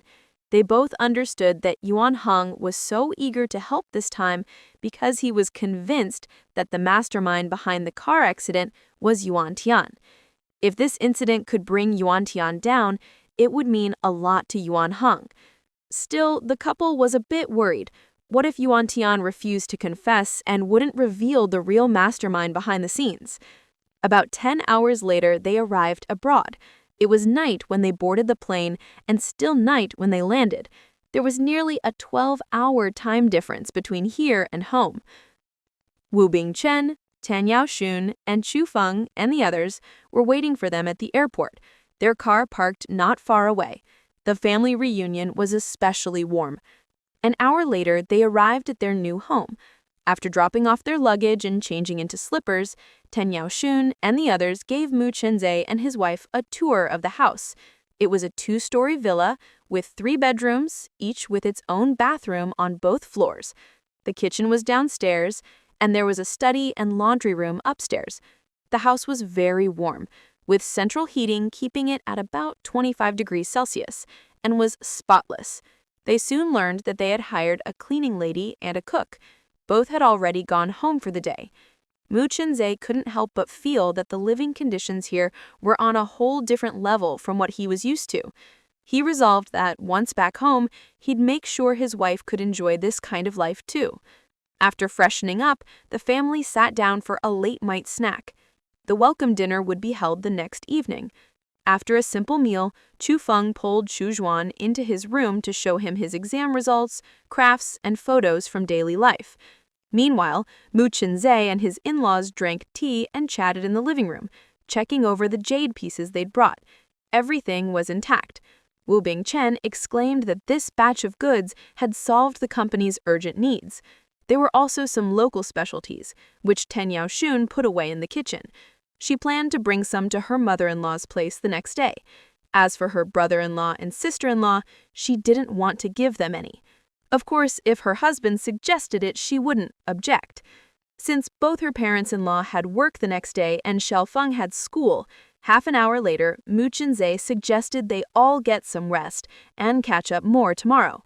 Mu Chenzhe and his wife's room was upstairs. The bed was very soft, and since they were used to sleeping on heated brick beds, they didn't sleep well that night. It would take some time to get used to a new bed. When morning came, Xu Zhuan stayed in bed to catch up on sleep. Mu Chenzhe got up, washed, and went downstairs to have breakfast with his in-laws and Xiaofeng. He also reminded them not to disturb Xu Zhuan. When Ten Yaoshun learned that her daughter hadn't slept well because the bed was too soft, she felt very apologetic. She regretted making the bed so soft. She decided to go buy a firm mattress after breakfast. After the housekeeper finished tidying up the kitchen, Ten Yaoshun introduced her to Mu Chenzhe. The housekeeper's name was Milin Hua, and she had come from China with them. After introductions, the housekeeper took some money and went out to buy groceries. About 10 minutes later, after breakfast, Tu Feng put on his backpack and went to the bus stop near the house to wait for the school bus. Ten Yaoshun watched him get on before heading back inside. Soon after, Wu Bingchen and his wife drove off to work. Mu Chenzhe glanced at his watch. It was 7:40 a.m., then picked up the phone in the living room and called the village office to let them know he was safe. Wang Depin answered. "Hello? Grandpa Wang, it's me, Chenzhe. Did you and Xiao Zhuan arrive safely? Did you see Xiaofeng and the others?" "We arrived. We've seen everyone." "That's good. Should I let your parents know, or do you want to talk to them yourself? Could you please let them know for me?" "Of course. Oh, Chenzhe, there's something I need to tell you. That Gao Zhenbang doesn't seem like a good person." "What did you find out?" "It wasn't me. It was Xing's son. He's the one who drives the boat, right? He saw Gao Zhenbang beating up Xiao Dan in the cabin. Turns out Xiao Dan is actually a woman. I didn't realize at first. I asked Min Yi to look into Boss Gao, but haven't heard back yet." If he turns out to be a real villain, we'll have to cut ties, or it could cause trouble for our factory down the line. Grandpa Wang, I suggest you insist on full payment before shipping any more goods. That's what I was thinking too. They chatted a bit more before hanging up. Mu Chenzhe picked up the phone again and called Yuan Hong. "Hello, Boss Yuan." "Yu Chenzhe, I was just waiting for your call. We've got results." "Tell me." "The guys who were tailing you confessed. Someone hired them, one of them and another man, to cause an accident for you on the road. They stole a big truck and hid on the route to the airport. One tailed you, the other waited for a call. Once they learned the color and license plate of your car, they were supposed to ram it with the truck." "Was it Yuan Tian who hired them?" "That's right, it was her." At first, neither of them would say who was behind it, but when they heard they could get leniency by confessing, they spilled everything. "Tell me the details." "No problem. When Yuan Tian hired them, she disguised herself as a man, but she didn't know the people she hired were following her too. They found out where she lived and saw her real face. She's been arrested now, but she's being stubborn, insisting she acted alone out of revenge and wasn't instructed by anyone." Mu Chenzhe was a bit disappointed by this result, but it was also what he'd expected. "Please have someone keep a close eye on Yuan Tian. Don't let anything happen to her. Just because she's not talking now doesn't mean she never will. I will, don't worry. I really have to thank you this time. Without your tip, I wouldn't have been able to bring Yuan Tian down so quickly.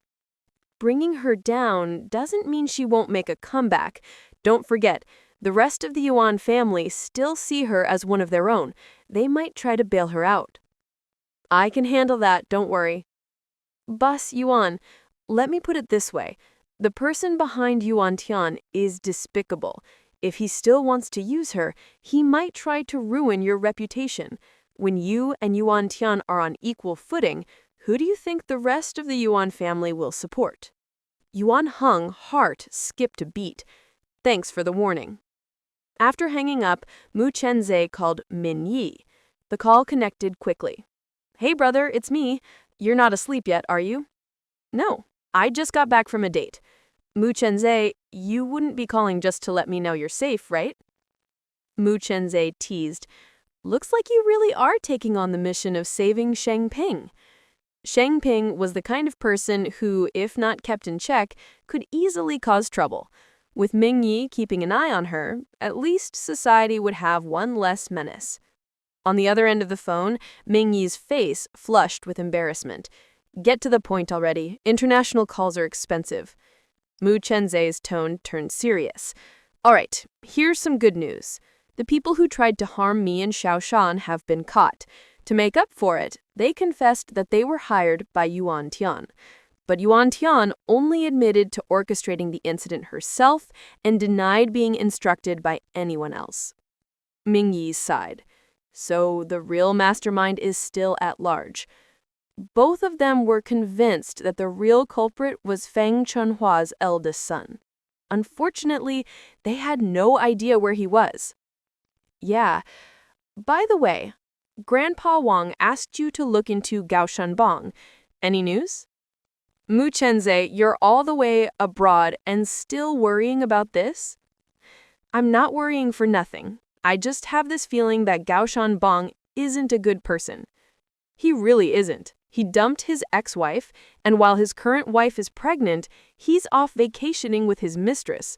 The craziest part? He never hit his wife or ex-wife, but he beats his current mistress. Did you find out why he hits his mistress? I dug up a bit of a lead. That girl, Xiao Dan, is actually the biological daughter of Gao Shanbang's first love from 20 years ago. Back then, his first love was the school beauty and never gave him the time of day. Now that he's successful, and she's just a faded housewife. So he couldn't have his first love 20 years ago, and now he's taking it out on her daughter. Gao Shanbang is truly despicable. I think so too. But Xiao Dan refuses to press charges, and his current wife, Liu Zhenzhen, would never go after him for keeping a mistress. So the whole thing just fizzles out. How do you know Liu Zhenzhen won't do anything?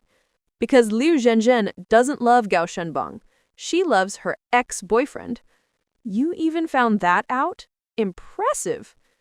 My classmate actually knew about it all along, just never told me. My classmate was good friends with Liu Zhenzhen's ex-boyfriend. He died in an accident, and my classmate suspects Gao Shanbang was behind it, but there's no evidence. At that moment, Xiao Dan and Gao Shanbang had already returned home.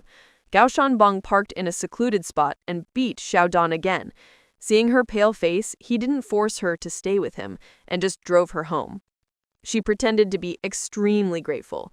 Before getting out, Gao Shanbang demanded a kiss. She had no choice but to force a smile and kiss him before going inside. Gao Shanbang snorted coldly at her retreating figure. He wouldn't beat her to death, but he wouldn't let her have it easy either. Who told her to get in his way and make him look into her background? All his hatred for Xiao Dan's mother, he took out on Xiao Dan with his fists. Just as he was about to drive away, he spotted Liu Zhenzhen. She looked like she was just passing by, holding a bag of preserved plums that could only be bought nearby. Gao Shanbang had brought her here before. She loved eating them. He wondered if Zhenzhen had discovered his affair with Xiao Dan. It was dark, so maybe she hadn't seen clearly. While he was hesitating whether to get out and greet her, Zhenzhen came over and got into the passenger seat. Zhenbang, I saw everything. How could you do this to me and our baby?" She started sobbing. Worried her crying would attract attention, Gao Shanbang started the car and drove home. When they got home, Zhen Zhen refused to get out, so Gao Shanbang carried her inside. After carefully placing her on the bed, he began to explain. "Zhen Zhen, that woman means nothing to me. It was just a fling. I only love you. I swear. You're the only one I love." Zhen Zhen hid his back as she cried. "You're not allowed to touch any other woman from now on. You belong to me and our child." She wasn't worried about annoying him. Since she was pregnant, Gao Shanbang would have to put up with it. Gao Shanbang endured the beating with a smile. "All right, whatever you say. You shouldn't get too upset. It's not good for the baby." He changed women like he changed clothes, but when it came to his child, he was very patient. For the sake of his offspring, a few hits from Liu Zhenzhen were nothing, as long as she could vent her anger and not risk the baby. At this moment, Xiao Dan could never have imagined that the man who beat her just now was now being beaten by Liu Zhenzhen. Liu Zhenzhen pinched Gao Shanbang a dozen times, not playfully, but as real punishment. Gao Shanbang gritted his teeth and pleaded, "Honey, please forgive me this time. I really won't dare do it again." Zhenzhen huffed, "If you want me to forgive you, you have to swear you'll never touch any other woman besides me." Gao Shanbang raised his hand as if taking an oath. "All right, I swear, I'll never touch another woman but you." Zhenzhen didn't believe a word he said, but she replied, "That's more like it. I'll let it go this time, but if it happens again, I'll disappear with our baby and you'll never see us again." "There won't be a next time. Honey, why were you out so late just now?" "I wanted preserved plums, but the housekeeper was off and you weren't home. Who else could I ask but myself?" "It's my fault. I should have come home earlier to be with you and the baby. Let me wash your feet, okay?" "No need for that. You need to go out. Miss Wen came by yesterday to see me and said she wanted to talk to you, but you weren't home. I promised her you'd go see her as soon as you got back. Go now." Gao Chenbang was annoyed, but didn't dare complain since his wife was pregnant. "All right, I'll go now." "But how did you and Wenning become such good friends?" "Because she loves you and wants you to have a child. For the sake of my baby, she stepped aside without hesitation. I'll always be grateful for her for that and treat her well. You're a kind wife. And you're a good husband." Lu Zenzhen was good at saying sweet things. She watched as Gao Chengbang left. Wenning lived nearby, just 5 minutes away. When Gao Chengbang knocked, he was greeted by Wenning's gentle gaze. "Chengbang, come in and have a seat. Zenzhen sent you, didn't she?" "That's right." Gao Chengbang sat on the sofa looking apologetic. "Chao Ning, what did you want to talk about?" He always felt guilty toward his ex-wife. Wenning sat across from him, her tone gentle. "I wanted to ask you something." Today, her skin looked especially smooth, no longer the faded look she used to have. In Gao Chengbang's eyes, she was still charming. He didn't know Wenning had spent a lot of money on skincare. "Chao Ning, ask away." Wenning smiled softly. "Someone introduced me to a potential partner. He has a daughter my age. I wanted your opinion. If you want me to remarry, I'll do it. If you want me to spend my life with only you as my man, then I'll just live out my days in the house you gave me." When Gao Chenbang heard his ex-wife talking about finding a new partner, he felt extremely uncomfortable. Never mind that his ex-wife had become more attractive. Even if she was still a dowdy housewife, Gao Chenbang would still not allow her to remarry. "Chao Ning, you know the only reason I divorced you to marry Zenzhen was to have a child. I love you. Just the thought of you marrying someone else makes my heart ache. It hurts so much. For my sake, could you just stay here in this house and live your life? I'll come visit you often. Oh, and I'll double your monthly living expenses." Wenning pretended to be touched. "Chengbang, you're so good to me. I'll listen to you. I'll stay here in this house from now on." Gao Chengbang stepped forward to hug Wenning. Wenning forced herself to endure the discomfort and hugged him back briefly. For the sake of her own plans, there were some things she had to tolerate. Gao Chungbang caught a faint scent of jasmine on Wending, his favorite fragrance. He got a little carried away. "Chowning, how about I stay with you tonight?" He had already forgotten the vow he had just made to Lu Zenzhen. Wending looked at him with longing. "Chengbang, I'd love for you to stay, but I'm worried Zenzhen couldn't handle it. She's pregnant with your child. She might not be able to take the shock. After she gives birth, you can stay here with me as long as you want." At the mention of the child, Gao Chungbang regained his senses. If he went home late, Zenzhen would make a scene again. "Chowning, thank you for reminding me, but you must wait for me. Once Zenzhen has the baby, I'll come and be with you." "All right." "Chengbang, actually, I really like children. After Zenzhen gives birth, could you bring the child here for me to raise? I'm sure I'd take better care of them than she would." Well, Zenzhen might not agree to that. But in his heart, Gao Chungbang knew Wending would be a better caregiver than Lu Zenzhen. "We'll discuss it again when the time comes." "Okay. Chengbang, you'd better get home early for the baby's sake." "All right." Gao Chungbang reluctantly left. The faint fragrance of Wending still lingered in his nose. When Gao Chungbang got home, Lu Zenzhen suddenly sniffed the air. "Why do I smell Wenji's scent on you? You didn't do anything with her, did you?" Gao Chungbang pointed at his watch. "I was only gone about 10 minutes, and I was in her place for less than 5 minutes. Nothing could have happened. As for her scent, I must have picked it up in her room. She must have sprayed jasmine perfume in there. No need to explain so much. I trust that you're not interested in Wenji. Otherwise, you wouldn't have divorced her to marry me. Go wash up and get some sleep." "All right." As he washed up, Gao Chungbang recalled the urge he had felt at Wending's house. He hadn't felt that way at all in front of Lu Zenzhen just now. This only confirmed for him that Wending was still attractive to him. He had no idea that this was all part of Wending and Lu Zenzhen's scheme. Wending knew Gao Chungbang's favorite and least favorite scents. From now on, Wending would always use jasmine to scent her clothes, bedding, and room, while Lu Zenzhen would often wash her hands and feet with pig pancreas soap. Gao Chungbang hated the smell of pig pancreas. Lu Zenzhen had always liked using it, but after she got together with Gao Chungbang, he wouldn't allow it.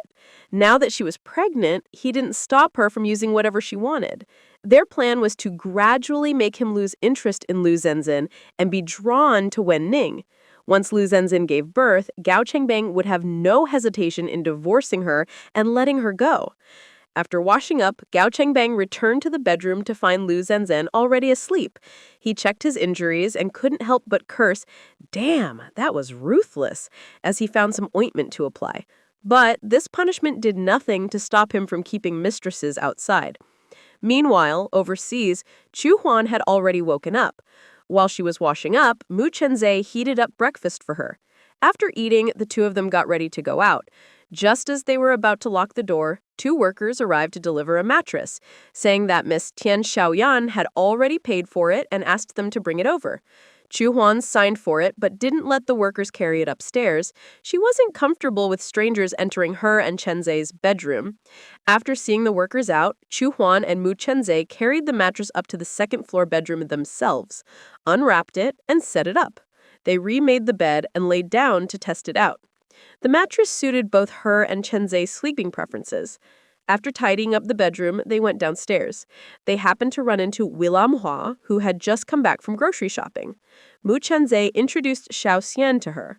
After exchanging greetings, the couple headed out, while Willam Hua went to the kitchen to prepare lunch. As for cleaning the house, she didn't need to do it. After lunch, a part-time cleaner would come to tidy up. Mu Chenzhe and his wife walked down the street, looking at the foreign signs. They could basically understand them. After all, they'd taken high school language classes at a cram school. Asking for directions and the such wasn't a problem. They went to the supermarket and mall, planning to buy some gifts for Grandma. Tonight's welcome dinner would be held at Grandma's house. Once inside the mall, they were put off by the prices. In the end, they picked out a few affordable nutritional supplements. As for gifts for their uncle's family, they'd already bought them back in China. Each person would get a pearl accessory. As for the quality, they were just ordinary pearls and didn't cost much. After all, their uncle's family hadn't left them with a good impression. They made it home before lunch. Not long after they arrived, Chu Feng also came home and chatted with them about school. Tian Xiaoyan rushed back for lunch, but Wu Bingchen was too busy with work to come home. Lunch was still hometown specialties. After lunch, Willam Hua cleaned up the dishes. Tian Xiaoyan told her she didn't need to come back that evening. She'd still get paid, and she could take the leftover lunch home.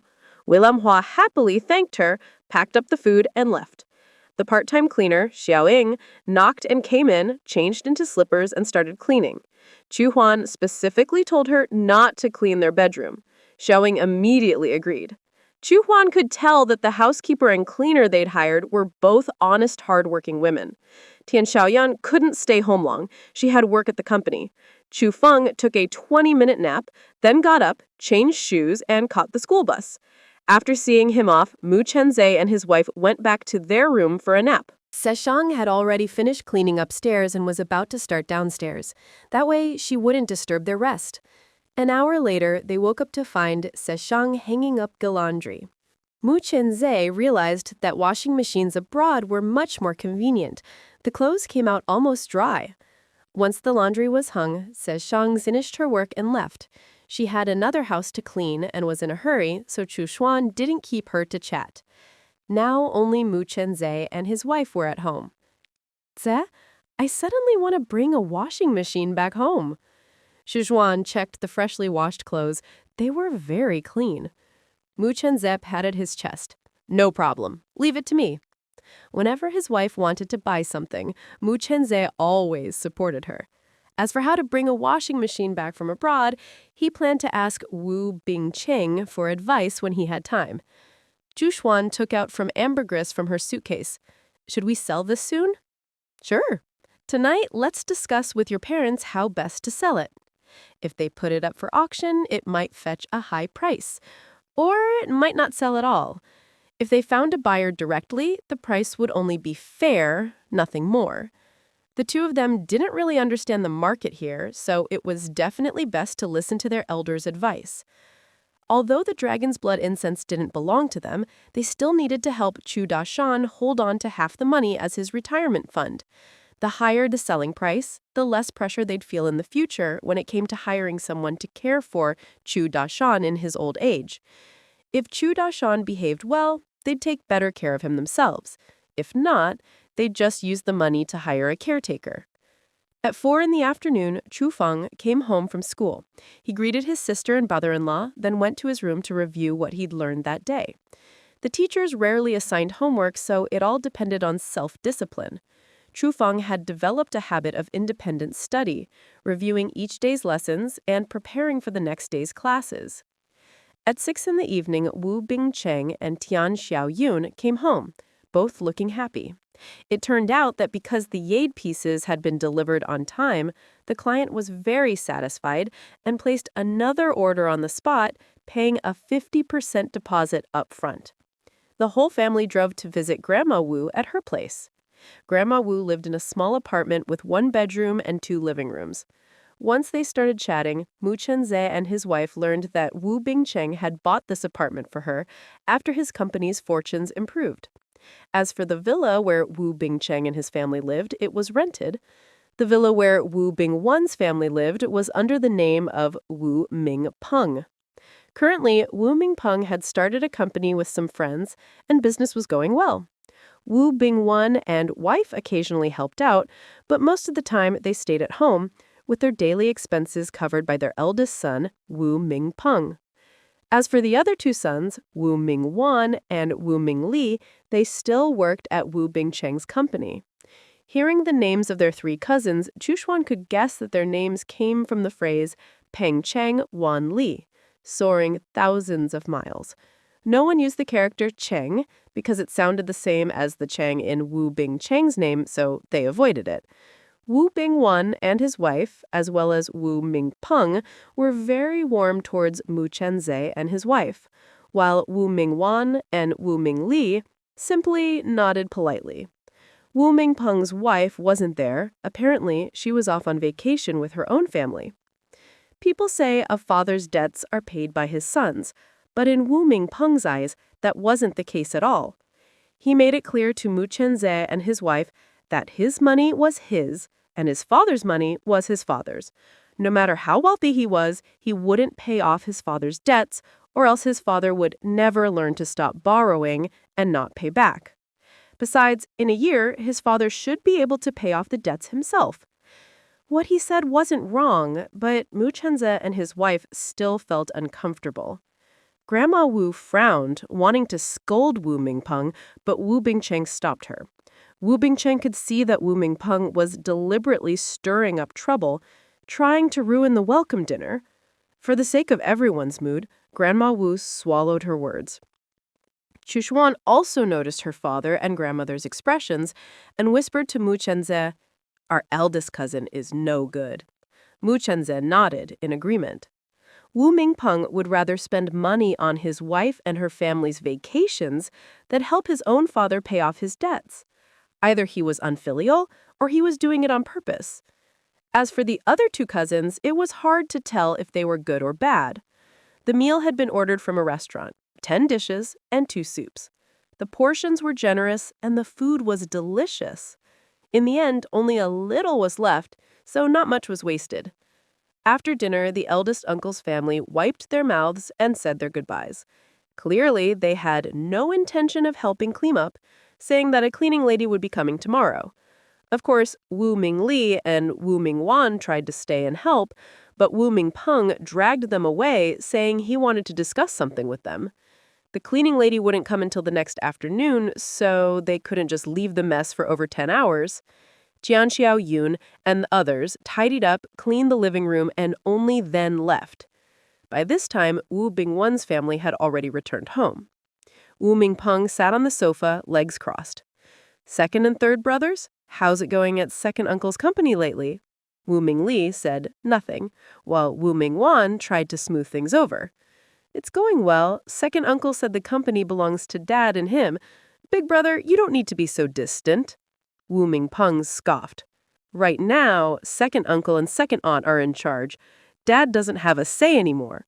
Let me warn you, make sure you hold on to important positions in the company, or else before long, our main branch will be kicked out." Wu Mingli replied coldly. "Second uncle isn't that kind of person." Wu Mingpeng tried to sow discord. "You never really know someone's heart. Here, I bought each of you a watch. Try them on." He took 2 palm-sized luxury boxes from the coffee table drawer. Wu Mingwan grabbed one happily. "Big brother, you're so good to me. Thanks. When I make big money, I'll buy you a gift too." He opened the box to see a globally limited edition watch, a real luxury item. Wu Mingli about to refuse, but suddenly thought better of it. He accepted the watch from Wu Mingpeng, smiling. "Thanks, big brother. I'll take this watch, but you can never ask for it back, okay?" Wu Mingpeng put on a generous air. "A gift for my brothers. I'd never take it back. The watches are yours now." Wu Mingli thanked his brother again and got ready to leave. But Wu Mingpeng capped them for another hour, going on and on about how they needed to keep an eye on the company and not let second uncle's family take advantage. Wu Mingli and Wu Mingwan lived in the company's staff dormitory. Only after Wu Mingpeng finally let them go did they drive off. Wu Bingwan, who had been silent the entire time, privately asked his eldest son, "Those watches you gave your brothers weren't cheap, were they?" "That's right. 50,000 each." Wu Mingpeng was willing to spend big to keep his brothers in line. Wu Bingwan felt a pang. "You'd be better off using that money to help me pay off my debts." "I've made it clear I'm not dealing with your debts." Wu Mingpeng got up and headed for his bedroom. Wu Bingwan was about to curse in frustration, but his wife, Ming Guiji, stopped him. "Our eldest is only doing this for the sake of our main branch. Think about it. If he helped you pay off your debts, would your younger brother still work so hard to run the company and give you dividends?" "What do you mean? Even our eldest can see it, but you can't?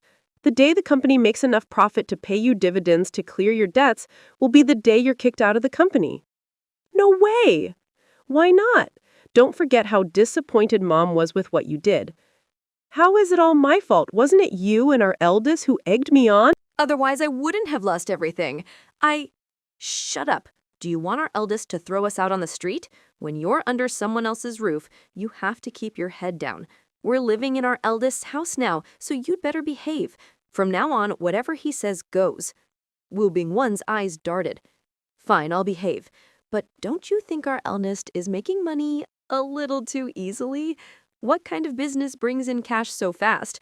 Next time I go to his company, I want to see the financial reports. He's not doing anything shady, is he? Ming Guiji slapped her husband on the back.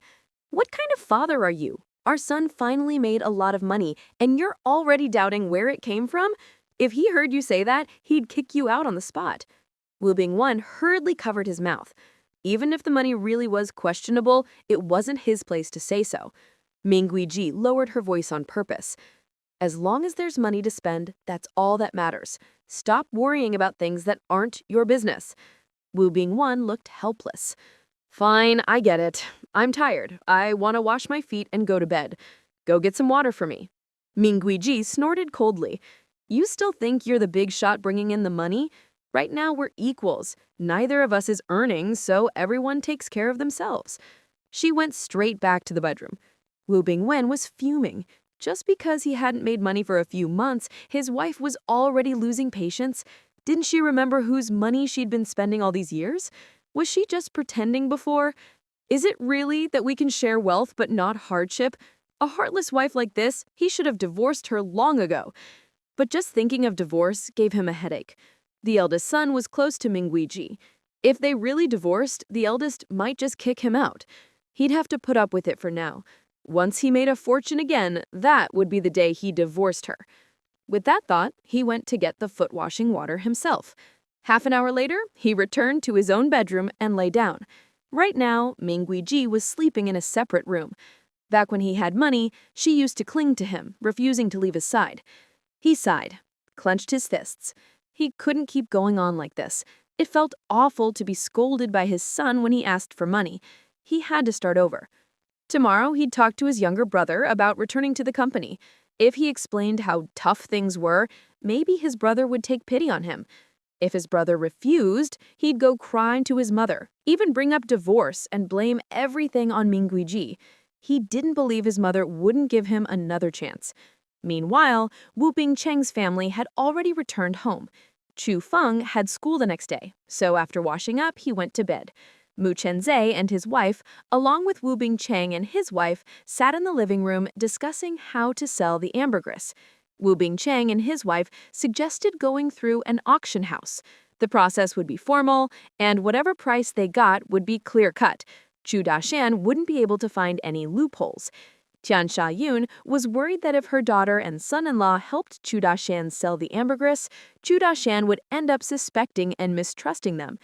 Given Chu Dashan's past behavior, he'd probably claim that some of the money was skimmed off for something. A formal auction was the best way to shut him up. If no one bid at the auction, they'd buy it themselves under the company's name. Then have a fragrance factory process the ambergris, put the company's label on it, and sell it worldwide. Of course, if someone else bid higher, they wouldn't compete. Chu Xuan held Tian Xiaoyun's hand. Mom, Chu Dashan's ambergris isn't worth you and Dad using the company to guarantee the sale. Tian Xiaoyun glanced at Wu Bingcheng, signaling him to explain. Wu Bingcheng smiled patiently. Shashuan, it's not that our company is guaranteeing Chu Dashan's sale. The company actually has plans for a high-end fragrance project, but because the payback period is long and the investment is high, and we're short on funds, we haven't started it yet. If we don't go through a formal auction, people in the company might gossip about backdoor deals or lack of transparency. Chu Xuan understood. So right now isn't the best time for the company to invest in fragrances? Exactly. But with the company's current strength, we could still give it a try. Wu Bingcheng's tone carried a hint of determination. Chu Xuan exchanged a glance with Mu Chenzhe. Mu Chenzhe spoke up. Dad, how about this? If no one bids, don't buy it under the company's name. Just let the auction fail. You and Mom can hold on to the ambergris, and when the company is ready for the fragrance business, we can auction it again and pay Chu Dashan through the proper channels. Wu Bingcheng hesitated. Would Chu Dashan agree? If the auction fails, next time the ambergris can only be sold for less than the starting price.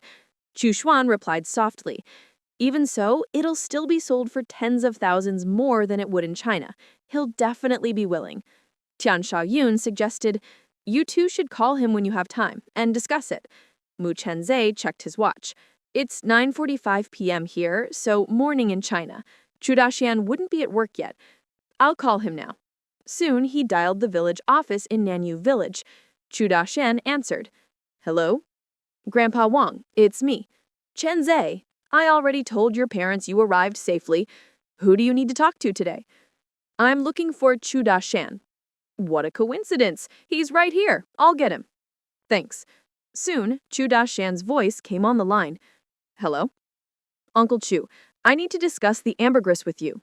"Chenzhe, hold on, let me clear the room." Chu Daxian held the receiver and looked at Wang Depin. "Village chief, I need to talk to Chenzhe about something private. Could you wait in the next office? If not for me, do it for Chenzhe, okay?" Wang Depin chuckled. "You sure know how to talk. You're right, I'll do it for Chenzhe."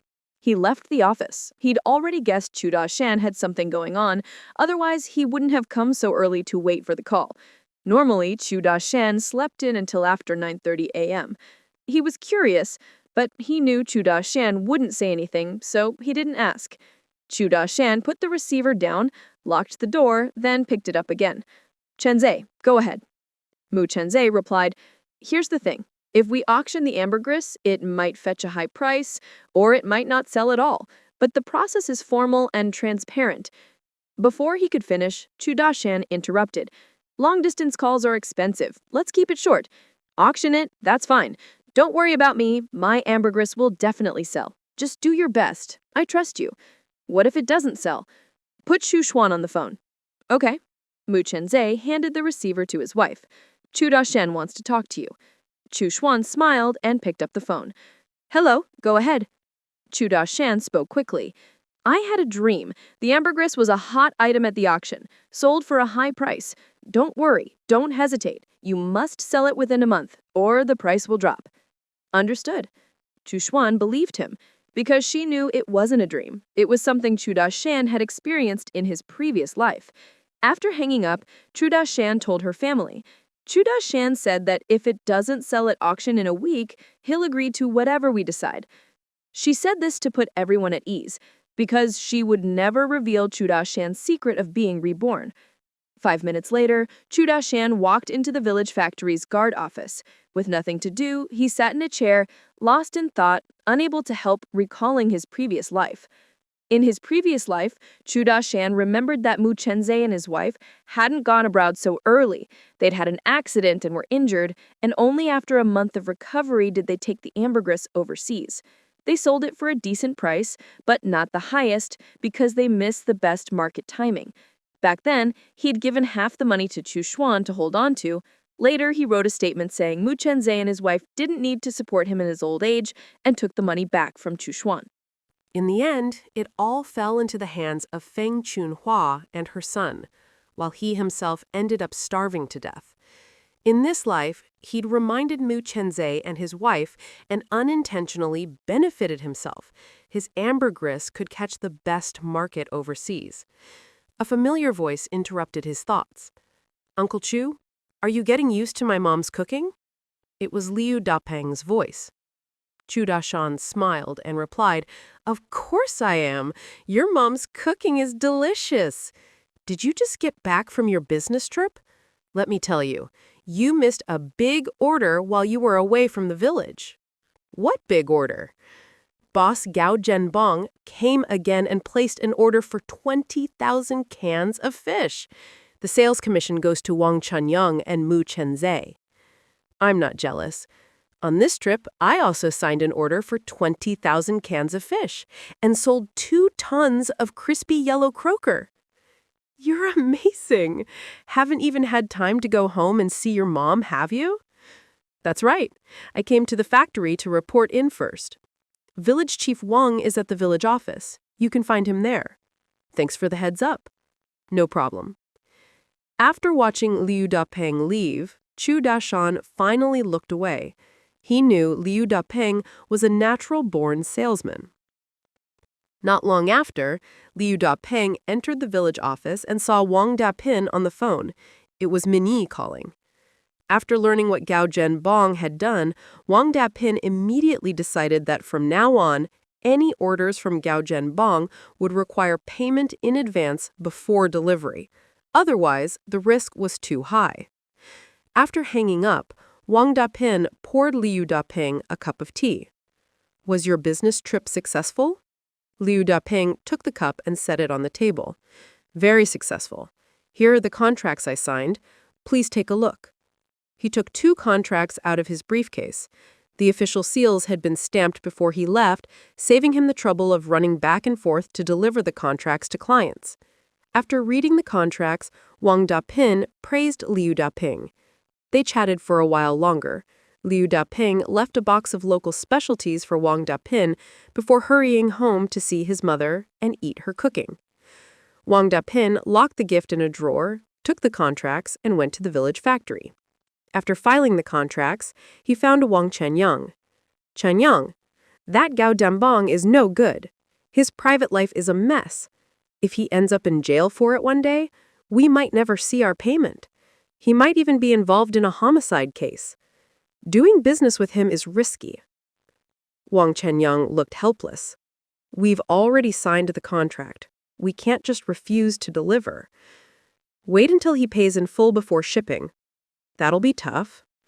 Tough or not, you have to get the full amount. Our contract doesn't say payment in full before delivery. It says the balance is due on delivery. If you can't get the full amount, at least get the cost up front. Call him now and tell him our goods are in high demand and we're shipping in the order of full payment. The previous contract had a delivery deadline, but this one doesn't. All right. Wang Chenyang went to make the call. It was quickly answered. Gao Zhenbong's voice came through. Hello? Wang Chenyang spoke politely. Hello, Mr. Gao. This is Wang Chenyang from Nanyu Village. I'm calling to discuss the delivery schedule. Our factory has received a lot of orders lately, and we're a bit overwhelmed. If you need the goods urgently, I'm afraid you'll have to pay in full first. If you're not in a hurry, then it's not an issue. Gao Zhenbong browed. Does the contract require full payment before delivery? No, but it also doesn't specify a delivery deadline. Why is this contract different from the last one? Why didn't you remind me when we signed? We assumed you'd read the contract carefully. Gao Zhenbong was desperate for this shipment to capture the market. If he had to wait months, the opportunity would be gone. I was drunk at the time and didn't read it closely. Fine, I'll pay in full this time, but don't pull this again. The contract must specify a delivery deadline in the future. Of course, thank you for supporting our factory. Wang Chenyang didn't mention that future contracts would also include payment in full before delivery. For now, getting this payment was the priority. After hanging up, Gao Zhenbong took the contract from his briefcase. After reading it, he cursed Wang Dapin for being a sly old fox, getting him drunk before signing. The only difference in the contract was the missing line, delivery within a month. The rest was identical. He'd been careless, too focused on dealing with Xiaodan to pay attention to business. It was all Xiaodan's fault. He went to accounting to instruct them to wire the money to Nanyu Village, then stormed into Xiaodan's office, face dark. Come with me. Xiaodan was terrified, but didn't dare refuse. 10 minutes later, Gao Zhenbong's car stopped in a deserted spot. Half an hour later, Xiaodan was curled up in the back seat, trembling in pain from a beating. After a long while, she managed to speak. Boss Gao, what grudge do you have against me? Can you just tell me? Gao Zhenbong sneered. What grudge could I have? I hit you because I'm in a bad mood. The day we went sea fishing at Nanyu Village, you didn't stick with me, went back to the guest house alone, and made me sign a contract that wasn't in my favor. Who else should I hit? Xiaodan gritted her teeth through the pain. What does that have to do with me? You were drunk and didn't read the contract. You beat me enough that night, too. I get it now. Either I or my family must have wronged you. If this keeps up, you'll beat me to death sooner or later. I might as well die now. If you dare die, I'll make sure your whole family has an accident. Do what you want. I can barely protect myself, let alone my family. Xiaodan got out of the car, staggering. She remembered there was a river nearby and wanted to jump in. Gao Zhenbang stopped her. You're not allowed to die until I say so. I'm already living worse than death. What's the point in living? Just to be your punching bag? That's right. Your only purpose is to be my punching bag. Gao Zhenbang grabbed Xiaodan's chine, his eyes full of contempt. Xiaodan could see how much he despised her. Why should I listen to you? I don't even care about my family. Do you think I'm afraid of your threats? Gao Zhenbang sneered. In that case, don't blame me for being ruthless. He chopped her on the neck, knocking her out. When Xiaodan woke up again, she found herself locked in a small, dark room. She was so weak she couldn't move. She called out feebly, "Is anyone there? Help!" Gao Zhenbang walked in, holding a pill. Take this and you'll get your wish to die. Xiaodan's face was full of despair. Fine, I'll take it. Within seconds, she swallowed the pill, but to Xiaodan's surprise, after coughing up a mouthful of foul blood, she didn't die. She couldn't move her limbs, couldn't speak. Her mind, though, was unusually clear. Gao Zhenbang looked at her with a wicked smile. Want to die? Not that easy. Anyone I, Gao Zhenbang, set my sights on, none of them escape my grasp. Only when I'm tired of you will I allow you to die. He carried Xiaodan out of the house and through the yard. His car was parked just outside the gate. He'd already opened the car door in advance and effortlessly placed Xiaodan in the back seat. He drove her to the hospital. He found a doctor he knew and got a diagnosis: sudden illness resulting in paralysis. Next, Gao Zhenbang handled her hospital admission and notified the Dan family. By this time, Xiaodan had fallen into a coma. An IV drip was attached to her arm as a mere formality. When the Dan family arrived at the hospital, the attending doctor told them the illness was extremely complicated. Faced with the high cost of treatment, they suggested giving up. Gao Zhenbang, however, acted extremely responsible. Since Xiaodan's attack happened during working hours, he promised that the company would cover her medical expenses and hire someone to care for her. The Dan family was only too happy to accept, especially Xiaodan's mother, who fancied herself still attractive and believed that Gao Zhenbang was making these promises for her sake. What satisfied the Dan family even more was that Gao Zhenbang gave them 3,000 yuan as compensation. The Dan family signed a letter of entrustment, took the money, and left the hospital. The letter simply entrusted their daughter to Gao Zhenbang's company. When Jiao Dan woke up again, she was in a private hospital room. Gao Zhenbang was the only one there. Xiao Dan tried to speak, but no sound came out. Gao Zhenbang took out the letter her family had signed and showed it to her. Tears streamed down her face. Her family had just abandoned her like that? Was she really going to live a life worse than death from now on? She couldn't even bite her tongue to end it all. Her life and death were now truly in Gao Zhenbang's hands. Gao Zhenbang stopped hiding. I'm sure you're wondering why I'm doing this to you. Today, I'll tell you everything. Your mother was my first love. When I was 20, I was crazy about her, but she looked down on me. Before she even married, she got pregnant with you by your father. The first day you came to the company, I saw right away how much you looked like her. I had someone investigate you and found out you were her daughter, and that you couldn't have children.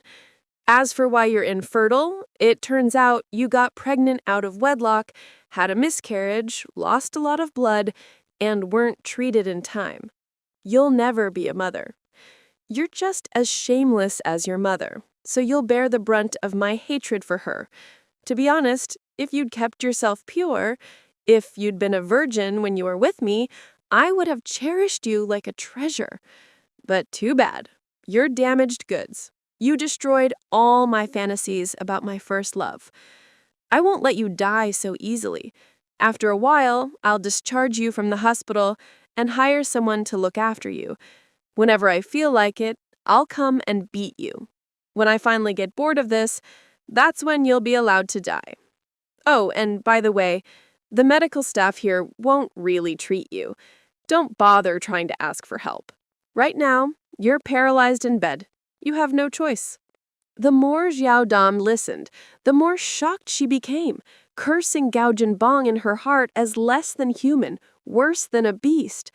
Gao Jinbong rambled on for a long time, only leaving when his mouth was dry. He went to Xiao Dan's attending doctor's office. "I'm leaving Xiao Dan to you. Don't let her die, but don't let her get better either." "Understood." The doctor now had a thick wad of cash in his hand and watched Gao Jinbong leave. Gao Jinbong wasn't worried the doctor would betray him. He had leverage over the man. At that moment, Wen Ning received a report from his subordinates. She learned that Gao Jinbong had driven Xiao Dan away from the company, and a few hours later, Xiao Dan had suddenly fallen ill and become paralyzed, ending up in the hospital. Gao Jinbong's company was covering all her medical expenses. Wen Ning felt something was off and instructed her people to quietly ask Xiao Dan's doctor for more details. Unfortunately, they couldn't get any useful information.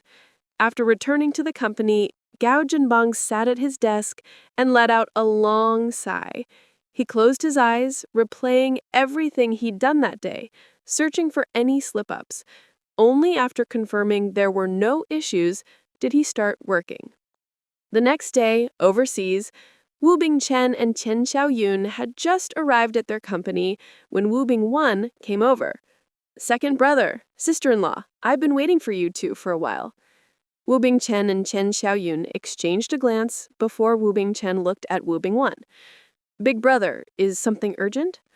Wu Bingwen rubbed his hands together, looking a little nervous. "Yes, I want to talk to you alone." Tian Xiaoyun took the hint. "Bingchen, big brother, I'll get to work." She headed to her office. Wu Bingchen understood his wife's meaning. She wanted him to deal with his brother. "All right, big brother, let's go to my office." He pointed to his own office right next to Wu Bingwen's old one. As they passed his old office, Wu Bingwen deliberately asked, "Is anyone using this one?" "No, not at the moment, but Mom wants to save it for Mingli or Mingwan." They reached Wu Bingchen's office. Wu Bingchen gestured for Wu Bingwen to go in first. Wu Bingwen sighed before entering and sat on the couch. Wu Bingchen poured him a glass of water, but he waved it away. "I'm not thirsty. Wu Bingchen, you have to help your brother." No matter how much Wu Bingchen disliked him, he didn't show it.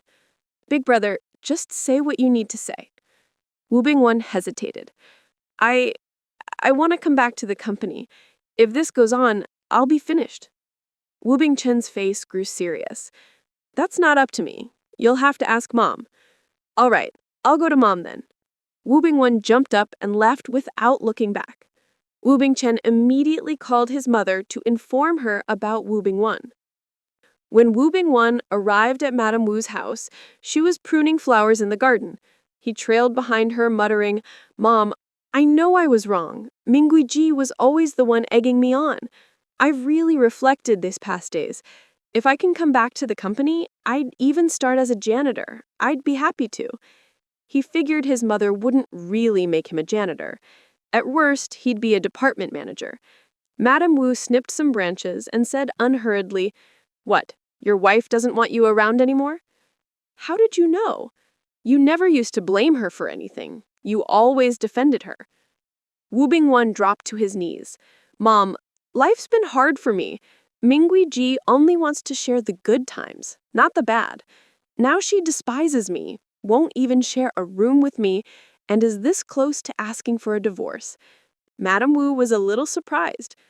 "Guiji is treating you like this? She must be feeling pretty secure.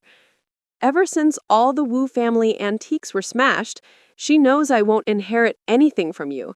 Add in my debts, and she looks down on me even more. Mom, I want to make a lot of money again, then divorce her. Please help me, okay?" Wu Bingwen spoke with tears streaming down his face. Old Madame Wu put down the scissors in her hand, raised her arm, and gave him a few smacks on the back. Wu Bingwen, far from being upset at being hit by his mother, was actually happy. Because he understood his mother, this meant she cared about him and was planning to help him. "Mom, hit me a few more times. Knock some sense into this unfilial son of yours." Old Madame Wu was indeed disappointed in her eldest son, but now that he was kneeling and admitting his mistakes, she still wanted to give him a hand. After all, he was her own flesh and blood. No matter what, she had to give him one last chance. "If you want my help, fine. But first you need to sort out your personal affairs. I don't want to see Mingweiji come after your assets if you ever become a millionaire." Wu Bingwen hesitated for a moment and said nothing. Old Madame Wu smacked his back again. "Why aren't you saying anything? Still not over Mingweiji? Can't let her go?" "It's not that. I'm just worried that if I get divorced now, Ming Peng will throw me out.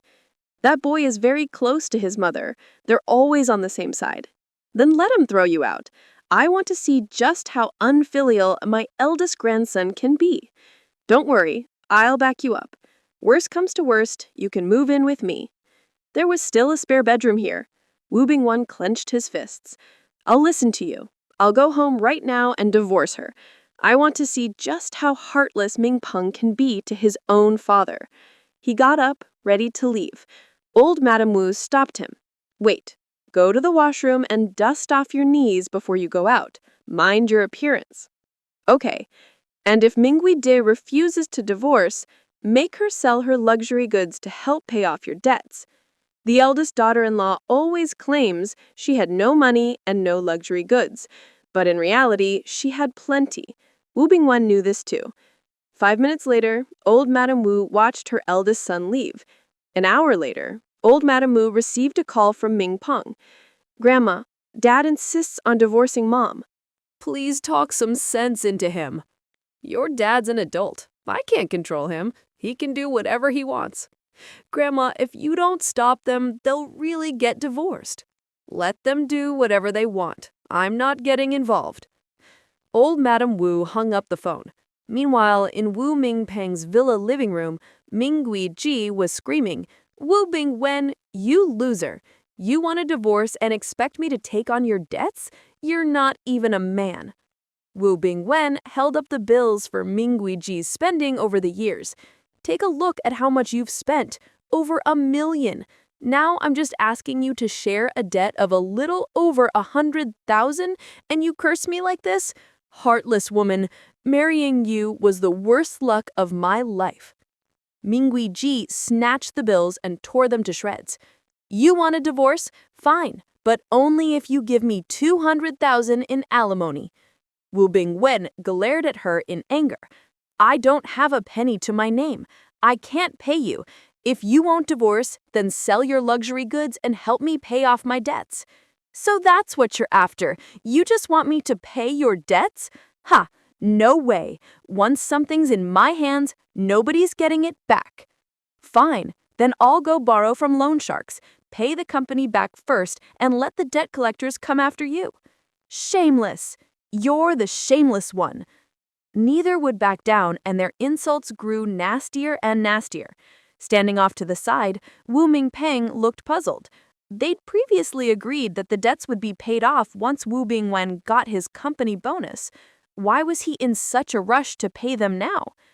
"Dad, are you trying to get back into the family company and be in charge again?" Wu Bingwen replied firmly. "That's right. I want to go back to the company and have my own career. But I have to pay off my debts first."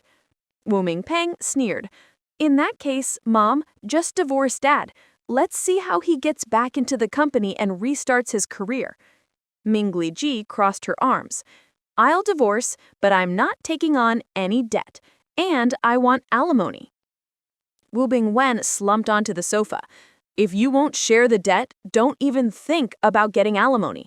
And I want half of your luxury goods." In the end, they each compromised. Wu Bingwen would take on all the marital debts, leave with nothing, and wouldn't have to pay Mingweiji any alimony. Just like that, the two of them went out and smoothly got their divorce certificate. When Wu Bingwen returned to his eldest son's house, his son heartlessly kicked him out. As he was leaving, Wu Bingwen gave Wu Mingpeng a hard look. "Kid, I really have to wonder, are you even my son? No matter how much of a mess I made, I would never throw my own mother out when she had nowhere to go." A flicker of panic flashed in Wu Mingpeng's eyes. But Mingui Ji, on the other hand, said boldly, "That's right. Mingpeng isn't your biological son. Now that we're divorced, there's nothing left to hide. Mingli and Mingwen are yours. Mingpeng isn't. He doesn't owe you anything." Wu Bingwen felt a sharp pain in his chest. His vision went black, and he collapsed against the doorframe. Just then, Wu Mingwan drove up. He'd heard his parents were getting divorced and rushed back to stop them. Instead, he overheard this explosive revelation. Wu Mingwan immediately rushed Wu Bingwen to the hospital. 2 hours later, Wu Bingcheng and his wife, old Madam Wu, Mu Chenzei and his wife, Wu Mingli, and Wu Mingwan were all gathered around Wu Bingwen's hospital bed. Wu Bingwen had just woken up and started sobbing. "I raised someone else's son for over 20 years. All these years for Wu Mingpeng, I went against my own mother and schemed against my own brother. I was so wrong. I've let you all down." No one had expected Wu Mingpeng wasn't Wu Bingwen's biological son. Wu Mingli took 50,000 yuan out of his pocket and put it in Wu Bingwen's hand. "Dad, a son should help pay his father's debts. Mingli and I scraped together 50,000 yuan for you. Use it to pay off your debts.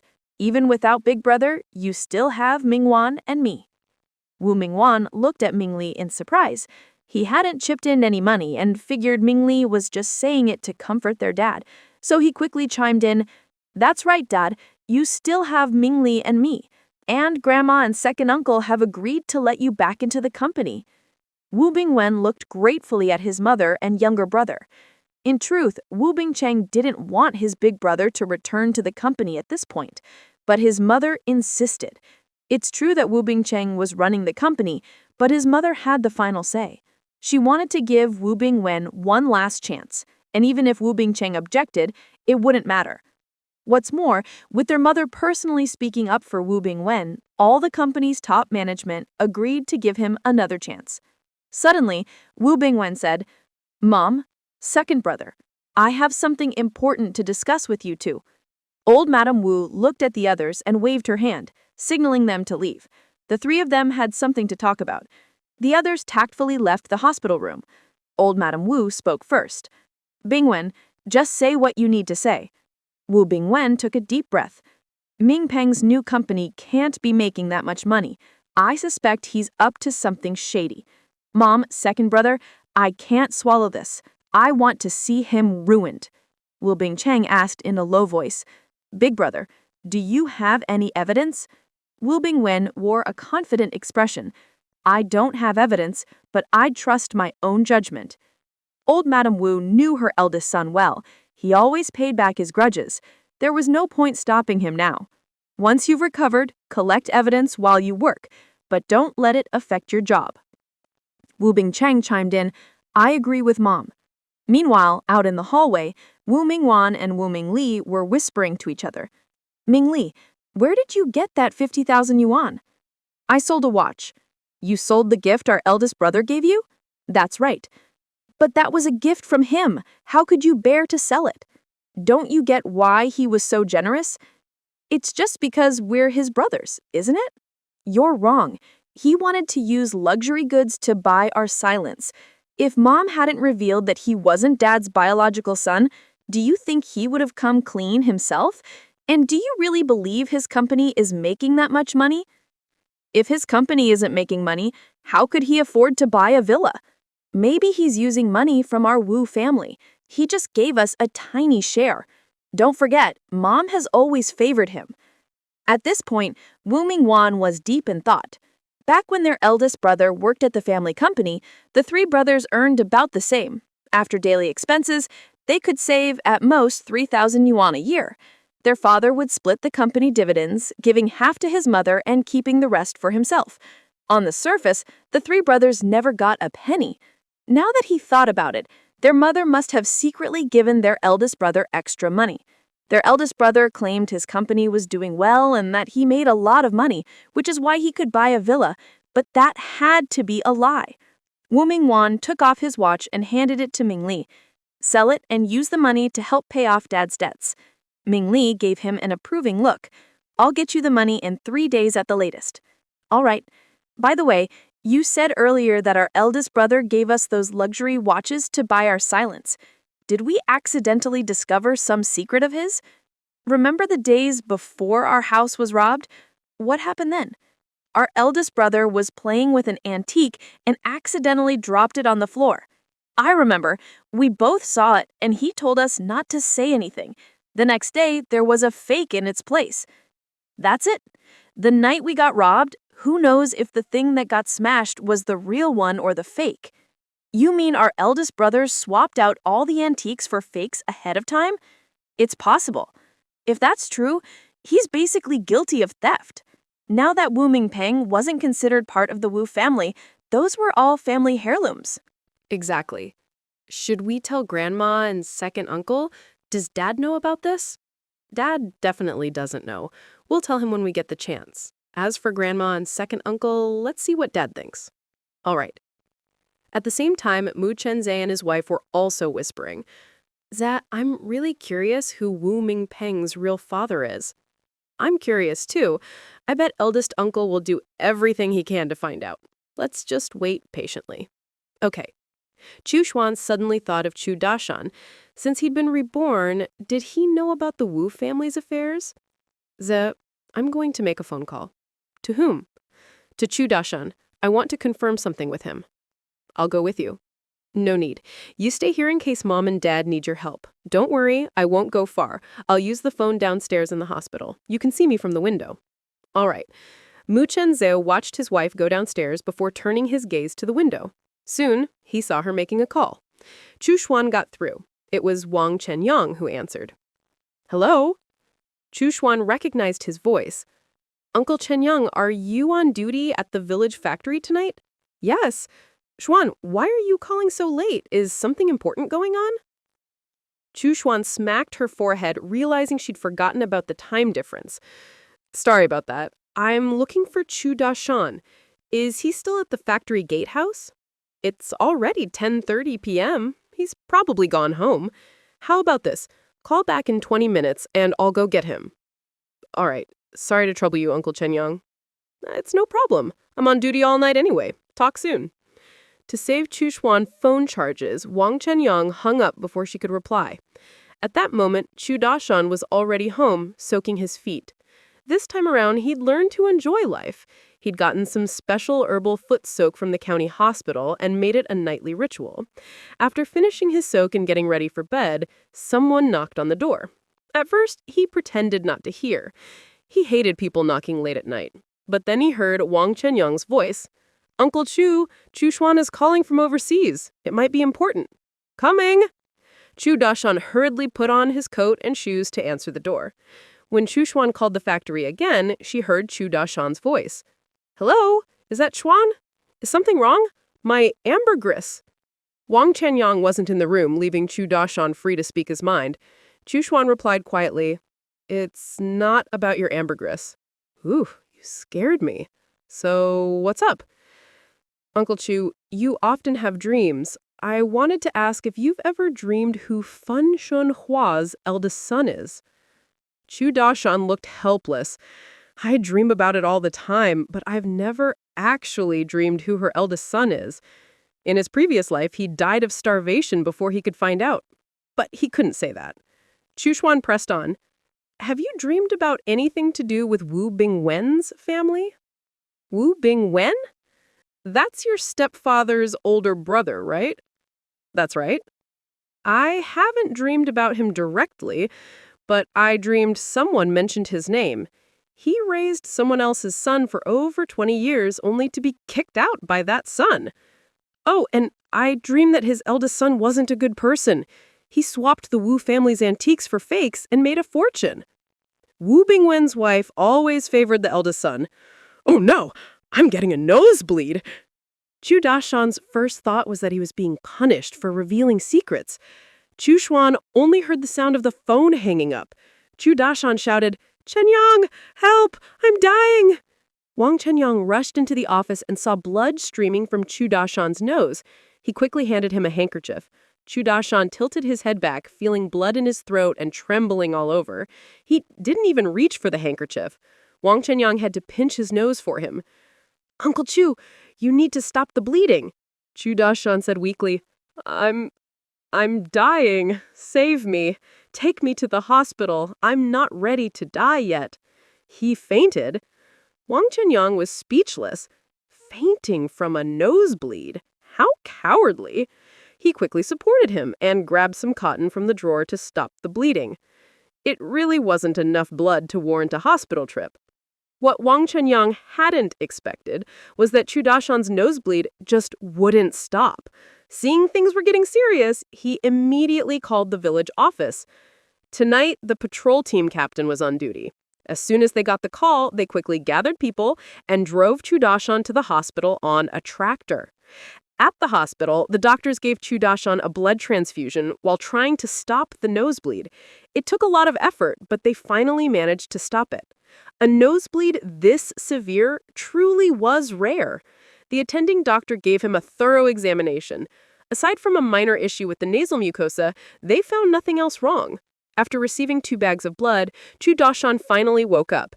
Realizing he was still alive, Chu Dashan burst into both tears and laughter.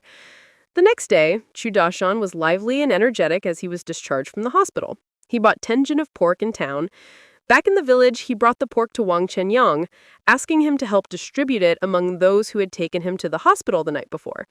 Wang Depin allowed him to rest at home for 2 days, but Chu Dashan politely declined, saying he was fine.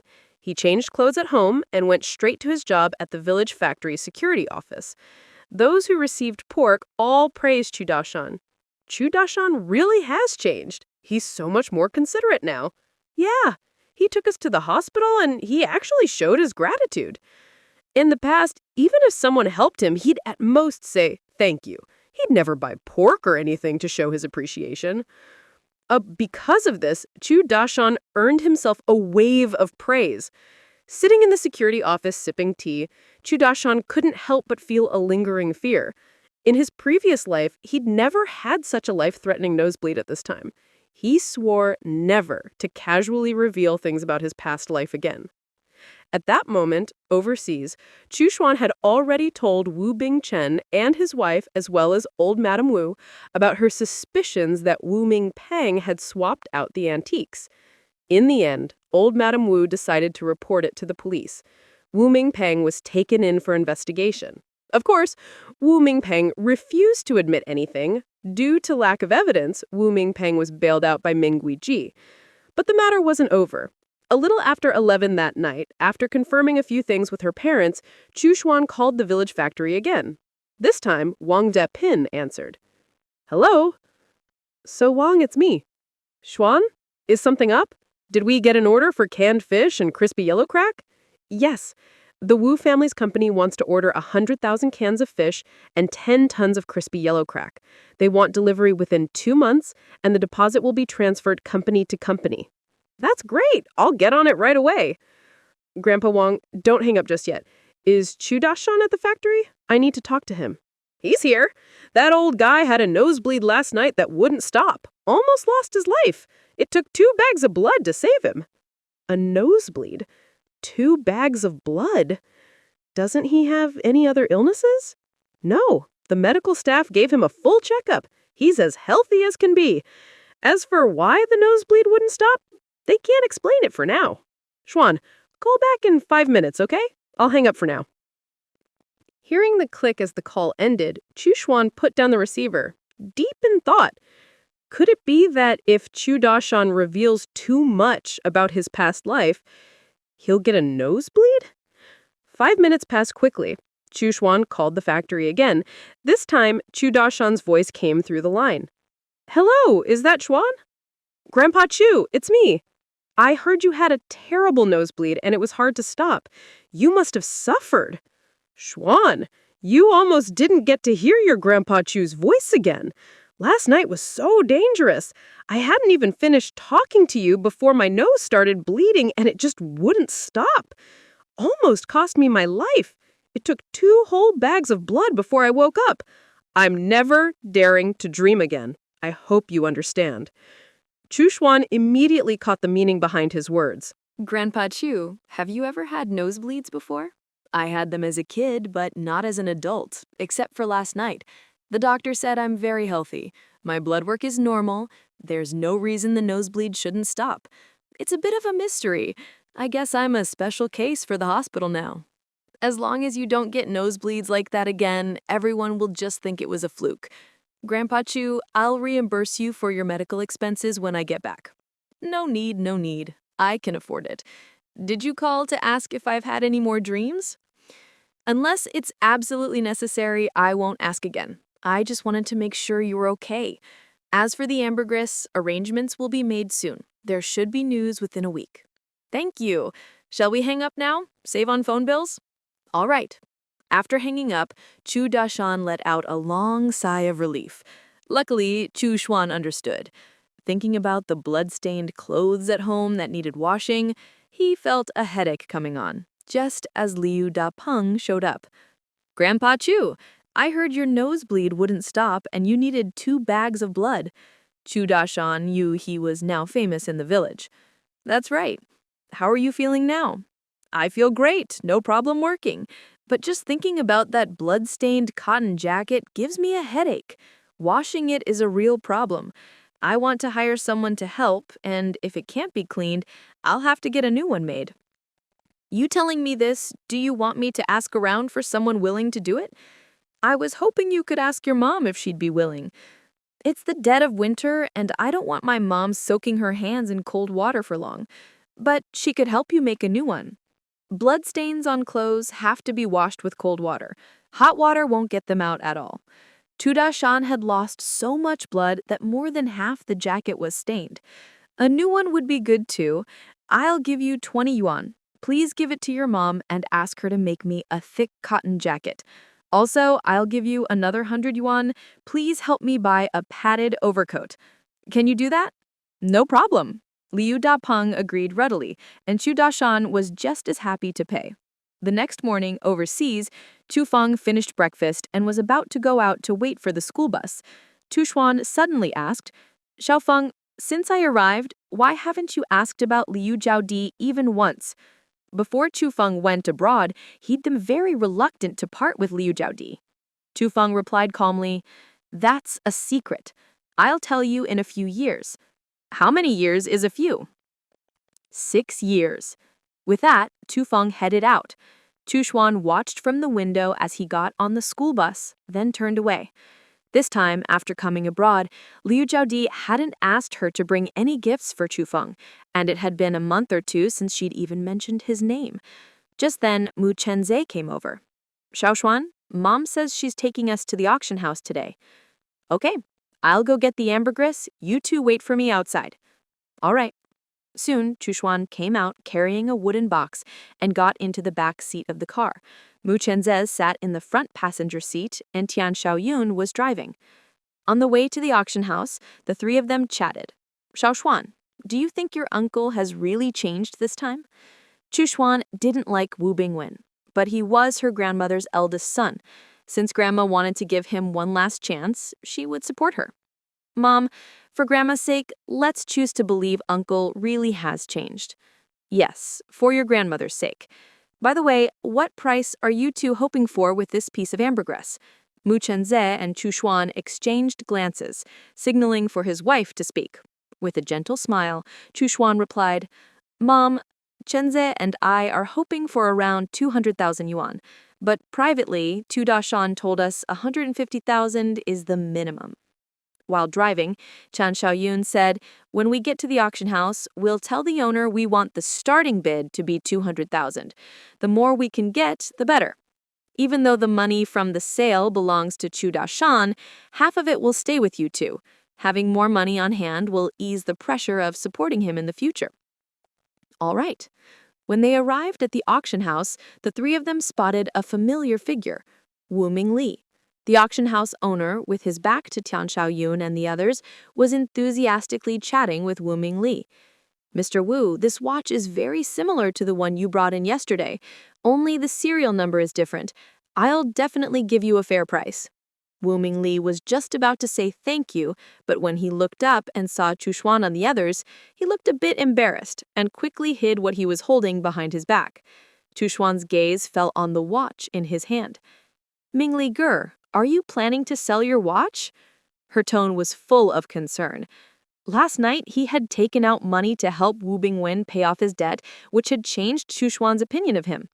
Tian Xiaoyun also asked with concern, Mingli, the 50,000 yuan you used to help your dad pay off his debt yesterday, did you sell your own watch? And is today's watch Mingwan's? She had seen Mingwan wearing it yesterday.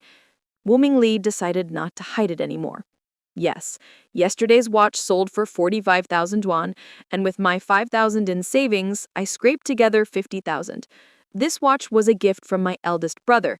Neither Mingwan nor I need it, so I thought I'd sell it to help my dad pay off his debts.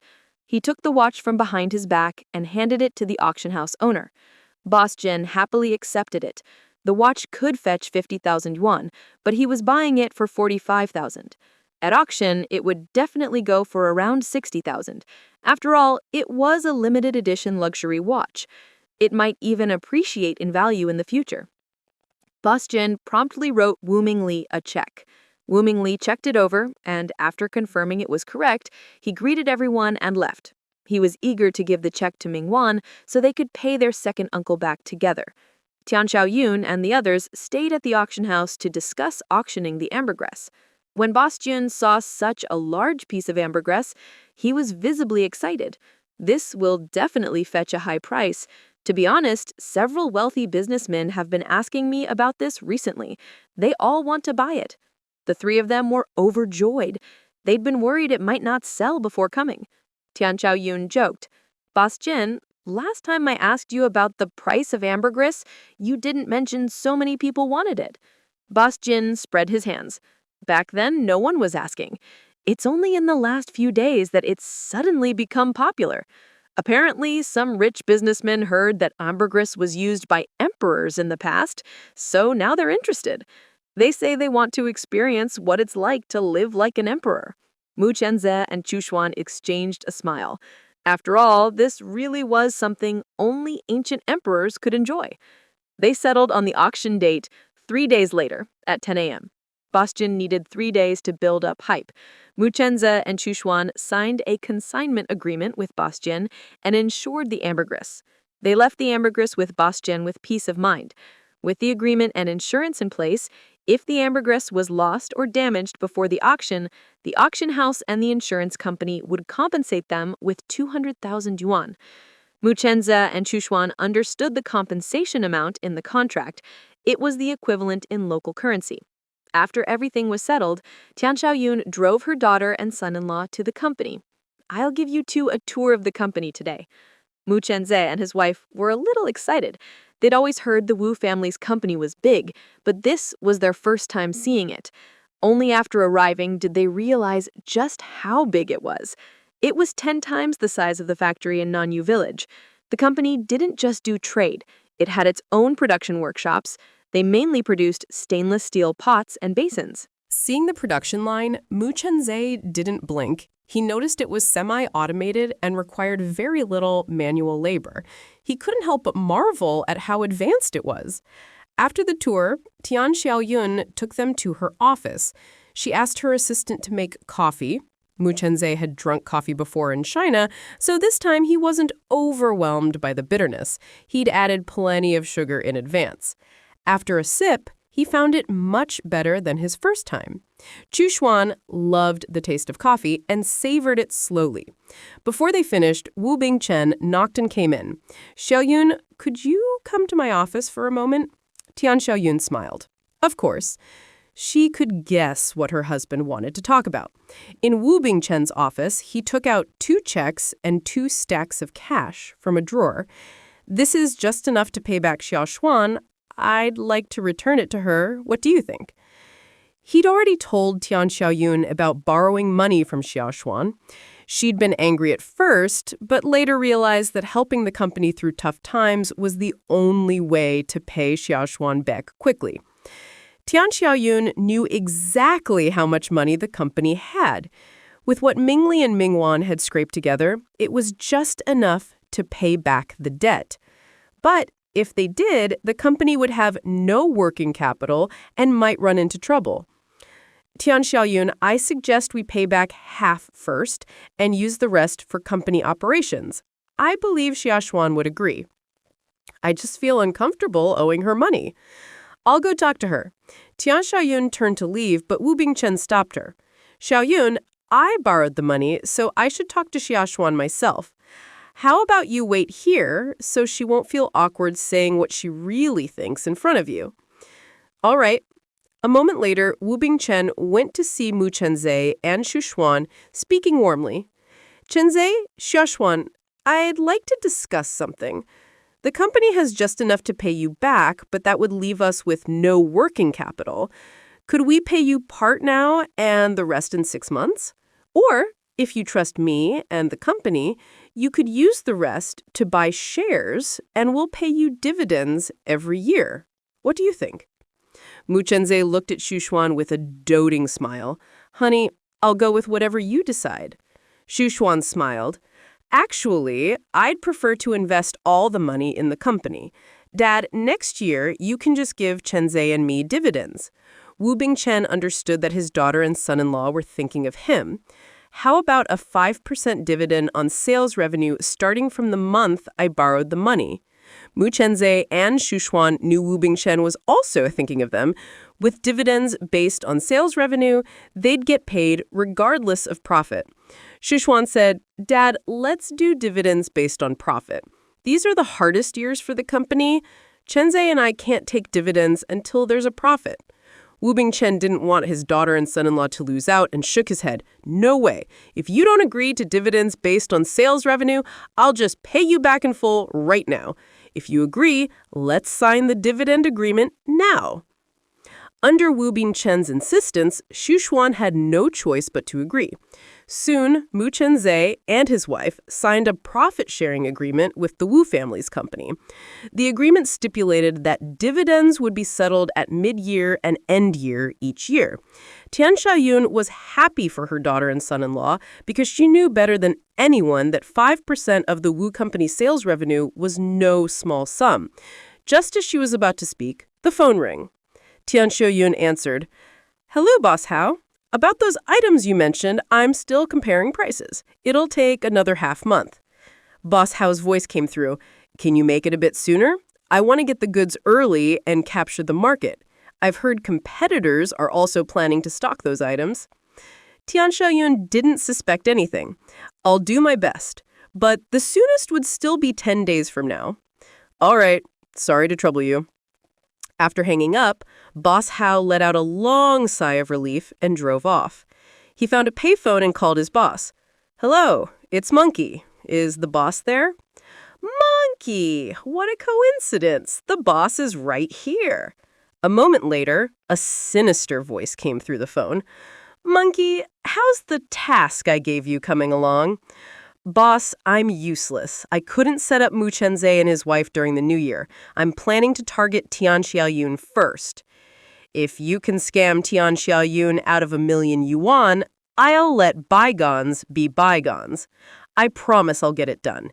Your and your mother's paperwork for going abroad will be ready soon. You won't have anything to worry about.